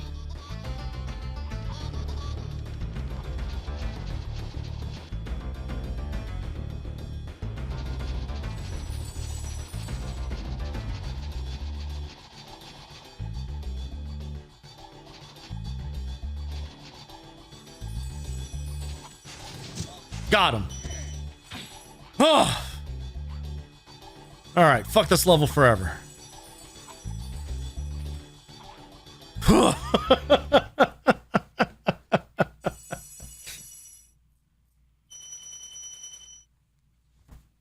I'm not a fan of it. Conceptually, it's cool. Conceptually, it is a cool level, but in practice, it's just aggravating. All right, let's go grab a 1-up from this guy. Oh, actually, there's a bonus 1-up. There we go.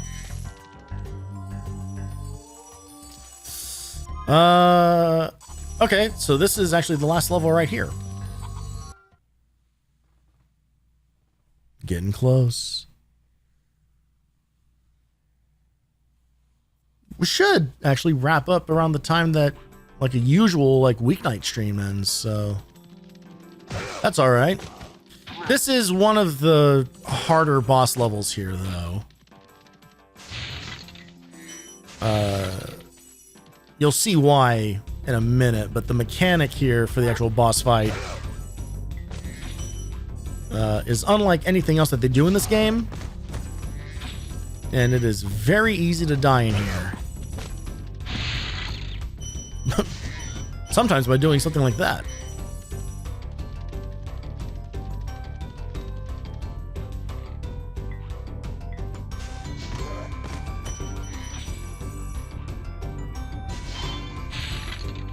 Oh, come on.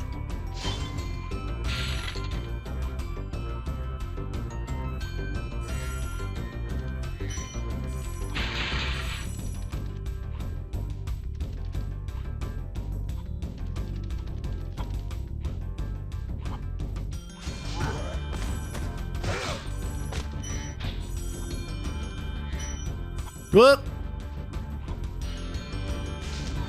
Grab that. Oh, actually, glad I fell. Would have missed all this.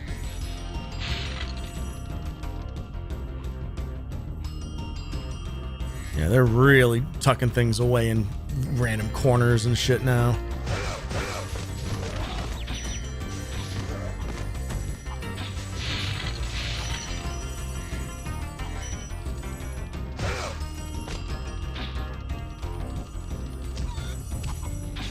There we go.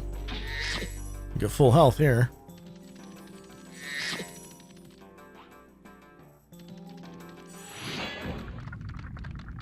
Sadiki. This big robot is all charged up to meet you. Attacking the power pole should disrupt its power supply. I guess it's because there are so many voice lines, but it's so funny just how compressed and shitty a lot of the dragon dialogue sounds. All right, so there is a bunch of stuff actually down here.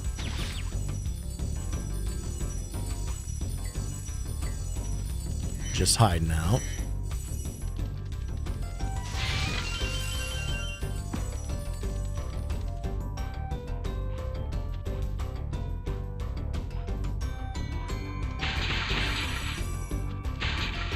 Including Zaki.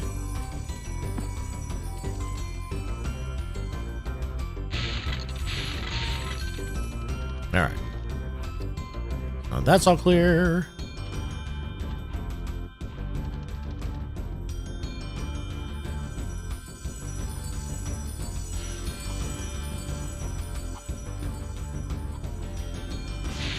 And then that gets us to all this stuff up here. This is a case where, like, this level actually did, like, kind of commit that under area to memory, specifically because that had me tripped up for so long. All right. So this boss works by like red light, green light rules, kind of. In that you want to hit the ones that are green and not the ones that are red, and then he runs away. So I know that kind of seemed like whatever just now, but when we get to like the third phase of this, there's a lot of those goddamn pillars.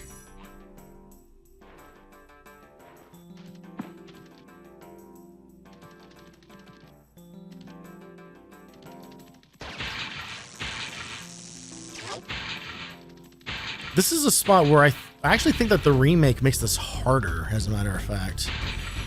I remember having kind of a difficult time with it.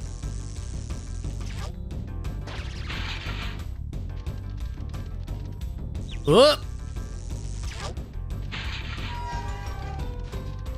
Oh, it's only the two. Okay. Well, fantastic. There is still a bit of cleanup to do, though. There's a lot of upper areas to explore here.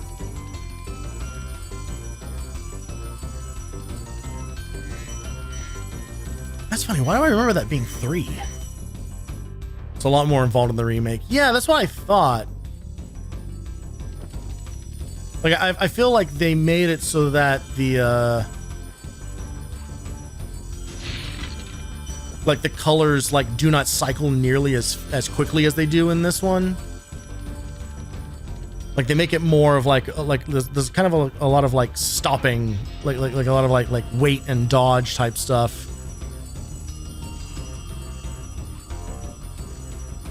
Speaking of fucking hard to do, what is with this jump? Why is this one jump giving me so much difficulty all of a sudden? Yeah, there we go.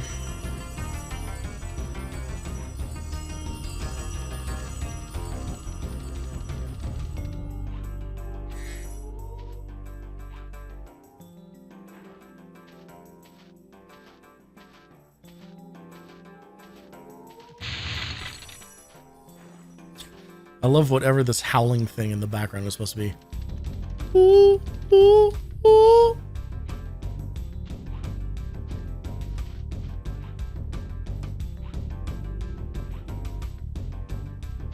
Okay, just have to not die.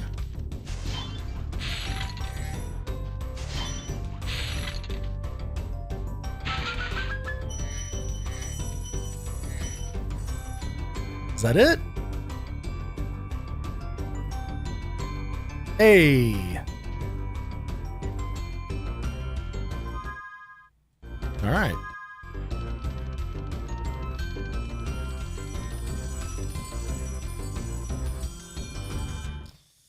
All right.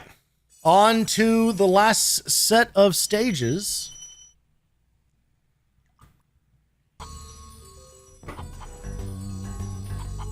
Before we get into some pretty silly like post-game stuff. On to Dreamweavers. You know what? I do believe you can take me through the night.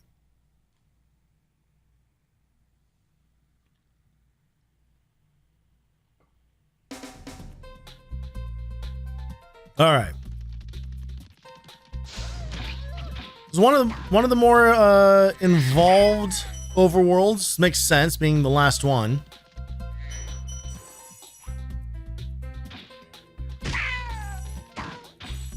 This is kind of weird mechanic going on here where these guys are like on like these cannons out here that can change the shape of the enemies. and can render some of them invulnerable, which is a bummer when that happens.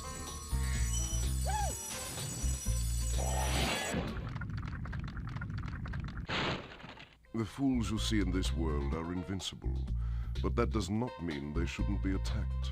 Sounds all right to me. Spyro cares not for the rules of your so-called society. Yeah, so there's another like weird mechanic here where these guys turn into clocks, and when they turn into while they're clocks, that like affects certain things in the level for a certain amount of time.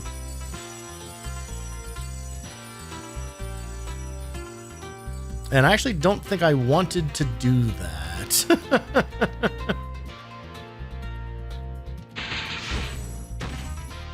That sent me all the way back to the beginning, and I think there was more to do there. Oh yeah, the noise that these guys make.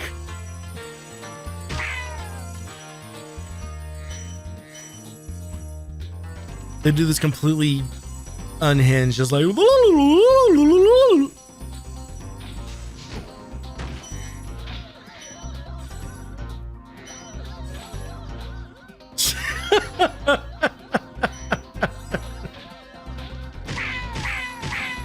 Thank you for that.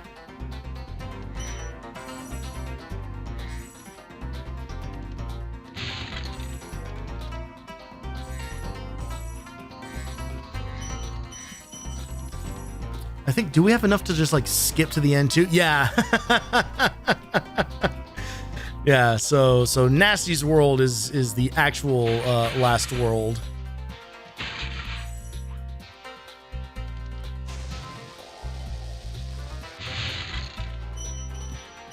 But I remember, I seem to recall all the levels there being pretty short.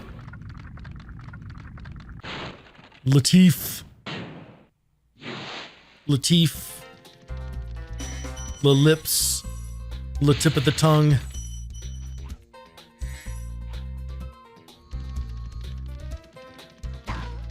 The tip of the tongue is where addiction is done, by the way. If you're not aware.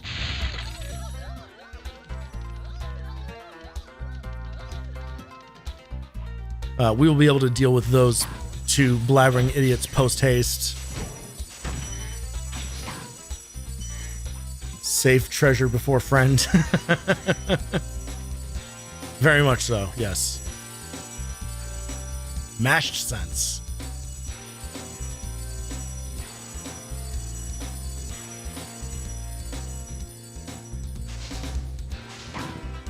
Mashed sense sounds like a design direction.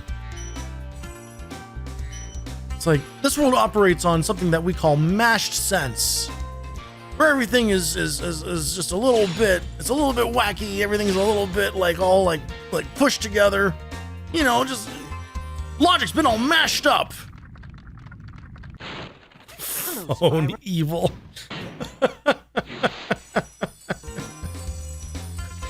A brave soul out there in the world using the Twitch mobile app. Truly a godless wasteland.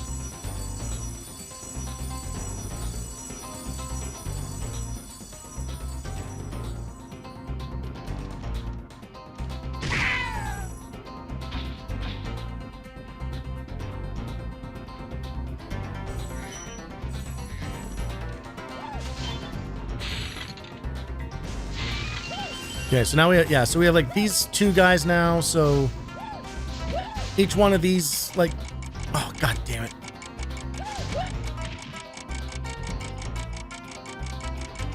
So those platforms only stay raised for as long as those guys are in clock mode. You're on my TV because KFC, feel proud.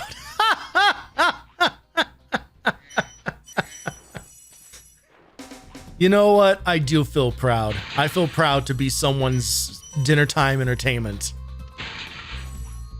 Truly, I'm living the dream. I can't wait to tell my friends and family. No, people eat KFC when they're watching me.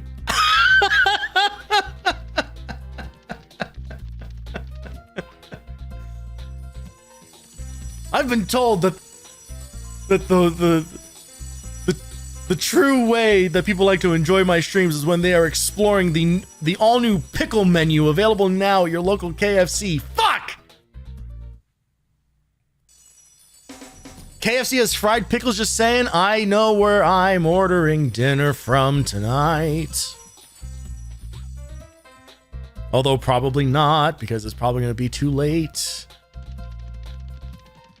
Also, the KFC that delivers to me is sad.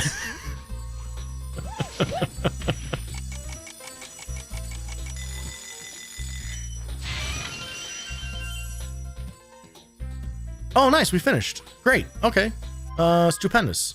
Fuck it. Let's just go here. Haunted Towers. Spooky time starts early here.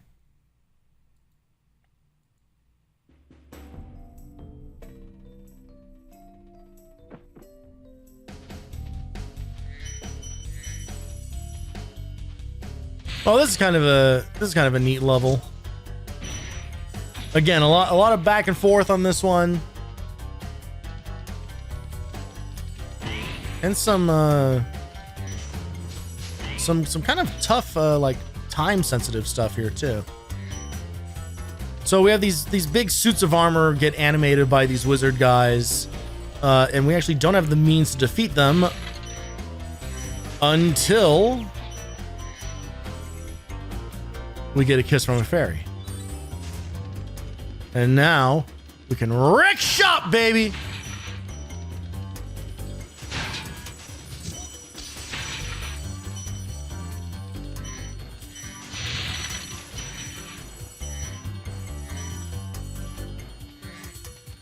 It's pretty satisfying.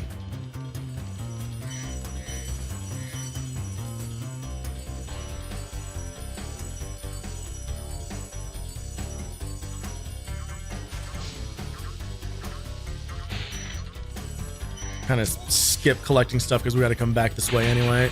Oh, let's grab the dragon while we're here. Kosoko. Hey, Spyro. All dragons know there's magic in a fairy's kiss. See what it can do to your power of flame. See,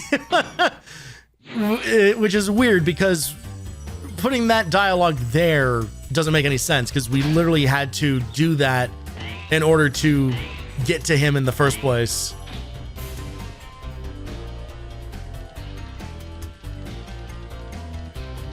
Again, no point in talking to the dragons here.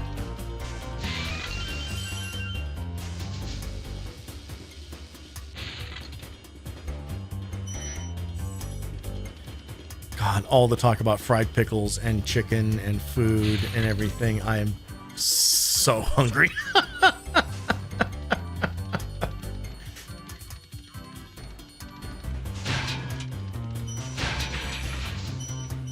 No.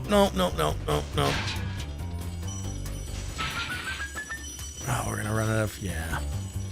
I think it's actually better if we use this other fairy's power up to grab the rest of these guys.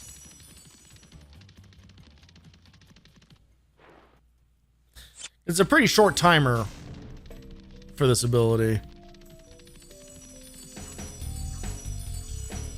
It's kind of a matter of divide and conquer sometimes. There we go. That'll do her.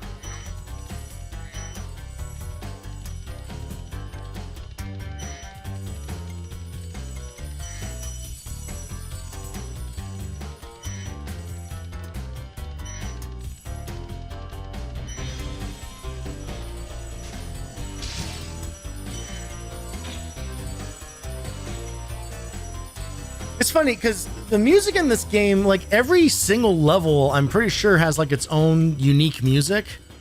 And it's funny because this whole soundtrack is honestly, it's all pretty similar. I think 90% of it is in the same key even. But it is interesting just like how much of it there is.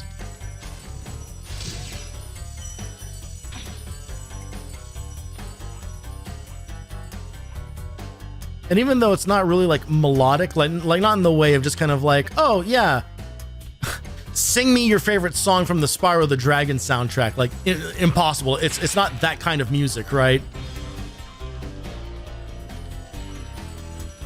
It's still it works really, really well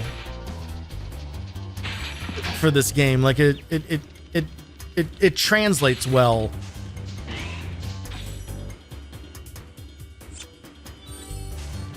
To like this kind of like adventure cartoon world.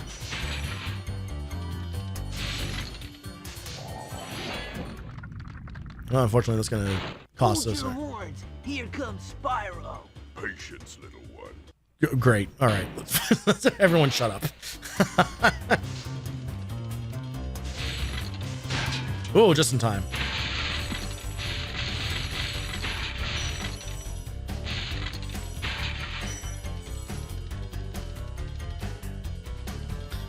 Whenever they let you start wrecking shit, it's pretty satisfying.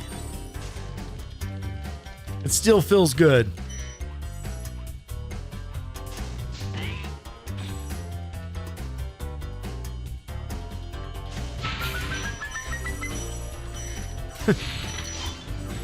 It's very rolling through a bookcase in Dark Souls type of satisfying of just like, just break everything.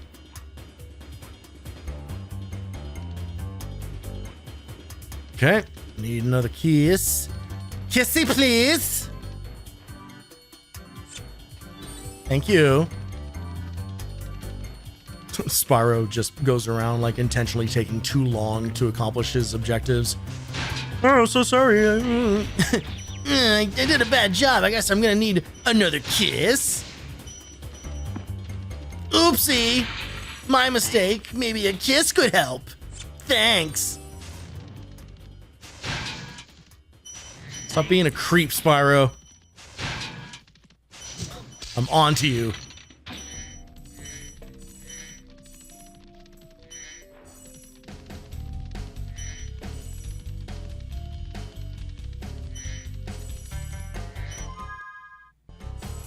Oh, we're missing Jesus Christ, we're missing a lot of moolah here. What's that? I missed all this treasure? Ugh. God, man. If I'm gonna find that treasure, I'm gonna need like 5 or 6 more kisses, I think. Ugh.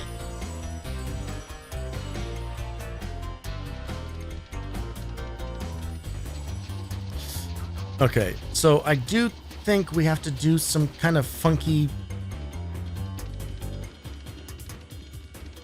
Yeah. Because we need to carry the supercharge all the way through to... No. Wait.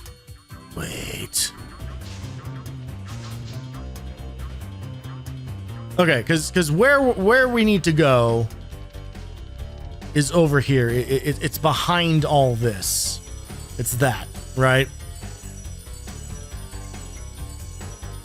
But I do not remember, because I don't think we can glide there safely. I mean, we can try, I guess.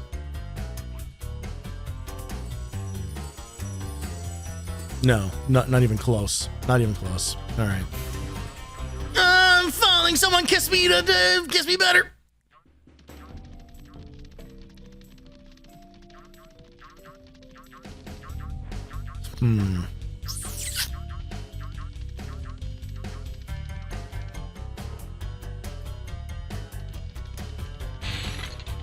Wait a minute. Did I? Oh, I guess it's... okay, I guess... Okay, I guess I cleared that after I rescued the dragon. Oh, wow, I actually didn't hit any checkpoint? Oh, God, all these guys.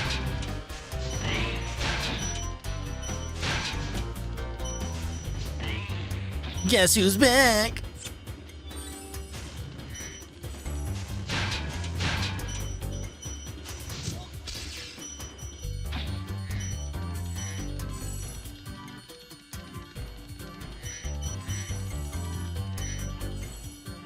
Okay.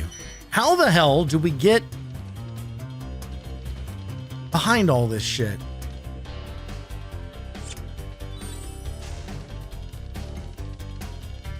I'm pretty sure that there's supposed to be a whirlwind in here, but am I?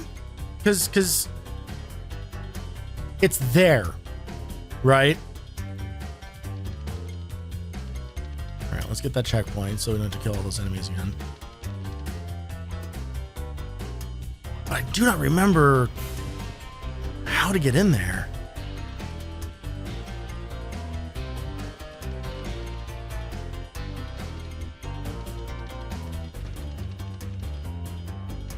And I don't remember if this is a thing where, like, there's a thing we're supposed to touch to activate that whirlwind, or if we need to get... Do we need to get up there naturally first? Okay, let's try this again.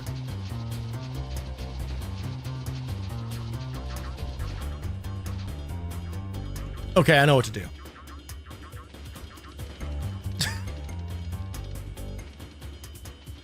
I'm having a really hard time getting through this area. Maybe a kiss could jog my memory. Oh, I'm remembering it now.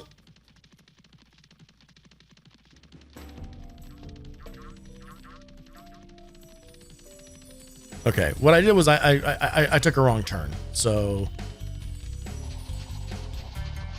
all this and that, and then whoop over here.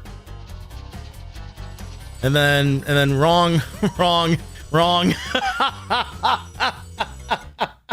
supposed to go up the left side.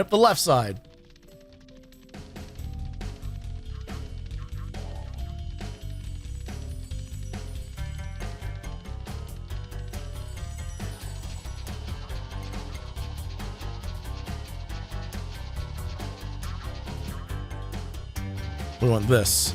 Yeah, there we go.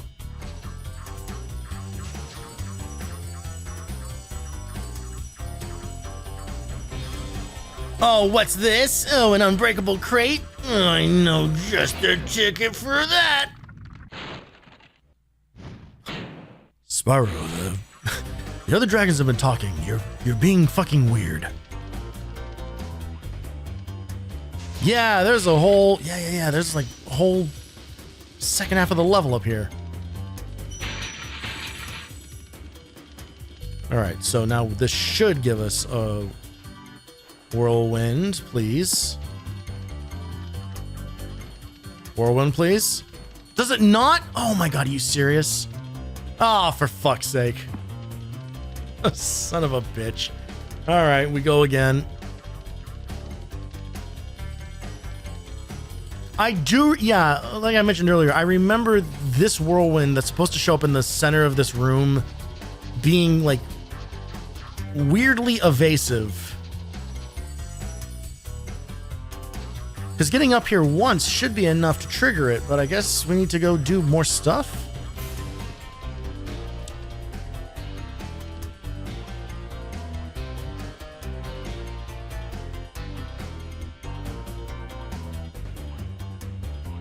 To the ground! Fucking Jesus Christ.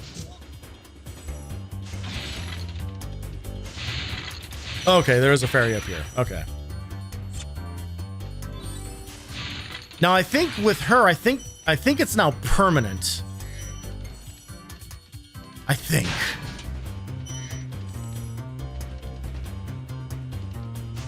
Volume check.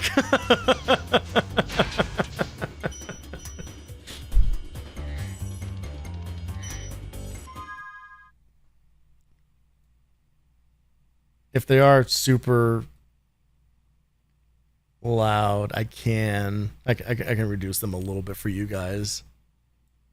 Not that I should. You should have to suffer just as much as I do.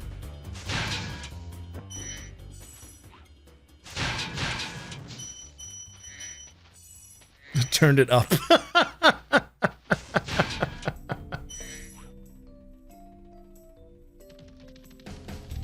Heard it from the other room.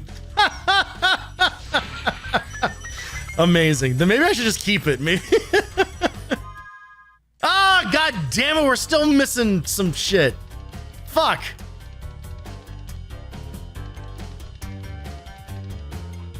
Okay, maybe...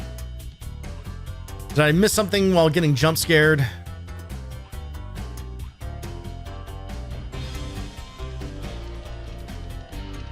No. Okay, not in here. Yeah, but you can see it. So now we remain powered up now. And now this whirlwind should populate down here. Maybe I'm misremembering. Maybe there was just never a whirlwind in the first place. Whirlwind. Whirlwind.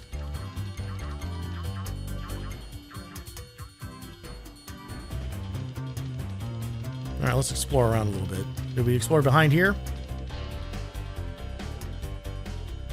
Nada. Yeah, kiss meter is maxed out. They got fed up.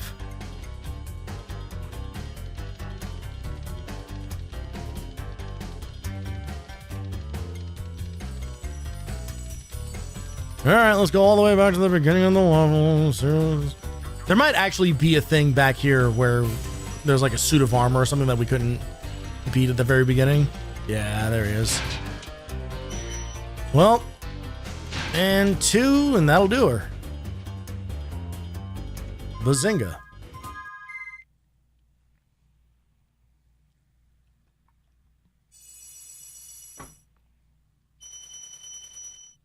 Closing in on that 10,000 mark.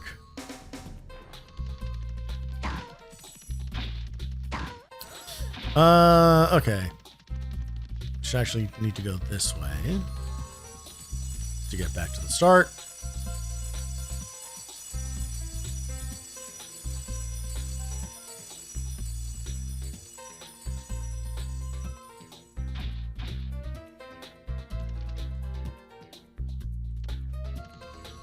Oh, come on. Entering dark passage. Oh man, I'm starting to feel it in my throat and in my voice. Bad omen for tomorrow. Bad omen.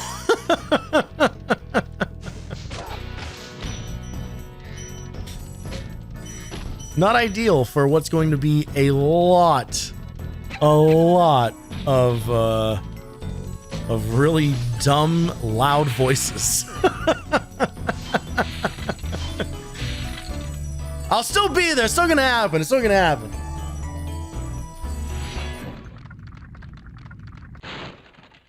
I just might have to make, you know, smaller choices. Depending. We'll see. We'll see.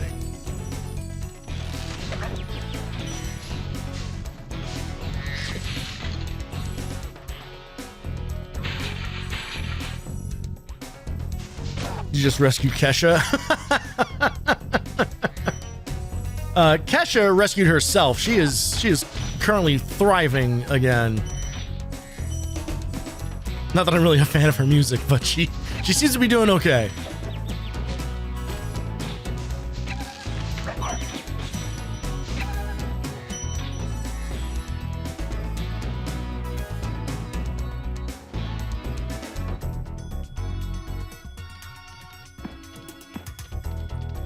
I don't know why I did that. Oh, yeah. Okay. Let's grab these guys.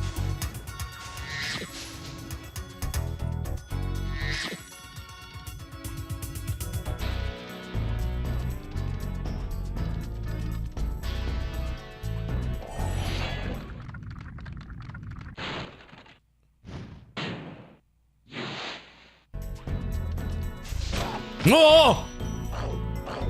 Jesus.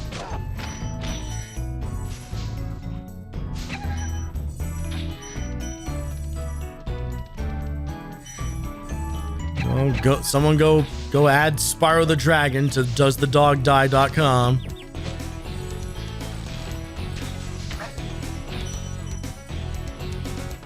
I'm actually gonna go back there and touch the checkpoint again so I don't have to deal with all those guys.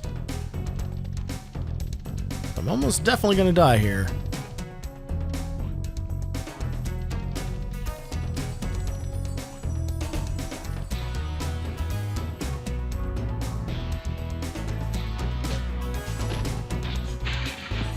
Oh, god damn it. See? See what I mean? Oh god, here we go. Alright, well this will quiet me up for a little bit. Burn to the ground! Burn to the ground!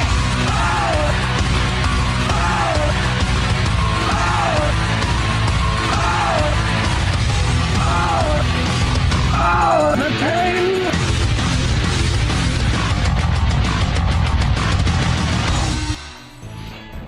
Thank you for getting my video blocked in Russia and Belarus. You know, I think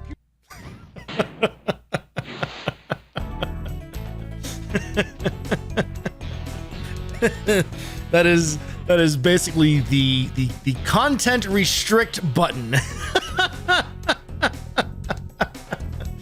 Yes, that is what that does.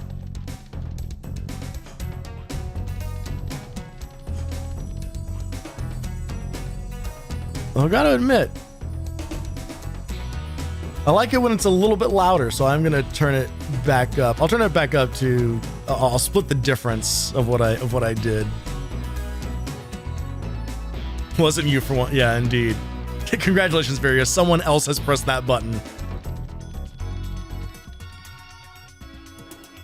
All right, where is the path to get to the rest of everything else that's in this fucking level? There we go.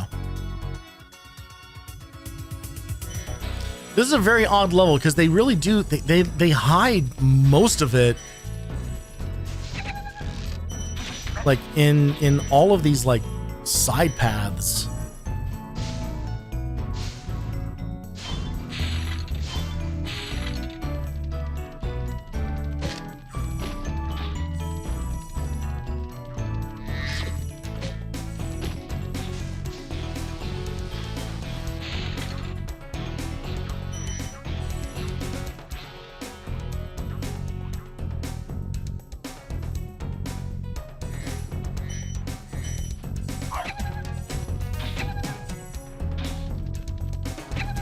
There we go. No living dogs. Whoop! It's good. It's good. We're fine. We're good. It's fine.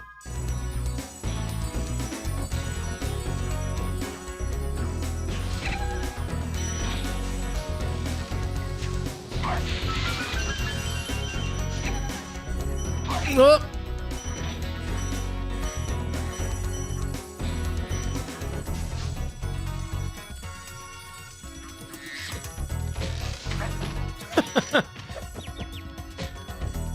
You can kind of see they kind of just like threw everything like at the end here, like all these creature designs and everything are so fucking weird. The mushrooms have eyeballs. There's robo turtles. There's dogs that turn into demons when they're in the dark. We're out of dragon names. Apara. It's like, what? You heard me. Write it down. Like, I don't think that's a name anywhere. It's like, doesn't matter. It's a kid's game. They'll get over it. They don't know what words are. We're giving them a 3D game. It's more immersive and engaging than any of those stupid 2D games.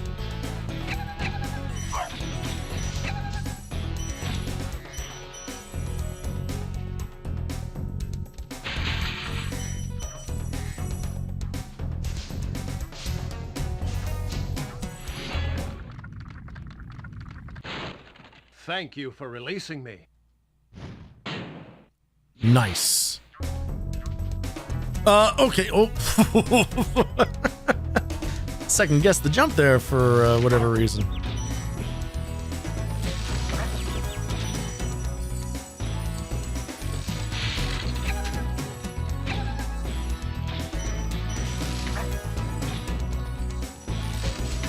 There we go.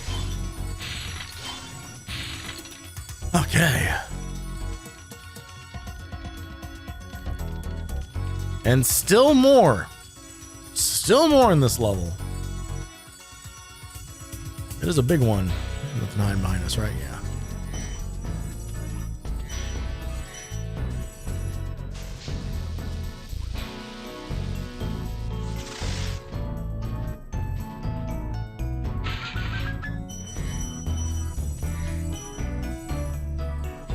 Please tell me we got everything. Yeah, boy. All right.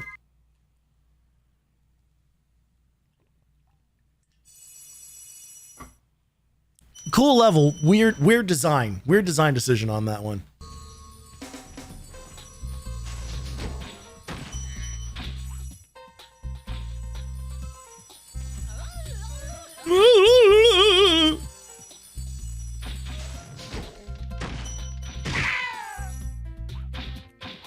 Me when there's a pretty lady on the screen.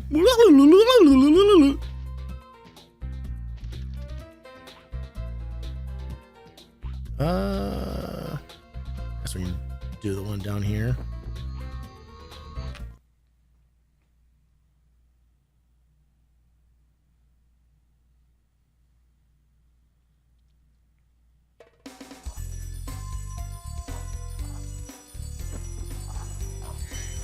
I got a slightly different groove on this one. Is that how you woo the fairies? Yeah. Yeah, Spyro walks up to him and goes, and it's like, oh god, just shut up. They kiss him to make him stop making noise. Alright, so in this level we pop balloons.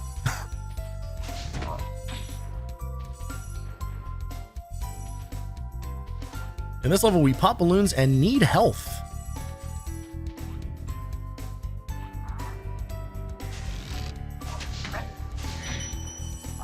There we go. Yeah, so that's the problem with like not having sparks around, is that we have to then like really work to pick up gems, and it's less fun.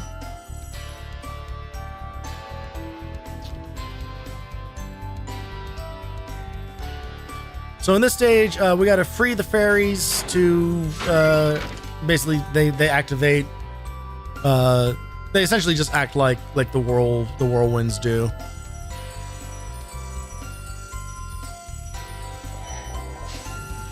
I believe they'll also. I think that they'll stop us from falling off the edge, maybe, provided you have them activated for that section of the level. I don't recall. I might be misremembering that.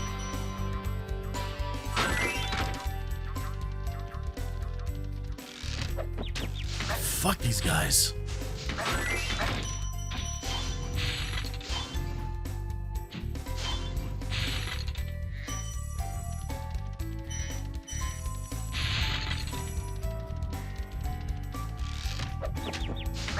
God damn it.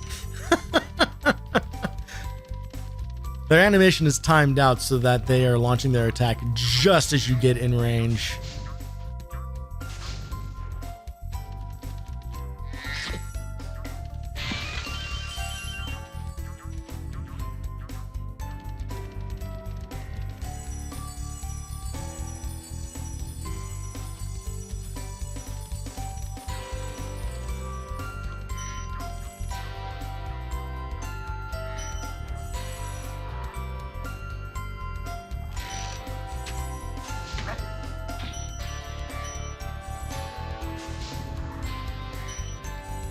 Oh, okay.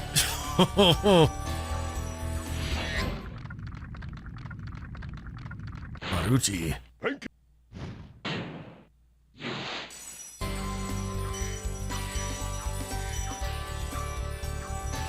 It's funny because in the third game, you're collecting dragon eggs. So instead of dragons, you're getting eggs, and the eggs hatch every time you collect one. So they do the same thing where it's like rescued so and so, but in that game, it's like Simon Jacob, Lucy. like they just went with just like normal names, where in this one it's just kind of like Yahtzee. Strupungo. I don't fucking know. Mixelplix. Alright, so we have actually a couple options here. I don't know. I think this will have the list backtracking. I don't remember. Fuck it, let's just go.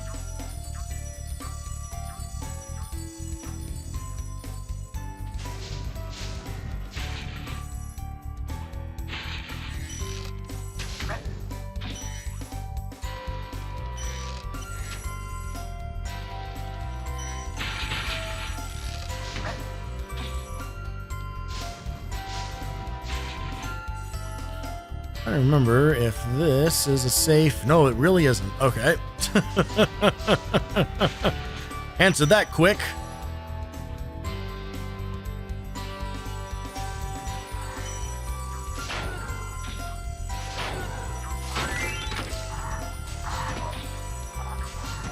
Oh!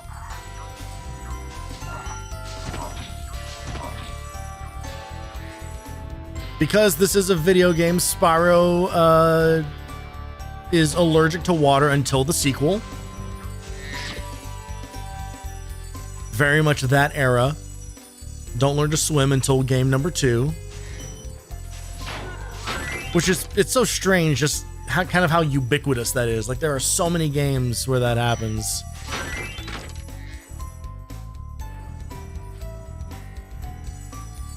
Alright, unfortunately, I took the critical path, which means that we needed to go backwards now. I was wrong! I was wrong!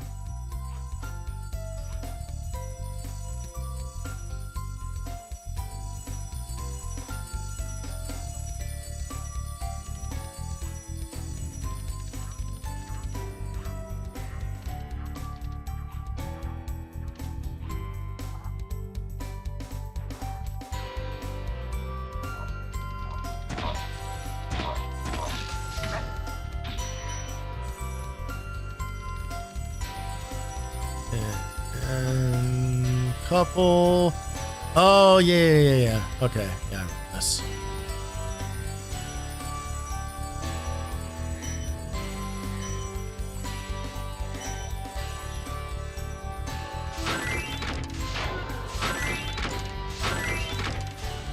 Unfortunately, I missed one of the enemies, but other than that was pretty much flawless. Oh, shit. Okay, we actually need to time this out better.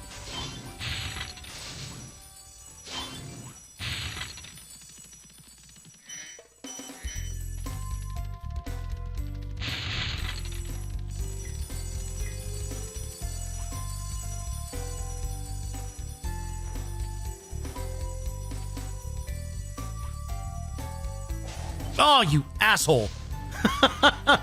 Son of a bitch.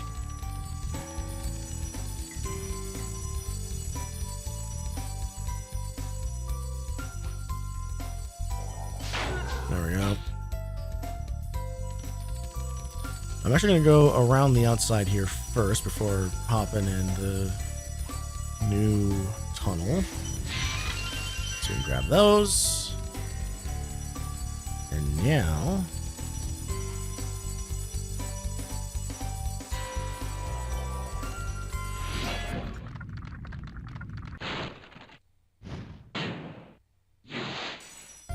Luceni, I think, is a Star Wars word. Oh, key. Thank you.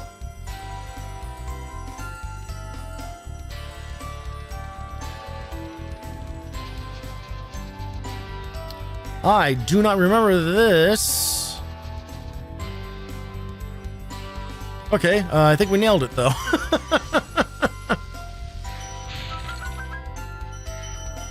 And then the safe is beneath us.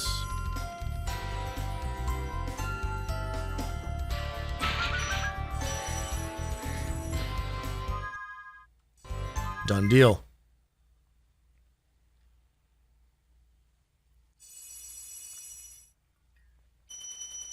This music is almost a lullaby. Yeah, this whole soundtrack has a very kind of like dreamy quality to it.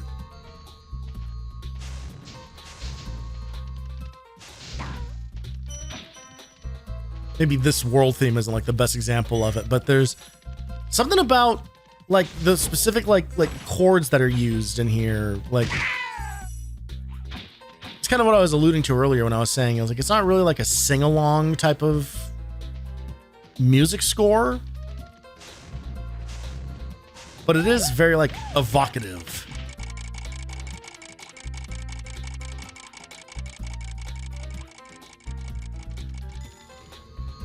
All right, flight time. Our favorites.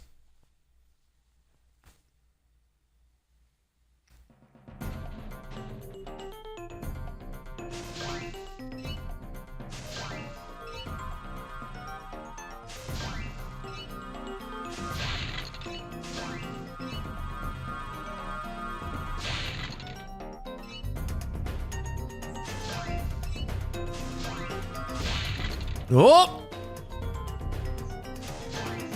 Very close.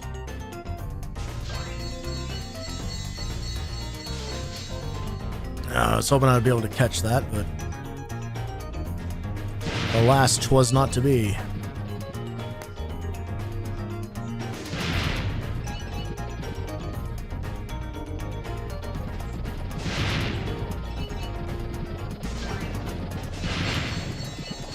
Oh, shit. I'll have to circle back around for that guy.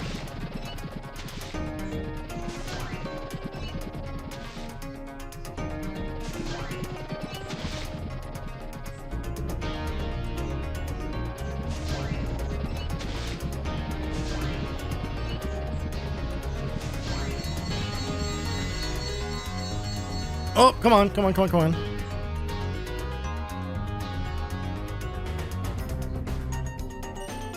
Oh man, I don't know where the rest of the chests are.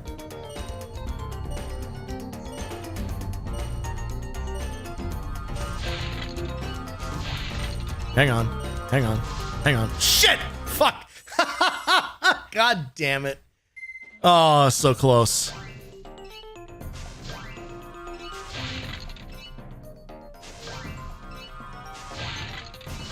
Alright, so the trick is actually get these first. Save us the return trip.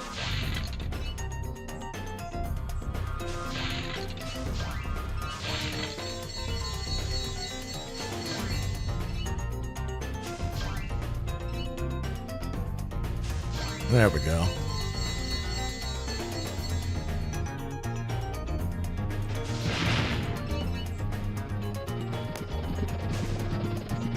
Guess we can get these guys while we're here.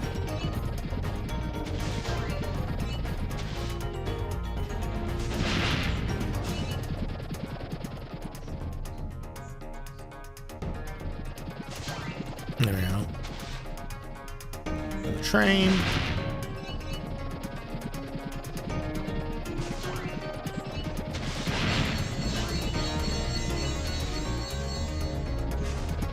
Oh. Nothing worse than missing them by a hair like that.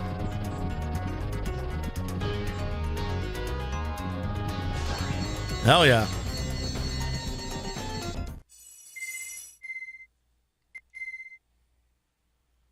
Done and dusted.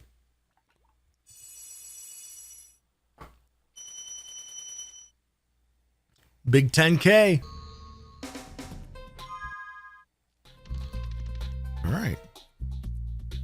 Last one is Jacques, which was over here? No.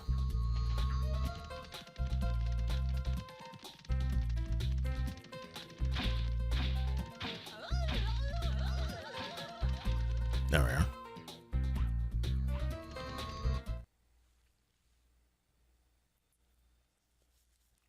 Getting close.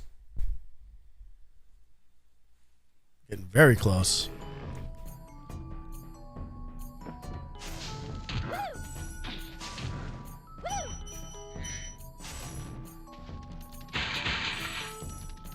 Ah, yes, this level. Okay.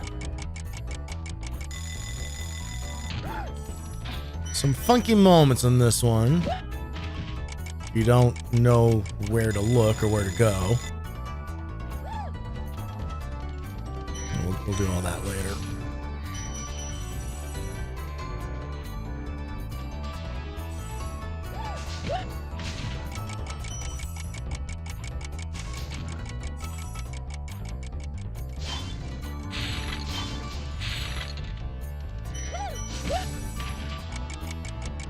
I remember the very end of this level. There's some tricky platforming to do that can be a little annoying, but I'm sure we'll manage.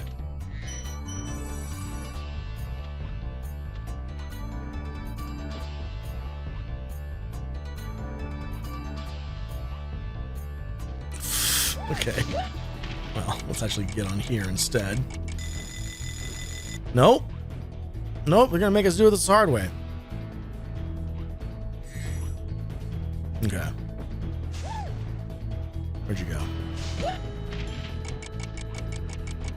Oh, for fuck's sake. God damn it. Come on, Spyro, work with me here. Been going for 5.5 hours. We gotta... we should know each other by now.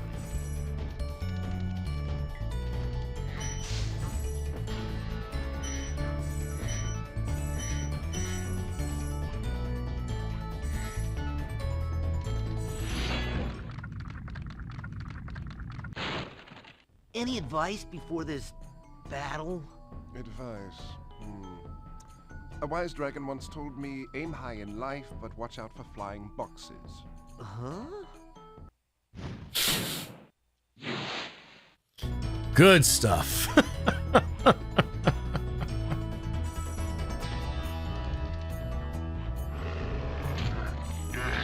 So these guys, you have to like jump and charge, and then that puts you in a weird position. Yeah.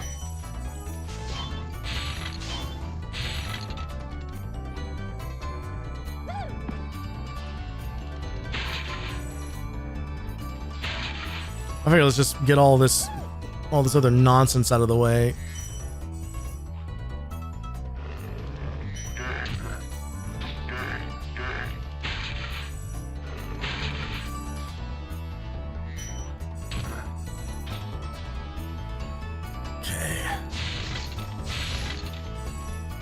Right, so I think this guy actually... Does this guy control both of these? No, he doesn't. Oh, God.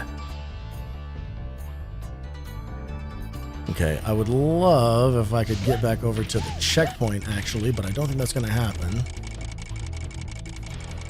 Okay, well, we can secure the key. So I don't remember which guy lowers that one over there.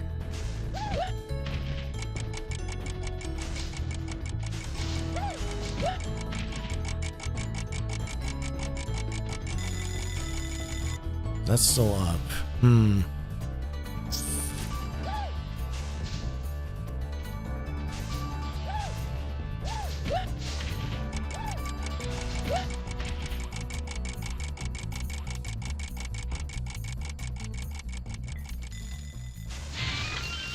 Is Spyro immune to fire and air magma, being a dragon and all? No, as a matter of fact, he is super duper squishy.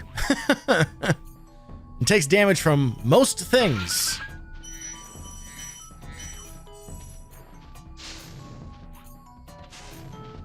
Yeah, he is just a baby in this one. All right, let's deal with this idiot.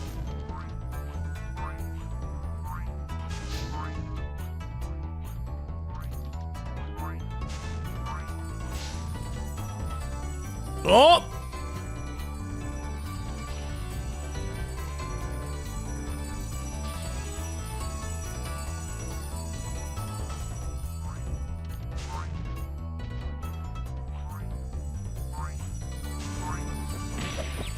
The fuck? How dare you? Yeah, so like that's that whole fight. Like the Like I said before, the boss fights in this game aren't. They're very much like mere suggestions. I feel like Metalhead is maybe the only one that even really comes close. It is almost like you popped out and yelled burn. It is that's accurate.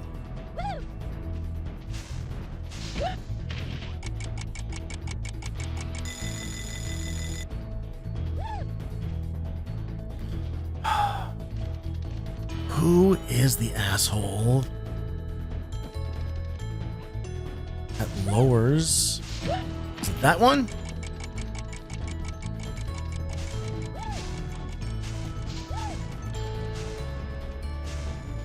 Oh, you cocksucker. Just...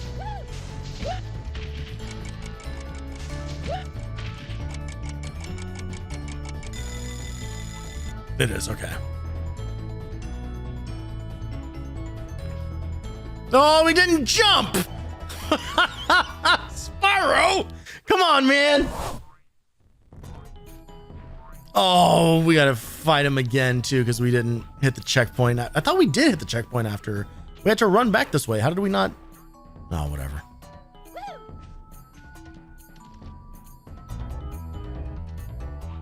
We don't actually have to fight him a second time anyway, because we already collected everything else.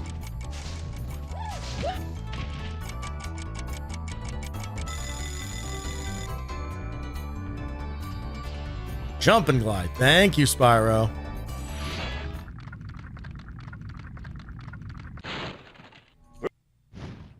Holy shit, you figured out that puzzle? Ugh.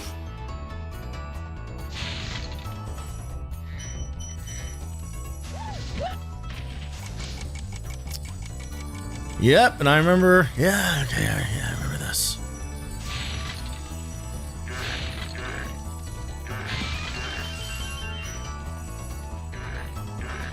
Whoop! I almost proved how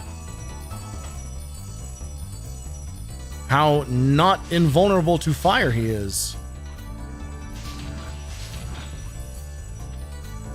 Did we actually get that first one, or did it fall on the... Okay, we did.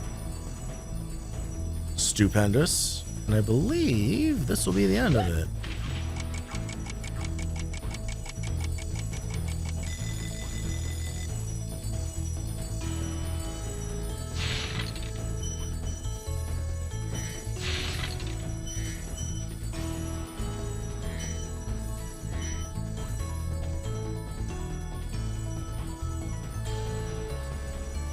That sure looks like 15 gems. No! No! Come on. Oh, god damn it.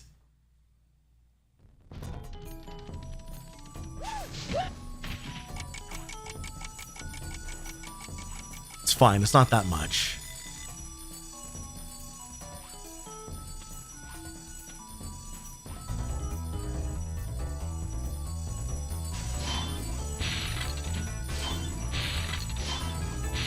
There. Done. On to the last world.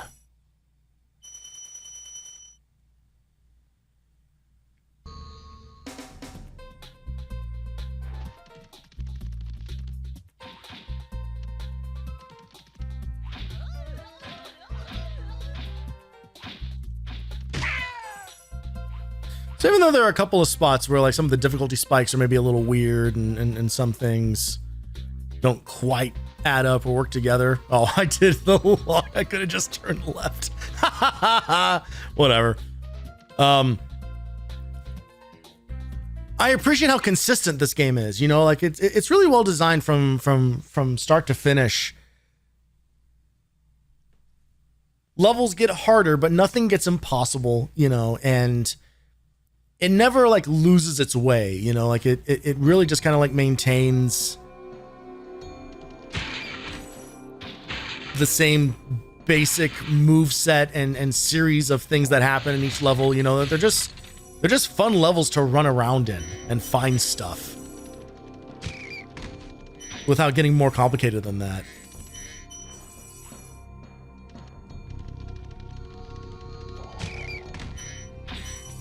All right.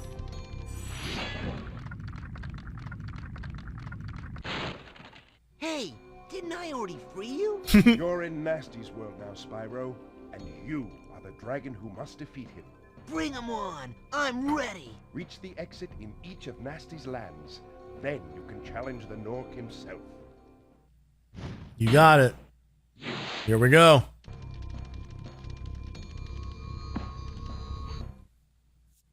Is that Daddy Dragon? I don't know. I don't know if they really explore that kind of hierarchy.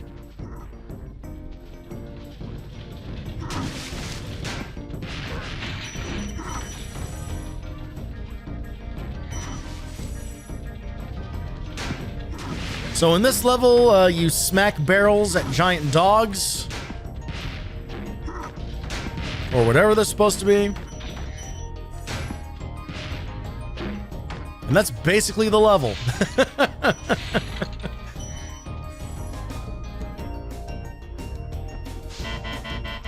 Jesus Christ.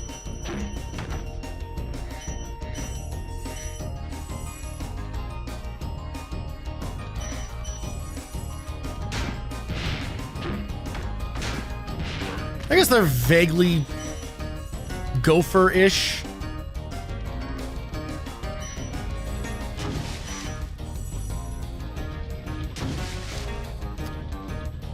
I remember there being kind of a weird puzzle in this one involving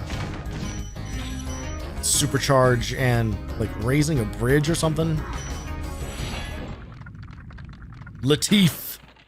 Keep up the good work, Spyro.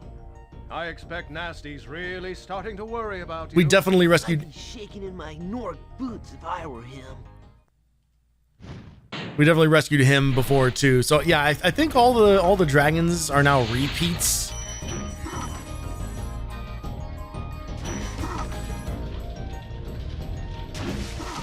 Which I guess is a joke. I don't.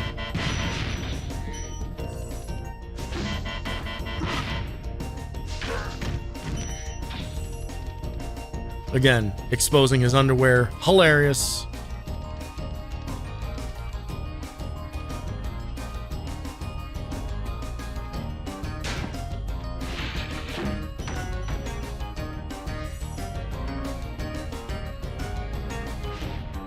I think I don't see you hiding over here. I see you. I see you. I see you, chests. I see you being all sneaky. Oh, God.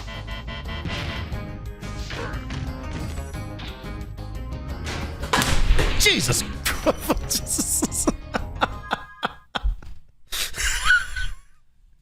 Stand by. I have to fix my couch. That scared the shit out of me. God damn it.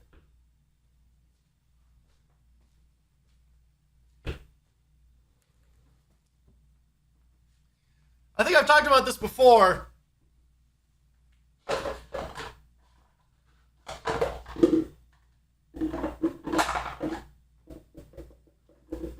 But when I got the standing desk,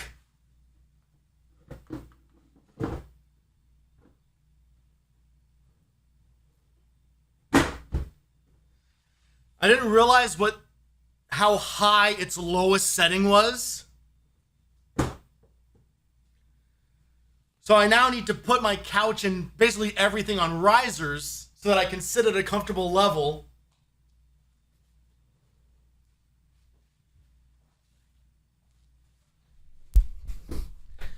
And I think the least secure ones are the ones that I have on this back foot. That was terrifying.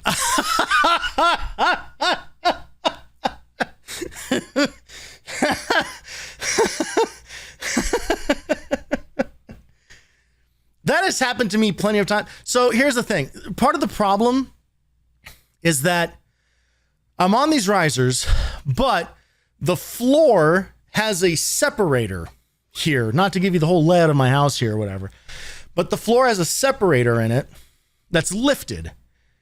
So I literally cannot move this couch back any further because that butts up against the divider in the floor. So this is the side that is most likely to go out from under me, because if I do try to push it back, it'll push the risers out of alignment. Well, that fucking woke me up. Let's finish the rest of this. The Tony blueprints, very good, well done.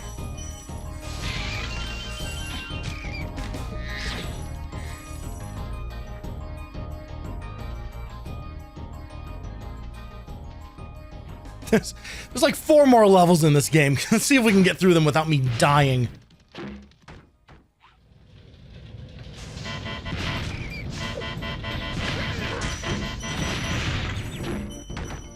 So many explosions.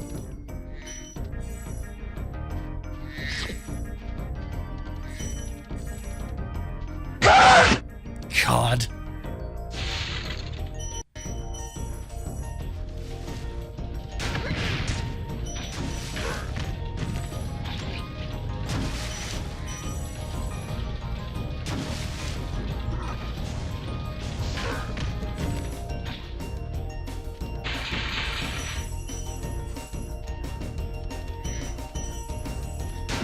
Okay. I gotta get my heart rate back down.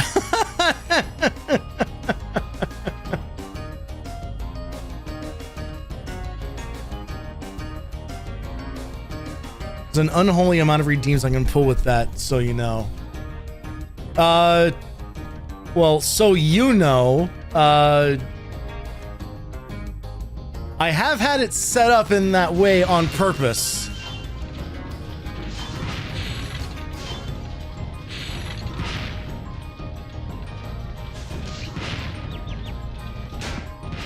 Because I don't know if you saw my playthrough of Mega Man X7, but when I tell you the original voice line does not leave any gaps in it,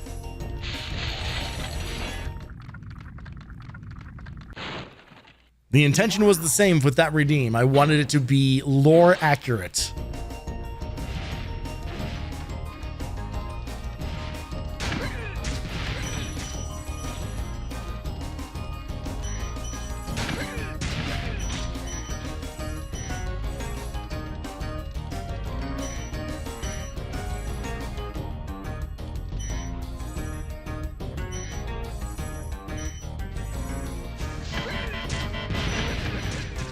Okay, this is not the level with the bridge puzzle thing. I think it's coming up at another level.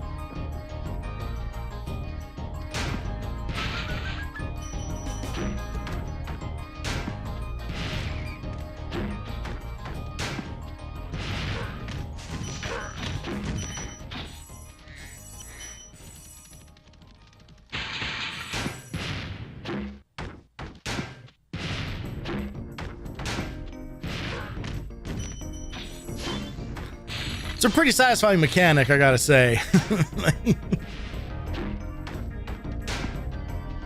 It's the closest thing this game gets to having physics, which obviously those aren't. Like those are pre-canned paths that are just kind of responding to just how well you're aiming. But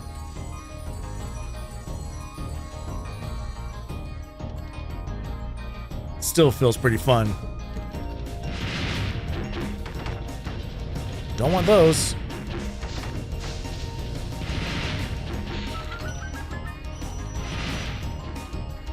Let's not leave money on the table here.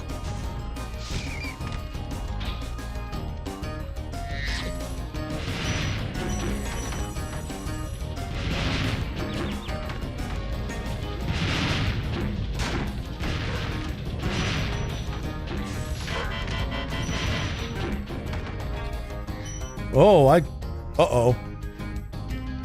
Ooh, I don't know where the key is for this guy.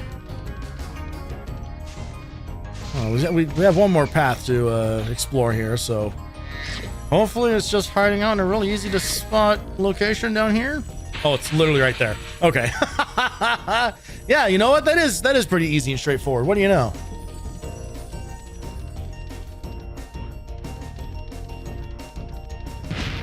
Good job.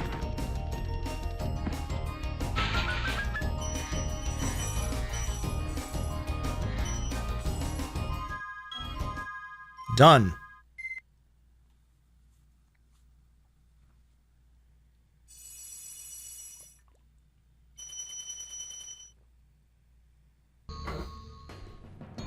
At this point now, I'm just nervous that my couch is going to burst into flames. Oh, shit.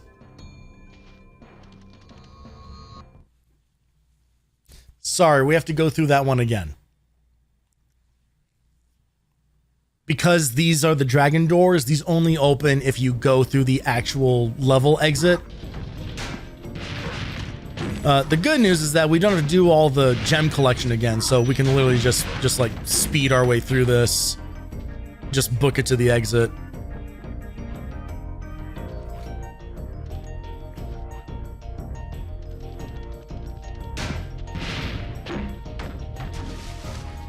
Fully forgot about that.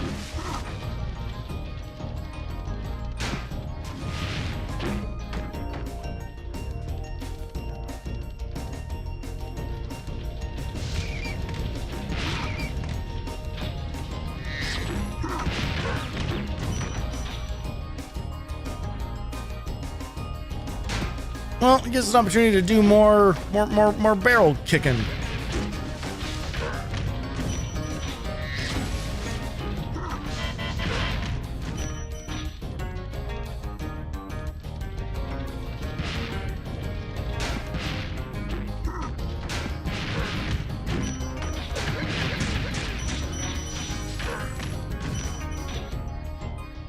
Oh, baby.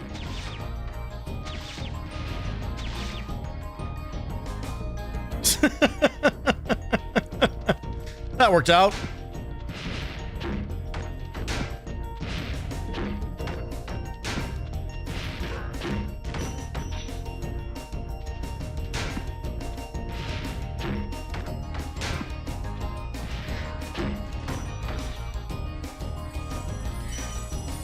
And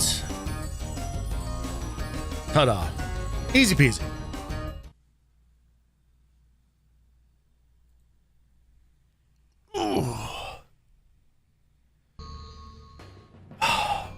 Tired, hungry, terrified of his own couch. Truly an awful place to be. This is the one with the weird bridge thing.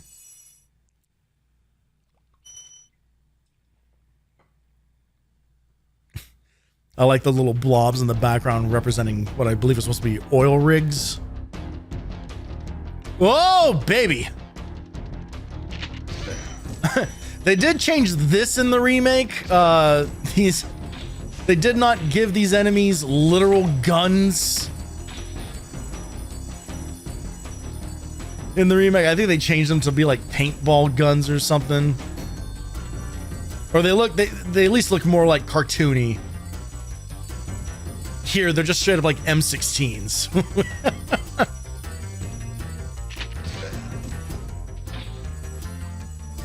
Or I guess not M16s, but they're like World War II era Gauss rifles.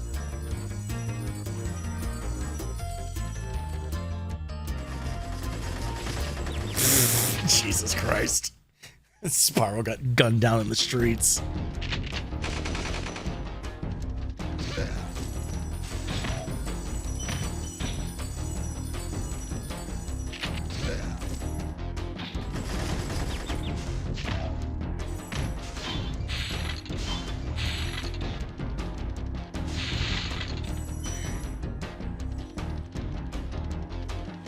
Curious direction for the enemy design, I gotta say. Like, everything has been kind of like, I don't know, wizards and goofy little guys who run at you really fast and then, you know, fall off a cliff. And then this one, they were like, guerrilla warfare, Vietnam.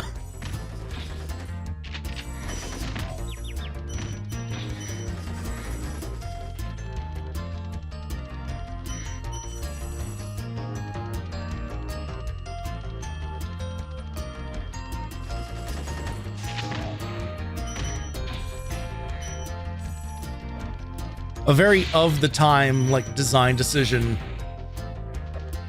where you're just kind of like rolling through just like different genres. And then for whatever reason, like realistic warfare is on that list. All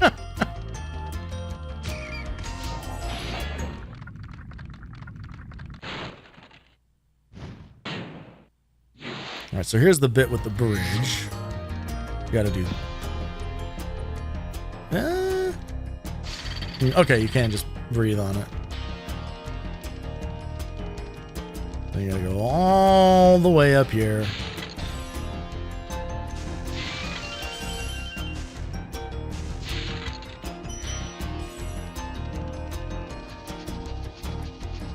And then, yeah.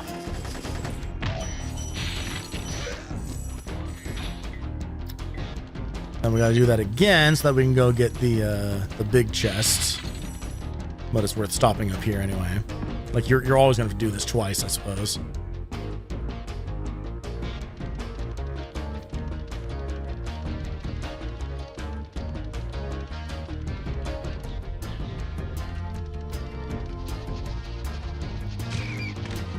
Something interesting about like playing this game all in one sitting, in that it's reminding me of when we didn't have a memory card yet. Like this is kind of how we had to play games. We had to play them all at once or nothing at all. We're like the genre hopping in Gex, but I only ever beat it with cheats as a kid. Yeah, Gex isn't great. They're not great games. But at least in Gex, it makes a little more sense because he is literally like jumping around in a TV. Like that's like Gex is just like a bunch of like pop culture shit. On PS1 for like a year before I had a memory card. I mean, yeah, same. We had, it was a while before we got a memory card. And that is a rough way to live. Like the kind of thing that you didn't know, would like be a thing. Like that wasn't a thing that we had in games before,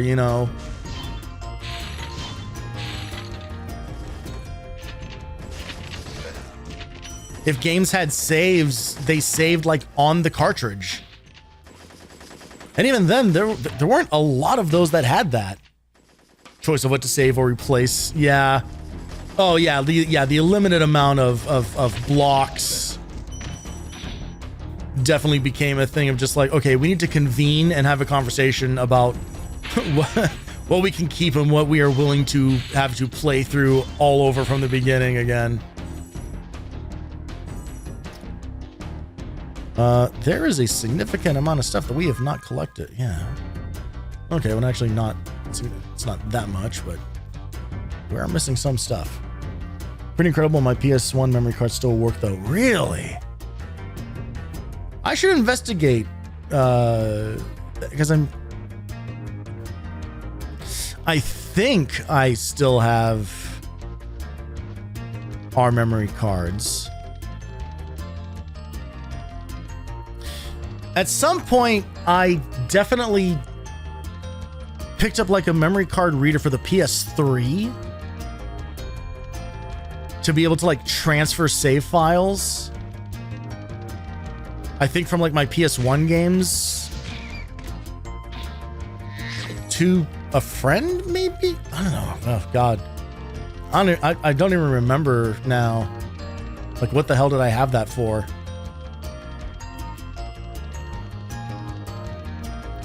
Also, I do not know where these last handful of gems are, so we're gonna have to do some running around here. Second card purchase made it elite stat. Yeah, I mean, as soon as we ended up with a second, oh, okay, they're all up there. Yeah, as soon as we had a second memory card, then it stopped being so much of an issue. So now we're rocking 30 blocks.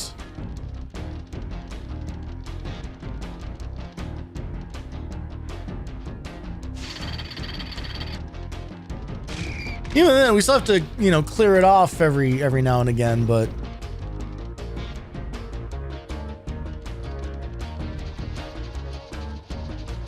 the thing is about having like 30 blocks of memory, there are longer gaps, at that point between when you are changing games.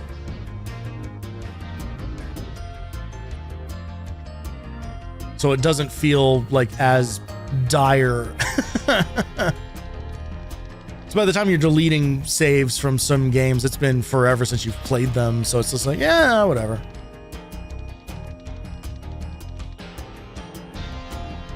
I don't need that Xena Warrior Princess save right now.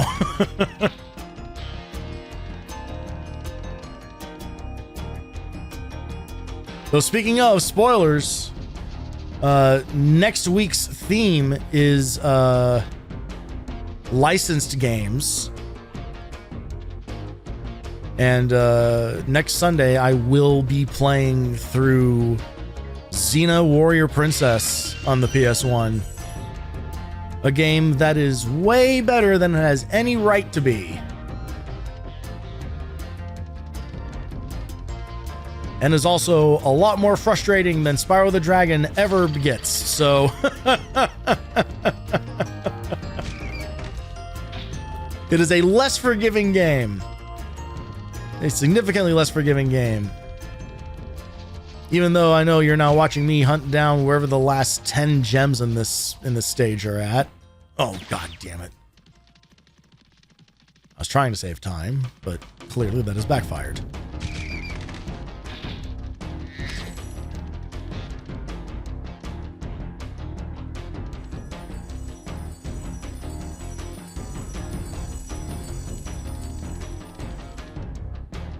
I already know that I got this guy, but for the sake of thoroughness. Okay, there's one. Oh, God. Oh, and perfect. Oh, thank God. All right. I'm not going to exit level. We're going to go the normal way. Otherwise, the door won't open. Everybody get mad at me.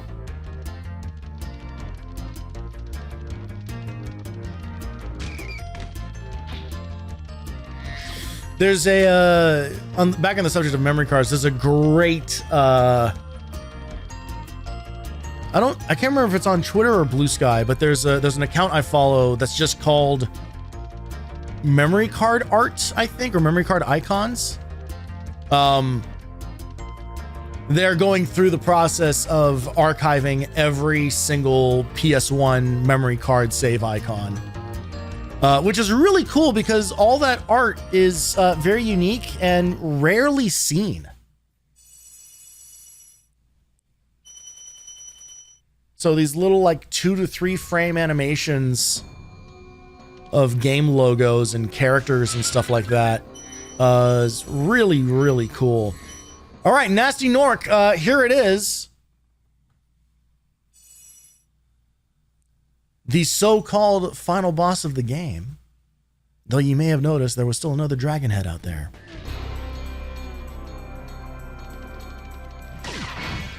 All right. So the way this works is it's basically kind of a series of chase sequences. My hope is that I'm able to do this in one go because there are no checkpoints. So if I die, we have to do it from the beginning. So the first pass in each one of these sections will be just gem collection and everything, because we need to chase a thief to get a key to unlock the next set of areas to chase Nork through. That's all the gems here.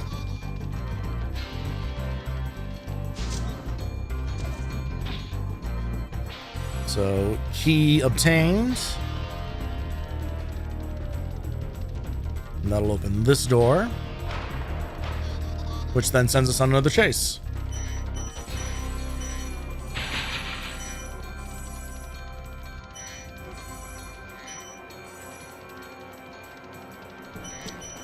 And I warn you now, the final lap of this gets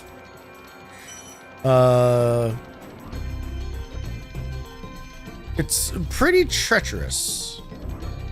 I had to stop myself from doing the Nyan voice. The Last of Us game gets pretty treacherous, so you better be careful, or you're gonna find yourself having not such a good time. Okay, come on.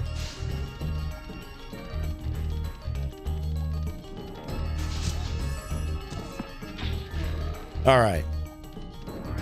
2 keys obtained, which will now open. Oh, open that.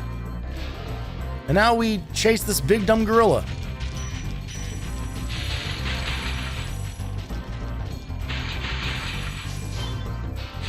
So again, just going to make an effort to just kind of grab everything first. Worry about the boss part of the boss fight later.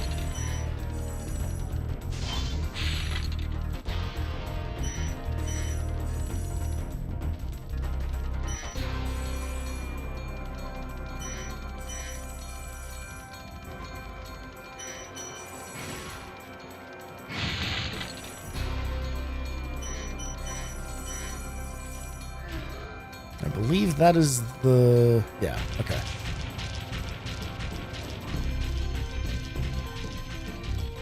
I also might be misremembering. I might be thinking of the Riptos.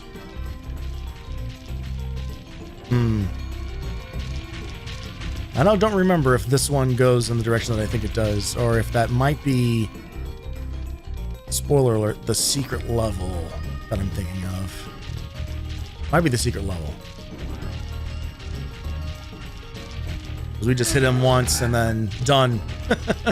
Okay, no. All right, it is this. So now we got this to contend with, and I am not a fan.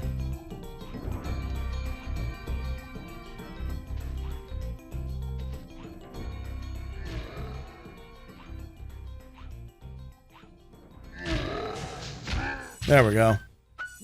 Toast, Newark. There you go. That's the boss. Sorry I took so long. I kind of forgot about you. What about Ganasty Ganork? Nasty Nork is toast. So now there's order again in the Dragon Kingdom? Well, mostly. I've still got some treasure to pick up. What will you do next? I'd say the sky's the limit. There you go. Therein is Spyro the Dragon on PS1. But we're not finished. Not quite. I told you this was a 100% run. So there's one more thing to do. But we'll let the credits roll here. We do sit through the credits on this channel to give credit to all these people who made one hell of a game and one hell of a series. You know, like these games. I said at the beginning of the stream. You know, I love these games. This original trilogy is so much fun. So well made. And really, if it wasn't for games like this, like I don't think that the PS1 would have survived, you know, like it needed people who could come along and be really smart about their game design and just make something fun and well made and smartly designed.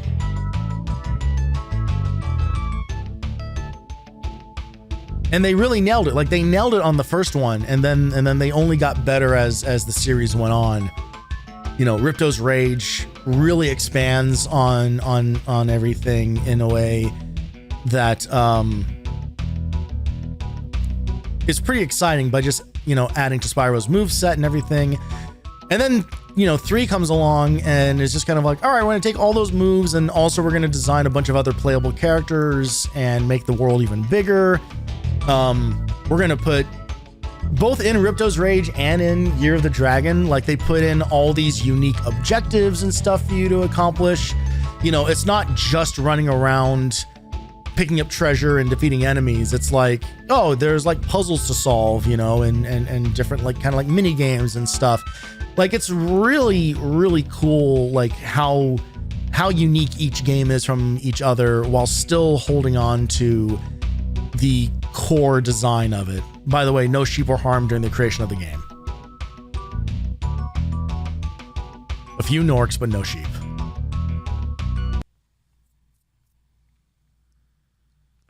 All right. So we return home, but having collected damn near everything except for, oh, what's this? One more dragon? Nasty's ancient history now. So, what's in there? I believe this is Nasty's treasure hoard, but the gate will not open until you have found everything in the Dragon Kingdom. Come back when you have reached 100%. Guess what, buddy? I'm way ahead of you. So here we go. Time to go raid Nasty's loot. This is your reward for collecting everything. Is this funky little stage. So here's the coolest thing about this. You can fly. You just have permafly in this here stage. And this works in a kind of a funky way. So it's kind of it is like a puzzle stage, basically.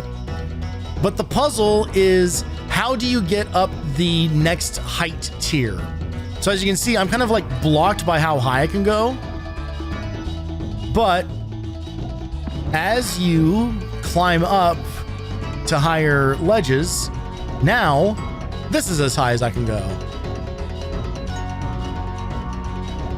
And you just kind of keep doing that.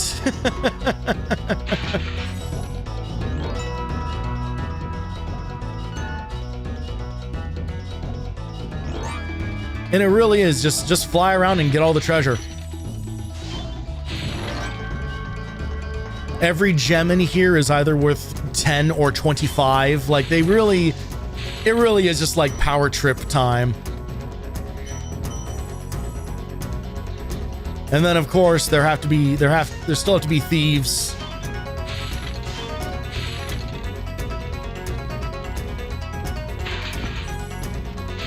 We'll deal with that guy in a second.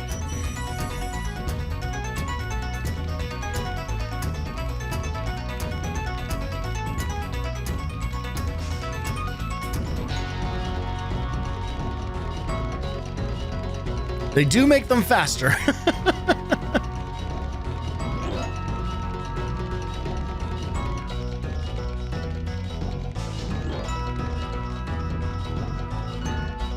I don't know if flying is fast. Okay, it actually might be easier in the other direction now that I think about it.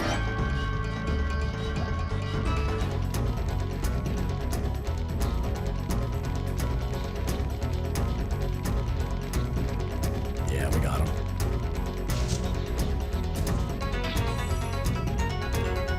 All right, so we got the key. Bring it over here. And now the next set of stairs so that we can fly even higher.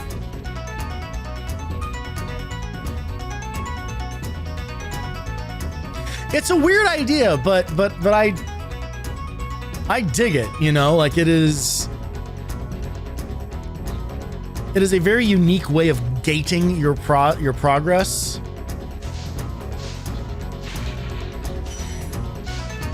But it almost feels like Spyro is like learning how to fly like better and better and better as he goes.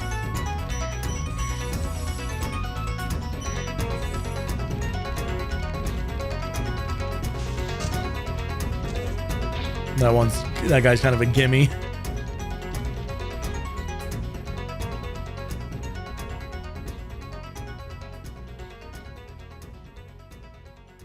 I know it's fading out, but the music also goes like really hard in this one.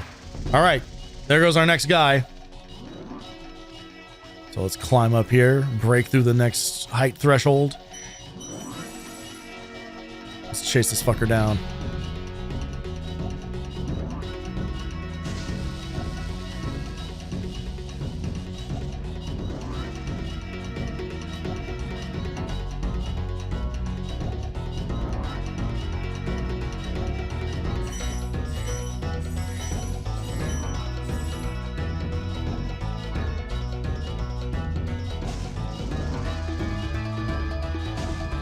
You can see our gem count is already higher than any other level in the game. Like I think there's like 1,200 gems in here or something.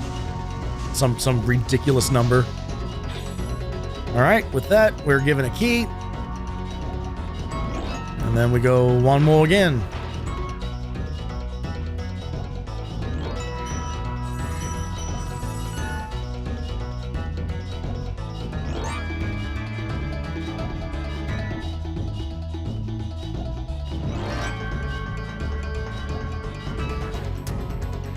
Oh, oh, oh, oh, oh.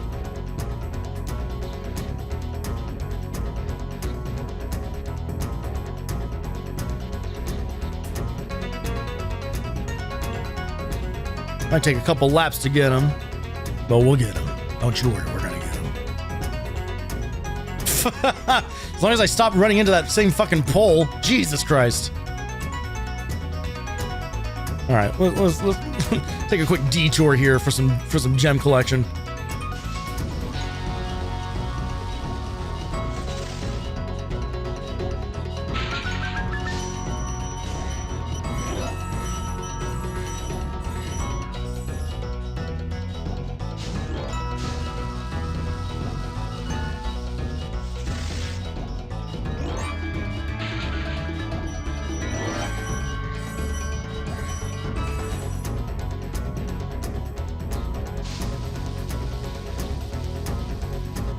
Last chest.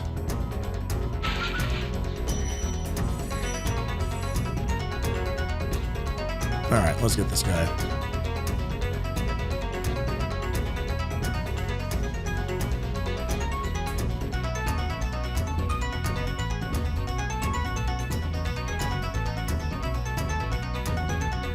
We're not going to run to the pole this time. Thank you.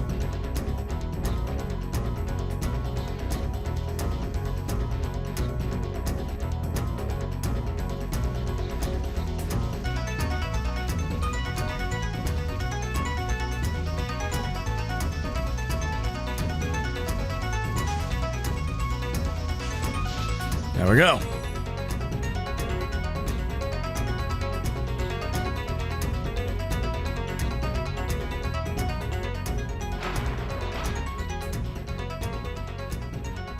One lonely gem.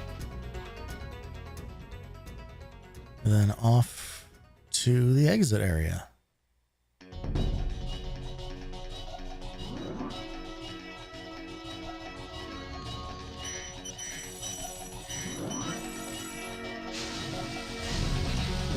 With the picture of Nasty Nork. Just hanging out. Thank you for the hydrate. Look at all these gems. Look at all of them. Yeehaw.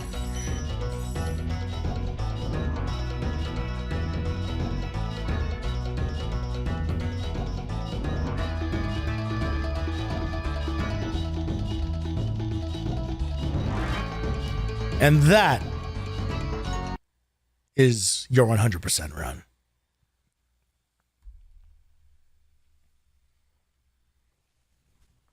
Spyro the Dragon, you've defeated Gnasty Gnorc, collected the dragon eggs, saved all the dragons, and recovered every bit of treasure in the Dragon Kingdom. How do you feel?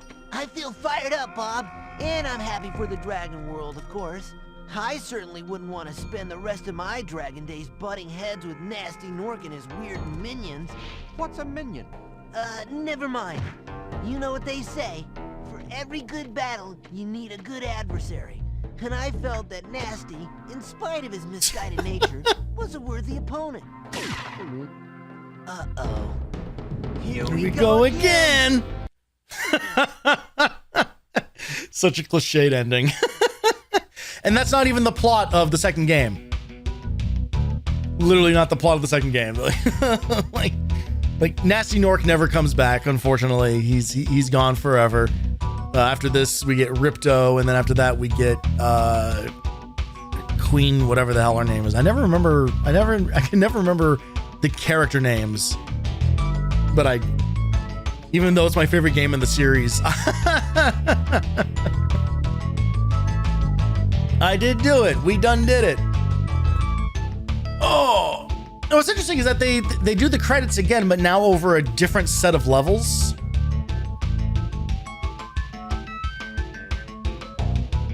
I think there might be like a slightly different message at the end too.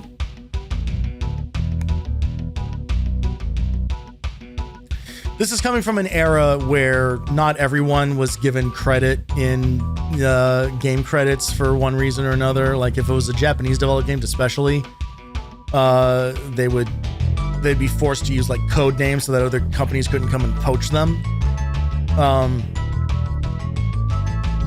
So I am curious, like how many people didn't make it onto this list of this game, because it seems like a really, really small team, all things considered. When there's probably a lot more people who worked on this who unfortunately did not get their time to shine.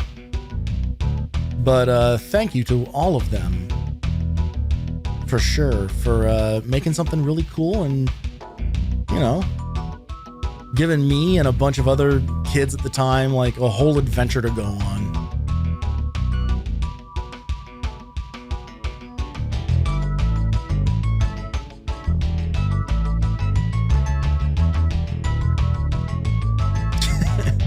Mike Gollum.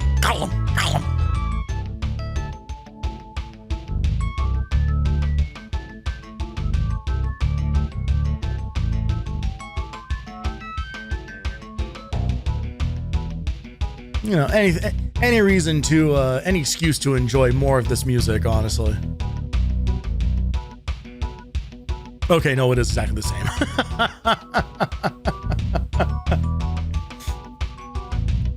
Exactly the same, just over different levels. There you go. Done deal. That is 100%. That is every possible thing you can see from Spyro the Dragon on PlayStation 1. Kicking off our jam-packed PlayStation September perfectly.